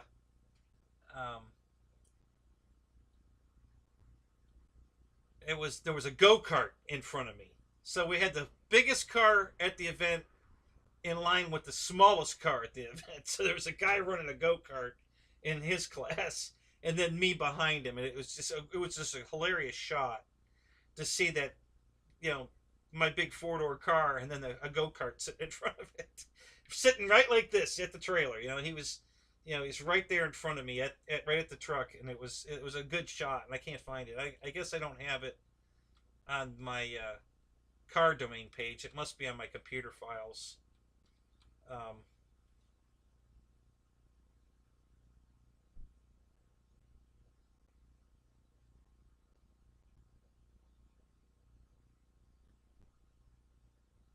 yeah, there's a NASA club that runs down here too. They run at Sebring, and I'm part of that club or network. They send me updates, and I get emails all the time when they're running.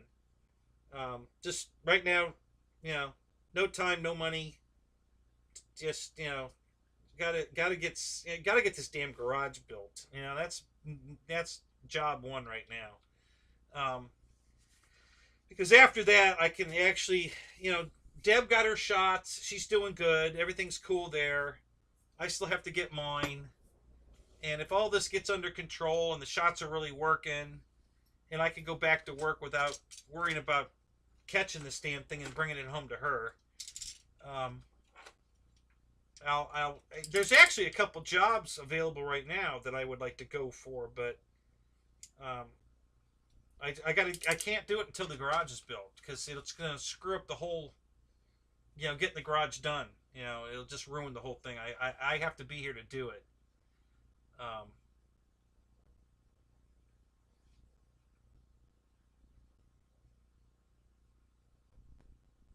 hey, it was nice to meet you too, MSP. You taking off? Come back next week, 9 o'clock, Thursday night, right here.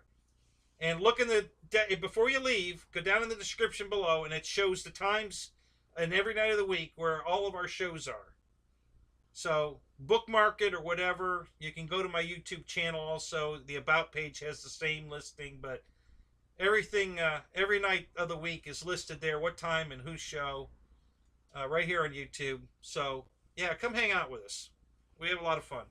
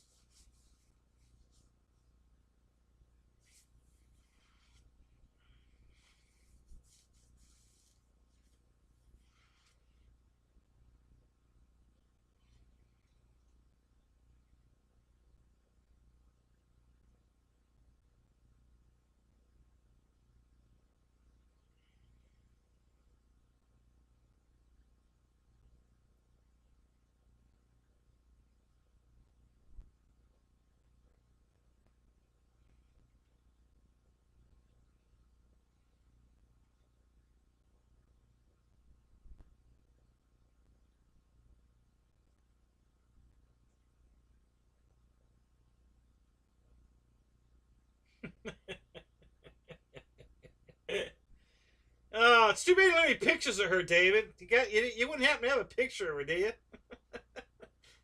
We'd all like to see that.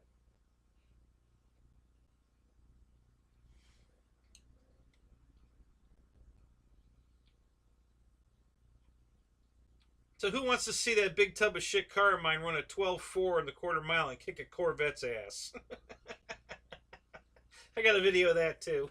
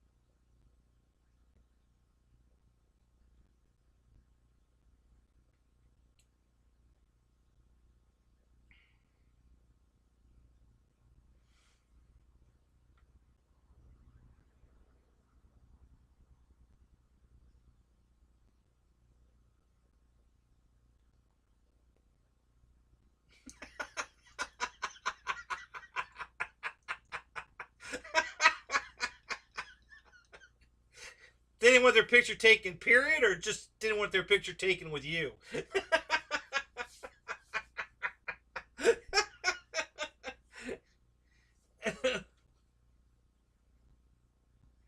Have you looked her up on Facebook?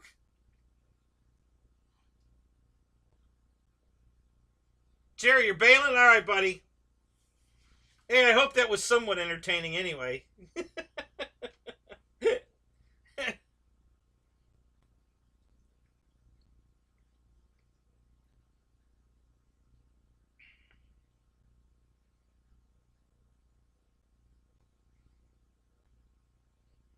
It's some of both.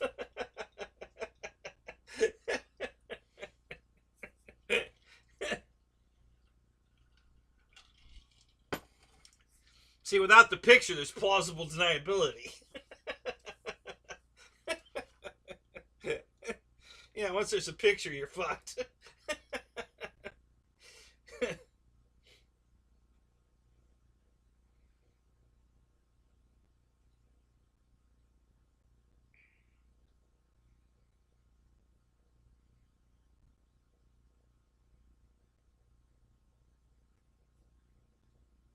All right, Paul. You taking off too? We'll catch you later, buddy. Good to see you, man.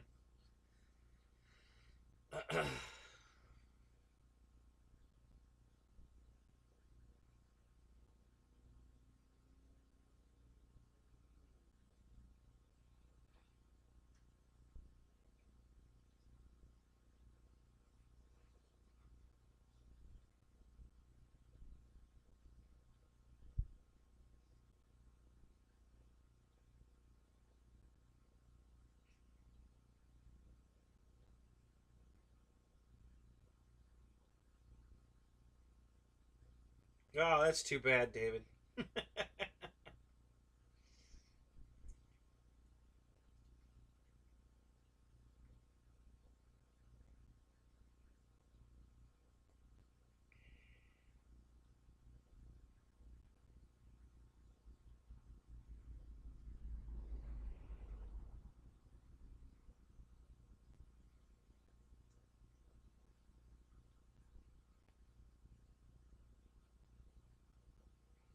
I think that's interesting as hell, Dave. That you and I both autocross. That's hilarious.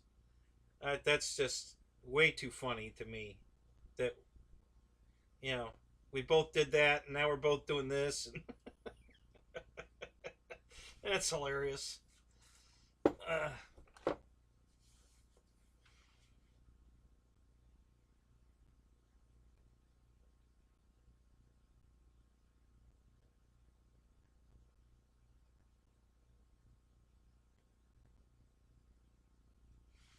is EQ still in here? I don't think he is he? You in here, Eric? Are you working on an airplane and listening?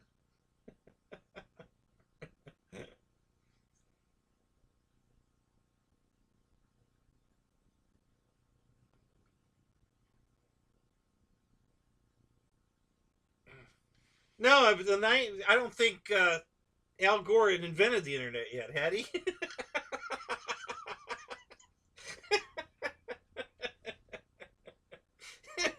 What year did he invent the internet? I forget.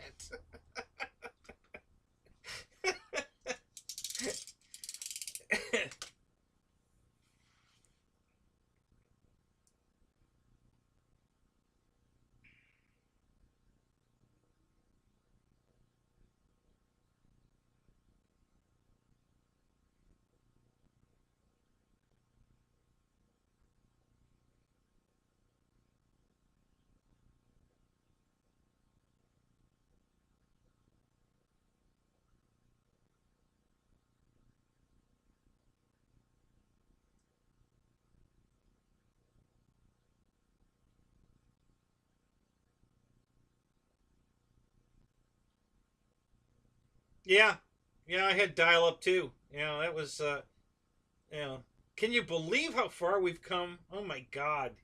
Do you remember dial up? Holy shit.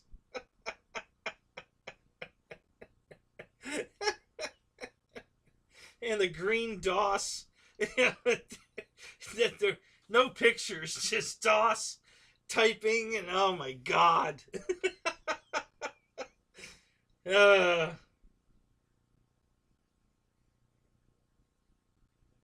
oh my god, AOL and Prodigy. Oh my god.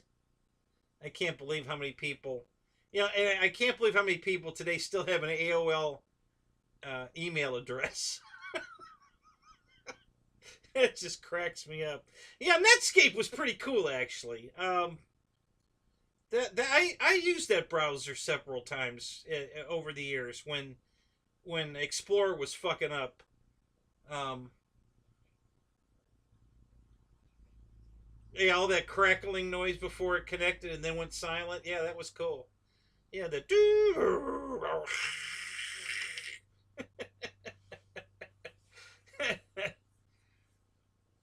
Hey, I thought they had a cool logo. I like that ship's captain's wheel, logo they had in Netscape. That was pretty cool.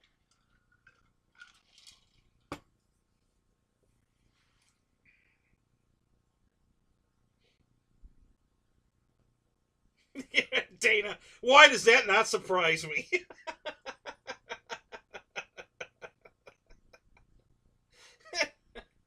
I do. I'll say I do have, and that's the only part of AOL I ever used was the messenger. I still have that. I haven't logged onto it in years, but I think it still works. The last time I logged into it, it worked. But there was a couple of people that's all they had. So if I wanted to chat with them online, I had to get the AOL Messenger account. So I did. Um, so I still have that, but I haven't tried it in years to even know if it works. Um,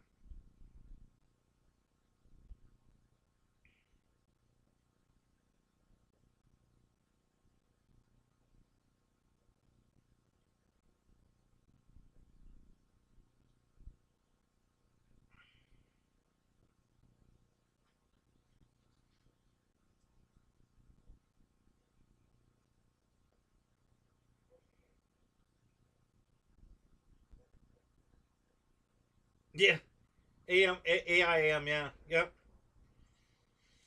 So yeah, I still have one of those. It's actually on. I don't think it's on this computer. I think it's on the one in the living room. Let me look and see if it's here. No. Yeah, it must be on the one in the living room. Or the one that's... Well, it's probably on that one.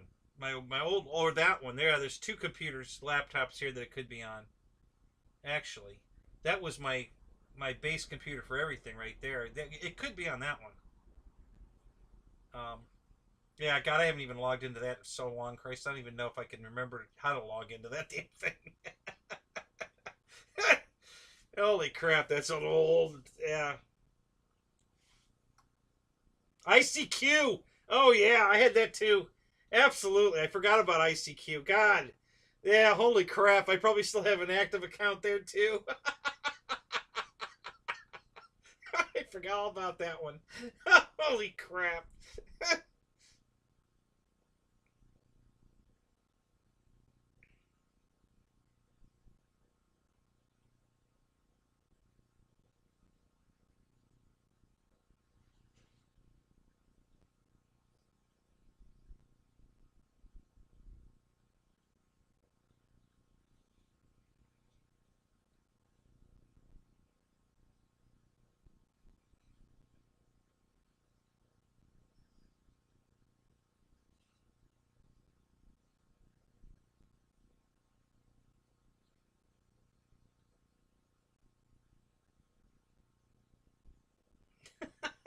Really?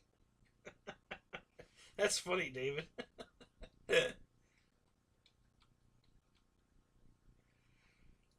Oh, let's see. What other fun shit can we bring up from early Gabber? Um,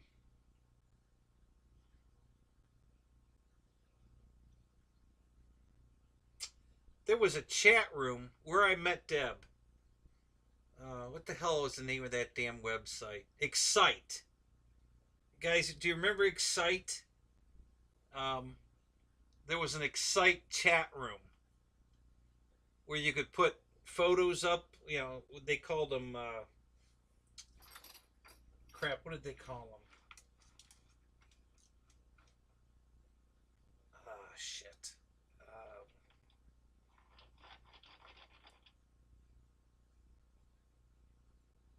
oh yeah, Asking Jeeves. Is that is that still up? That might that might still be a thing. Ask Jeeves.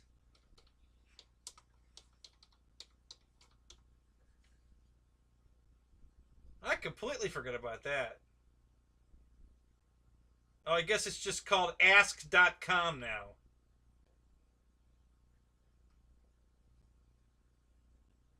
Yeah, I forgot all about Ask Jeeves. That's hilarious. Yeah, there's a ask.com now, not Ask Jeeves. That's hilarious. Yeah, I remember that. I think Excite's still a location.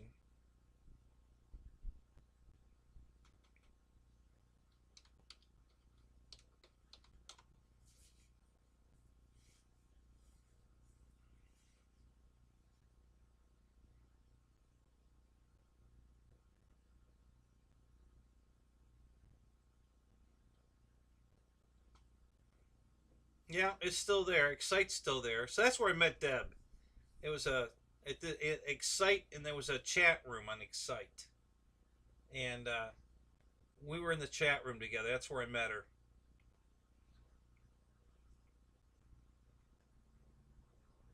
Those chat rooms were pretty good places to pick up women at back in the day.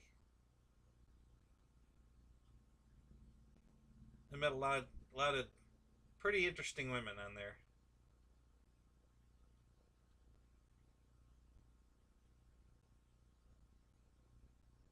I don't know if they have any kind of a social thing here anymore. No, I'm looking.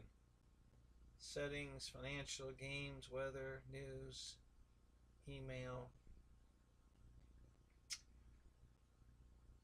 I remember Excite had one of the very first reverse lookup uh, of anybody out there. If you wanted to reverse look up a phone number, you could do it here. And yeah, that was pretty cool.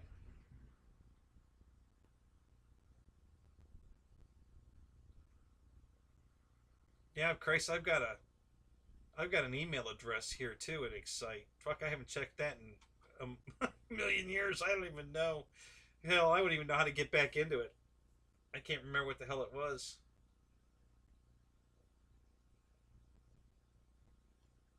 That's hilarious.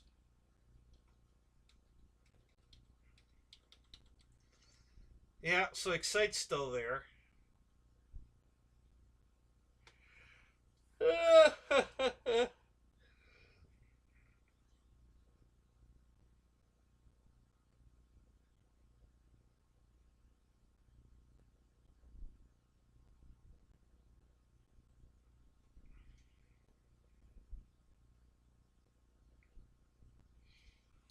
What's it called? Lucent? I don't remember that one.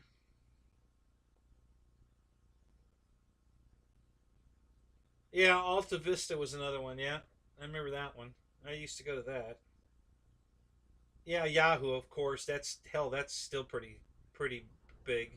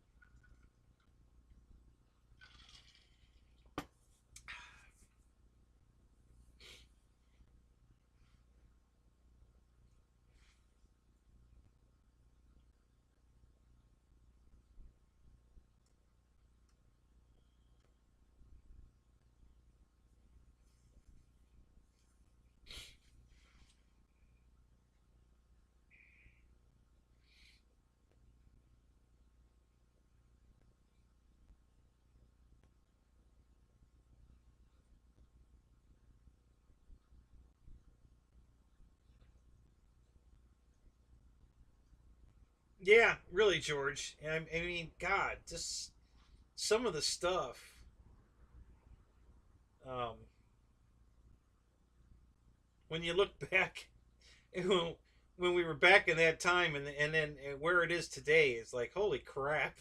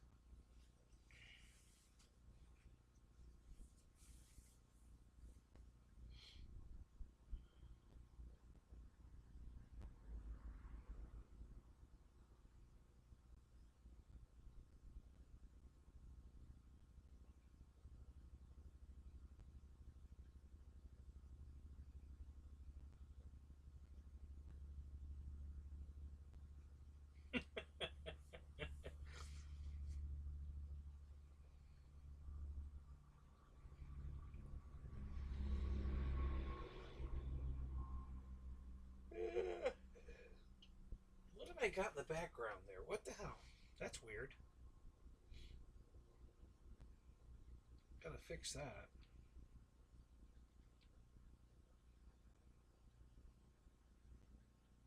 I don't know how that got screwed up. I gotta switch over for a second here, guys. I need to fix this. There we go. Much better.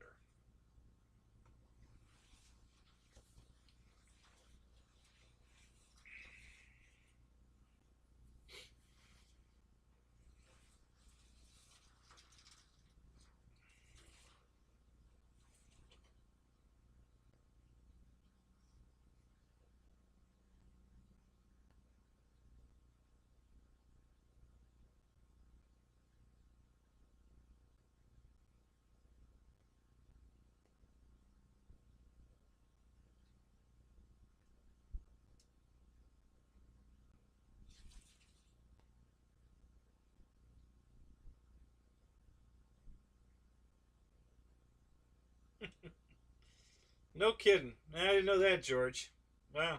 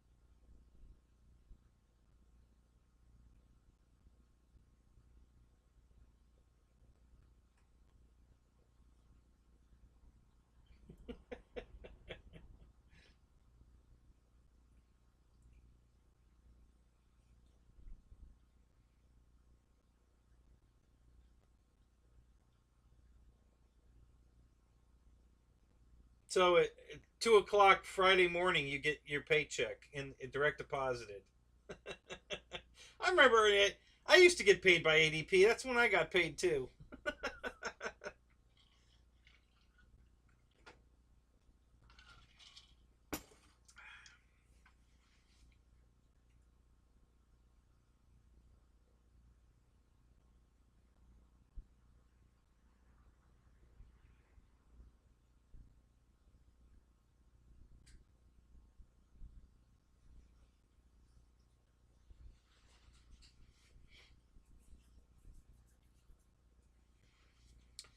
Did you do some computer programming back in the day, George?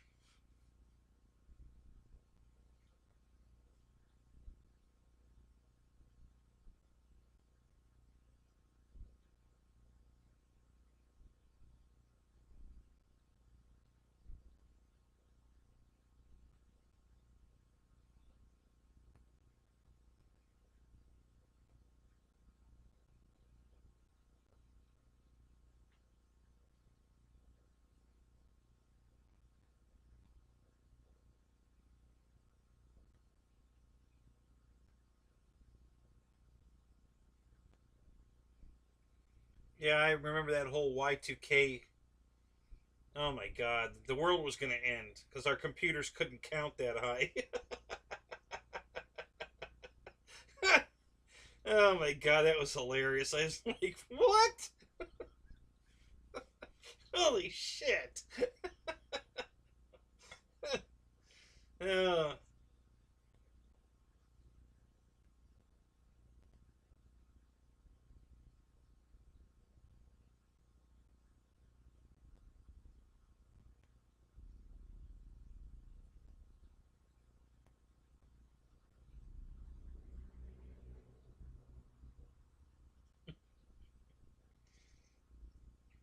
good comeback, Dana. Way to jump into the chat here.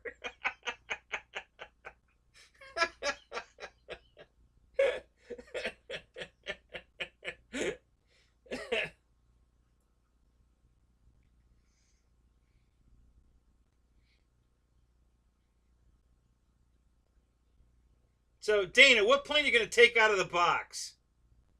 Pick one. Come on, we got to get you, you know, up to speed here. So, pick an airplane, get it out of the box.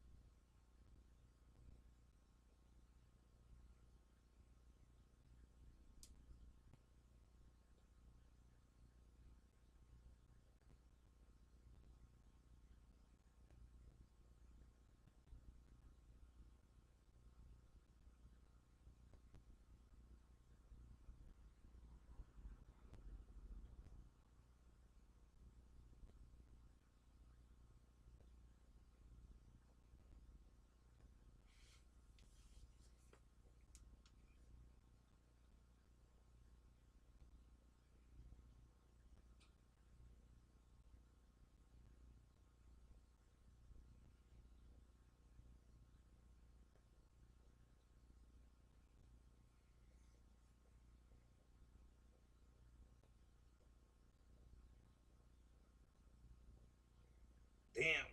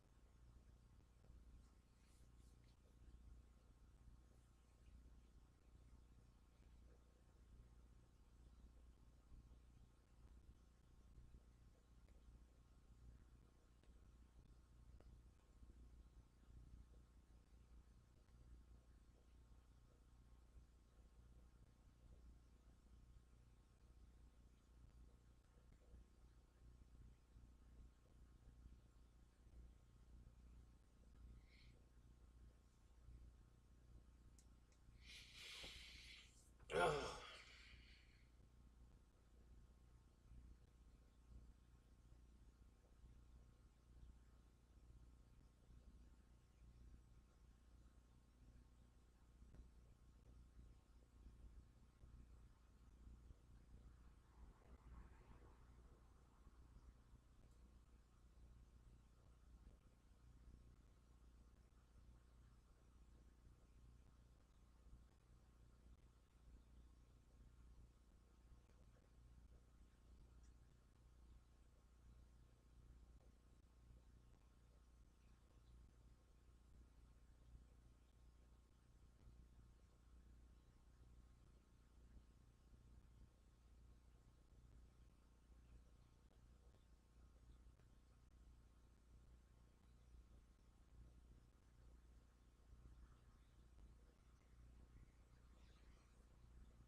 Northeast FPV, welcome.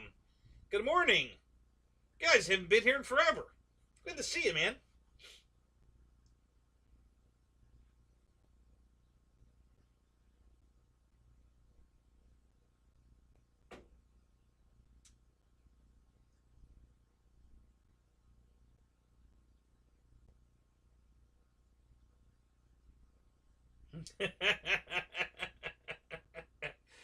Let me think. Let's see. You're gonna go grocery shopping. No, no, you're gonna go. You're gonna go bowling. Now, you're gonna go flying. Yeah, that's what you're gonna do.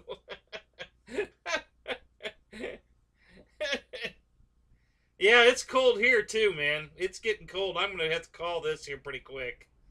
I'm freezing my balls off out here. It's going down the 40s. They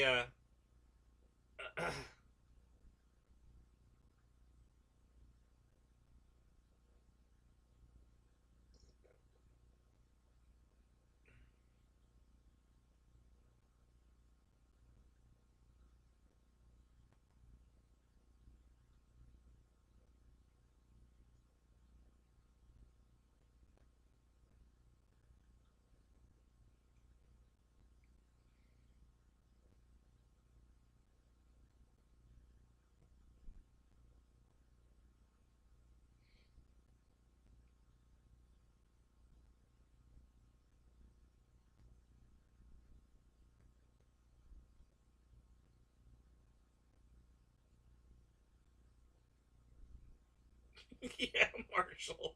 It'd have been a lot warmer if you'd have rolled them out there then and now. 2 o'clock in the morning in your pajamas walking out the street to take your trash.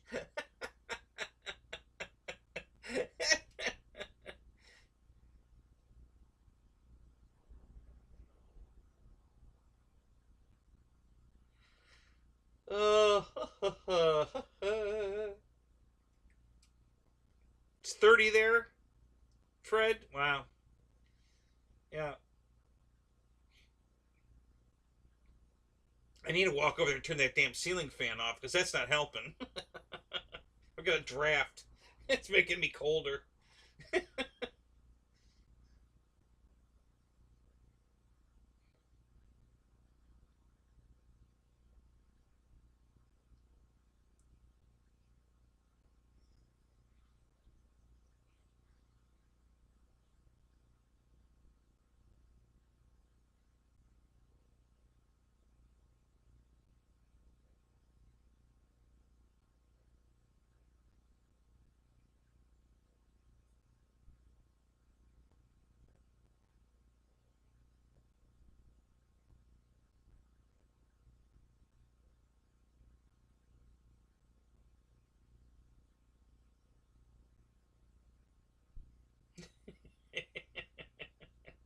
Yeah, why not? I mean, I am too. You know, fuck.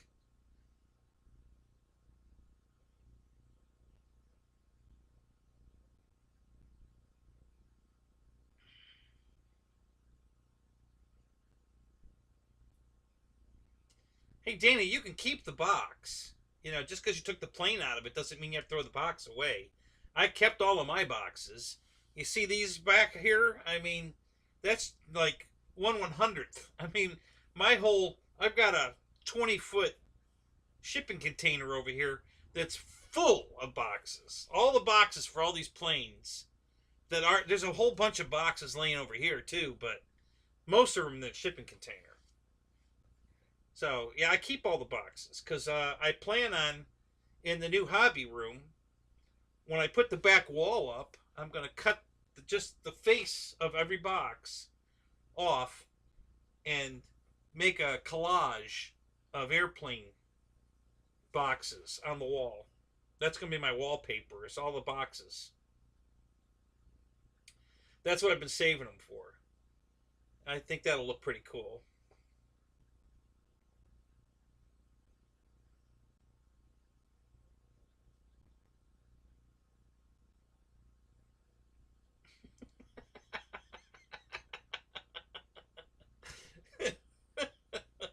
That's hilarious, Michael.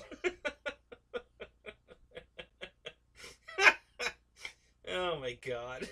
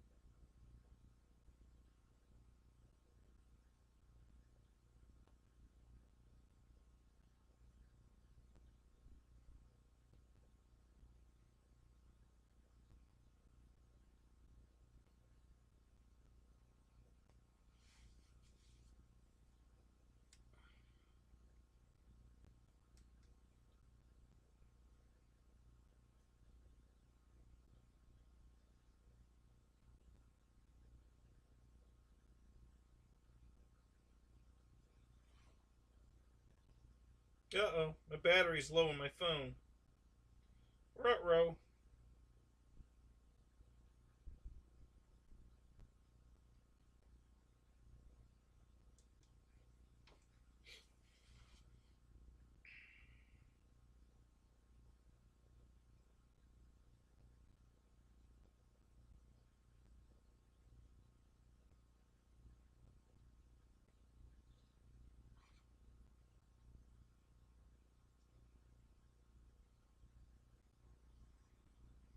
Um,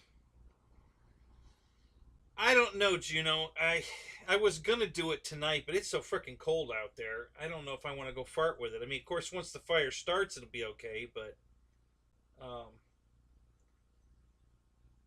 I'm gonna shut this down at 2. And if there's a lot of dew on the ground, I might start them now. If not, maybe I'll get up. It's gonna be the coldest at 8 a.m. You know, it's gonna be like 41, I think, at 8 a.m. So the temperature's gonna keep going down all the way to 8 o'clock in the morning.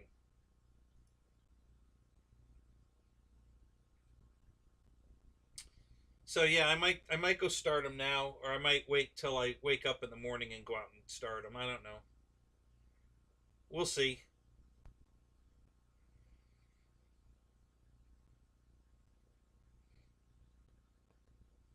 If there's enough dew on the ground right now, I might start them now.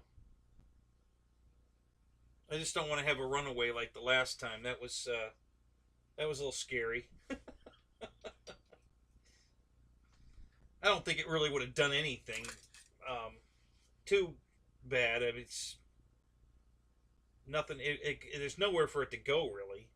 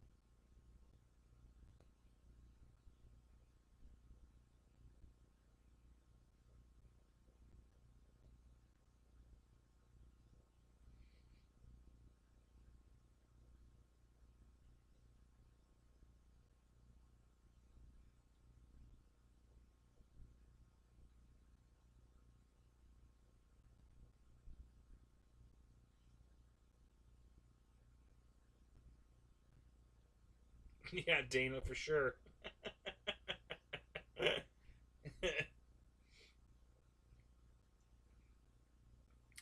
Yeah, it wouldn't look too good in the bedroom, but yeah, man cave. I think we're good. Yeah, the hobby room, the airplane storage and build room. It's gonna be probably 20 by 30, I think. Um, so it'll be one fourth of the whole garage is going to be a hobby room.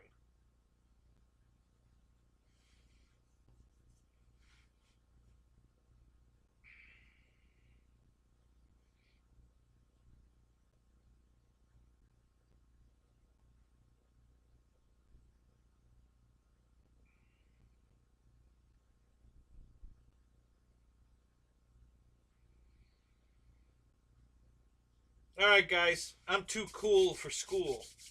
It's cold out here. I'm calling it. Thanks for coming, guys. It was fun. We had a good time tonight. I know I did. I will see you guys tomorrow in Dave's RC, and I'll update you on the fire if I start it now or later, but I'll let you know how that goes. Never done this diesel fuel thing before, so this should be interesting. And I'll let you know. So, have a good night, guys. Stay warm. Talk to you later.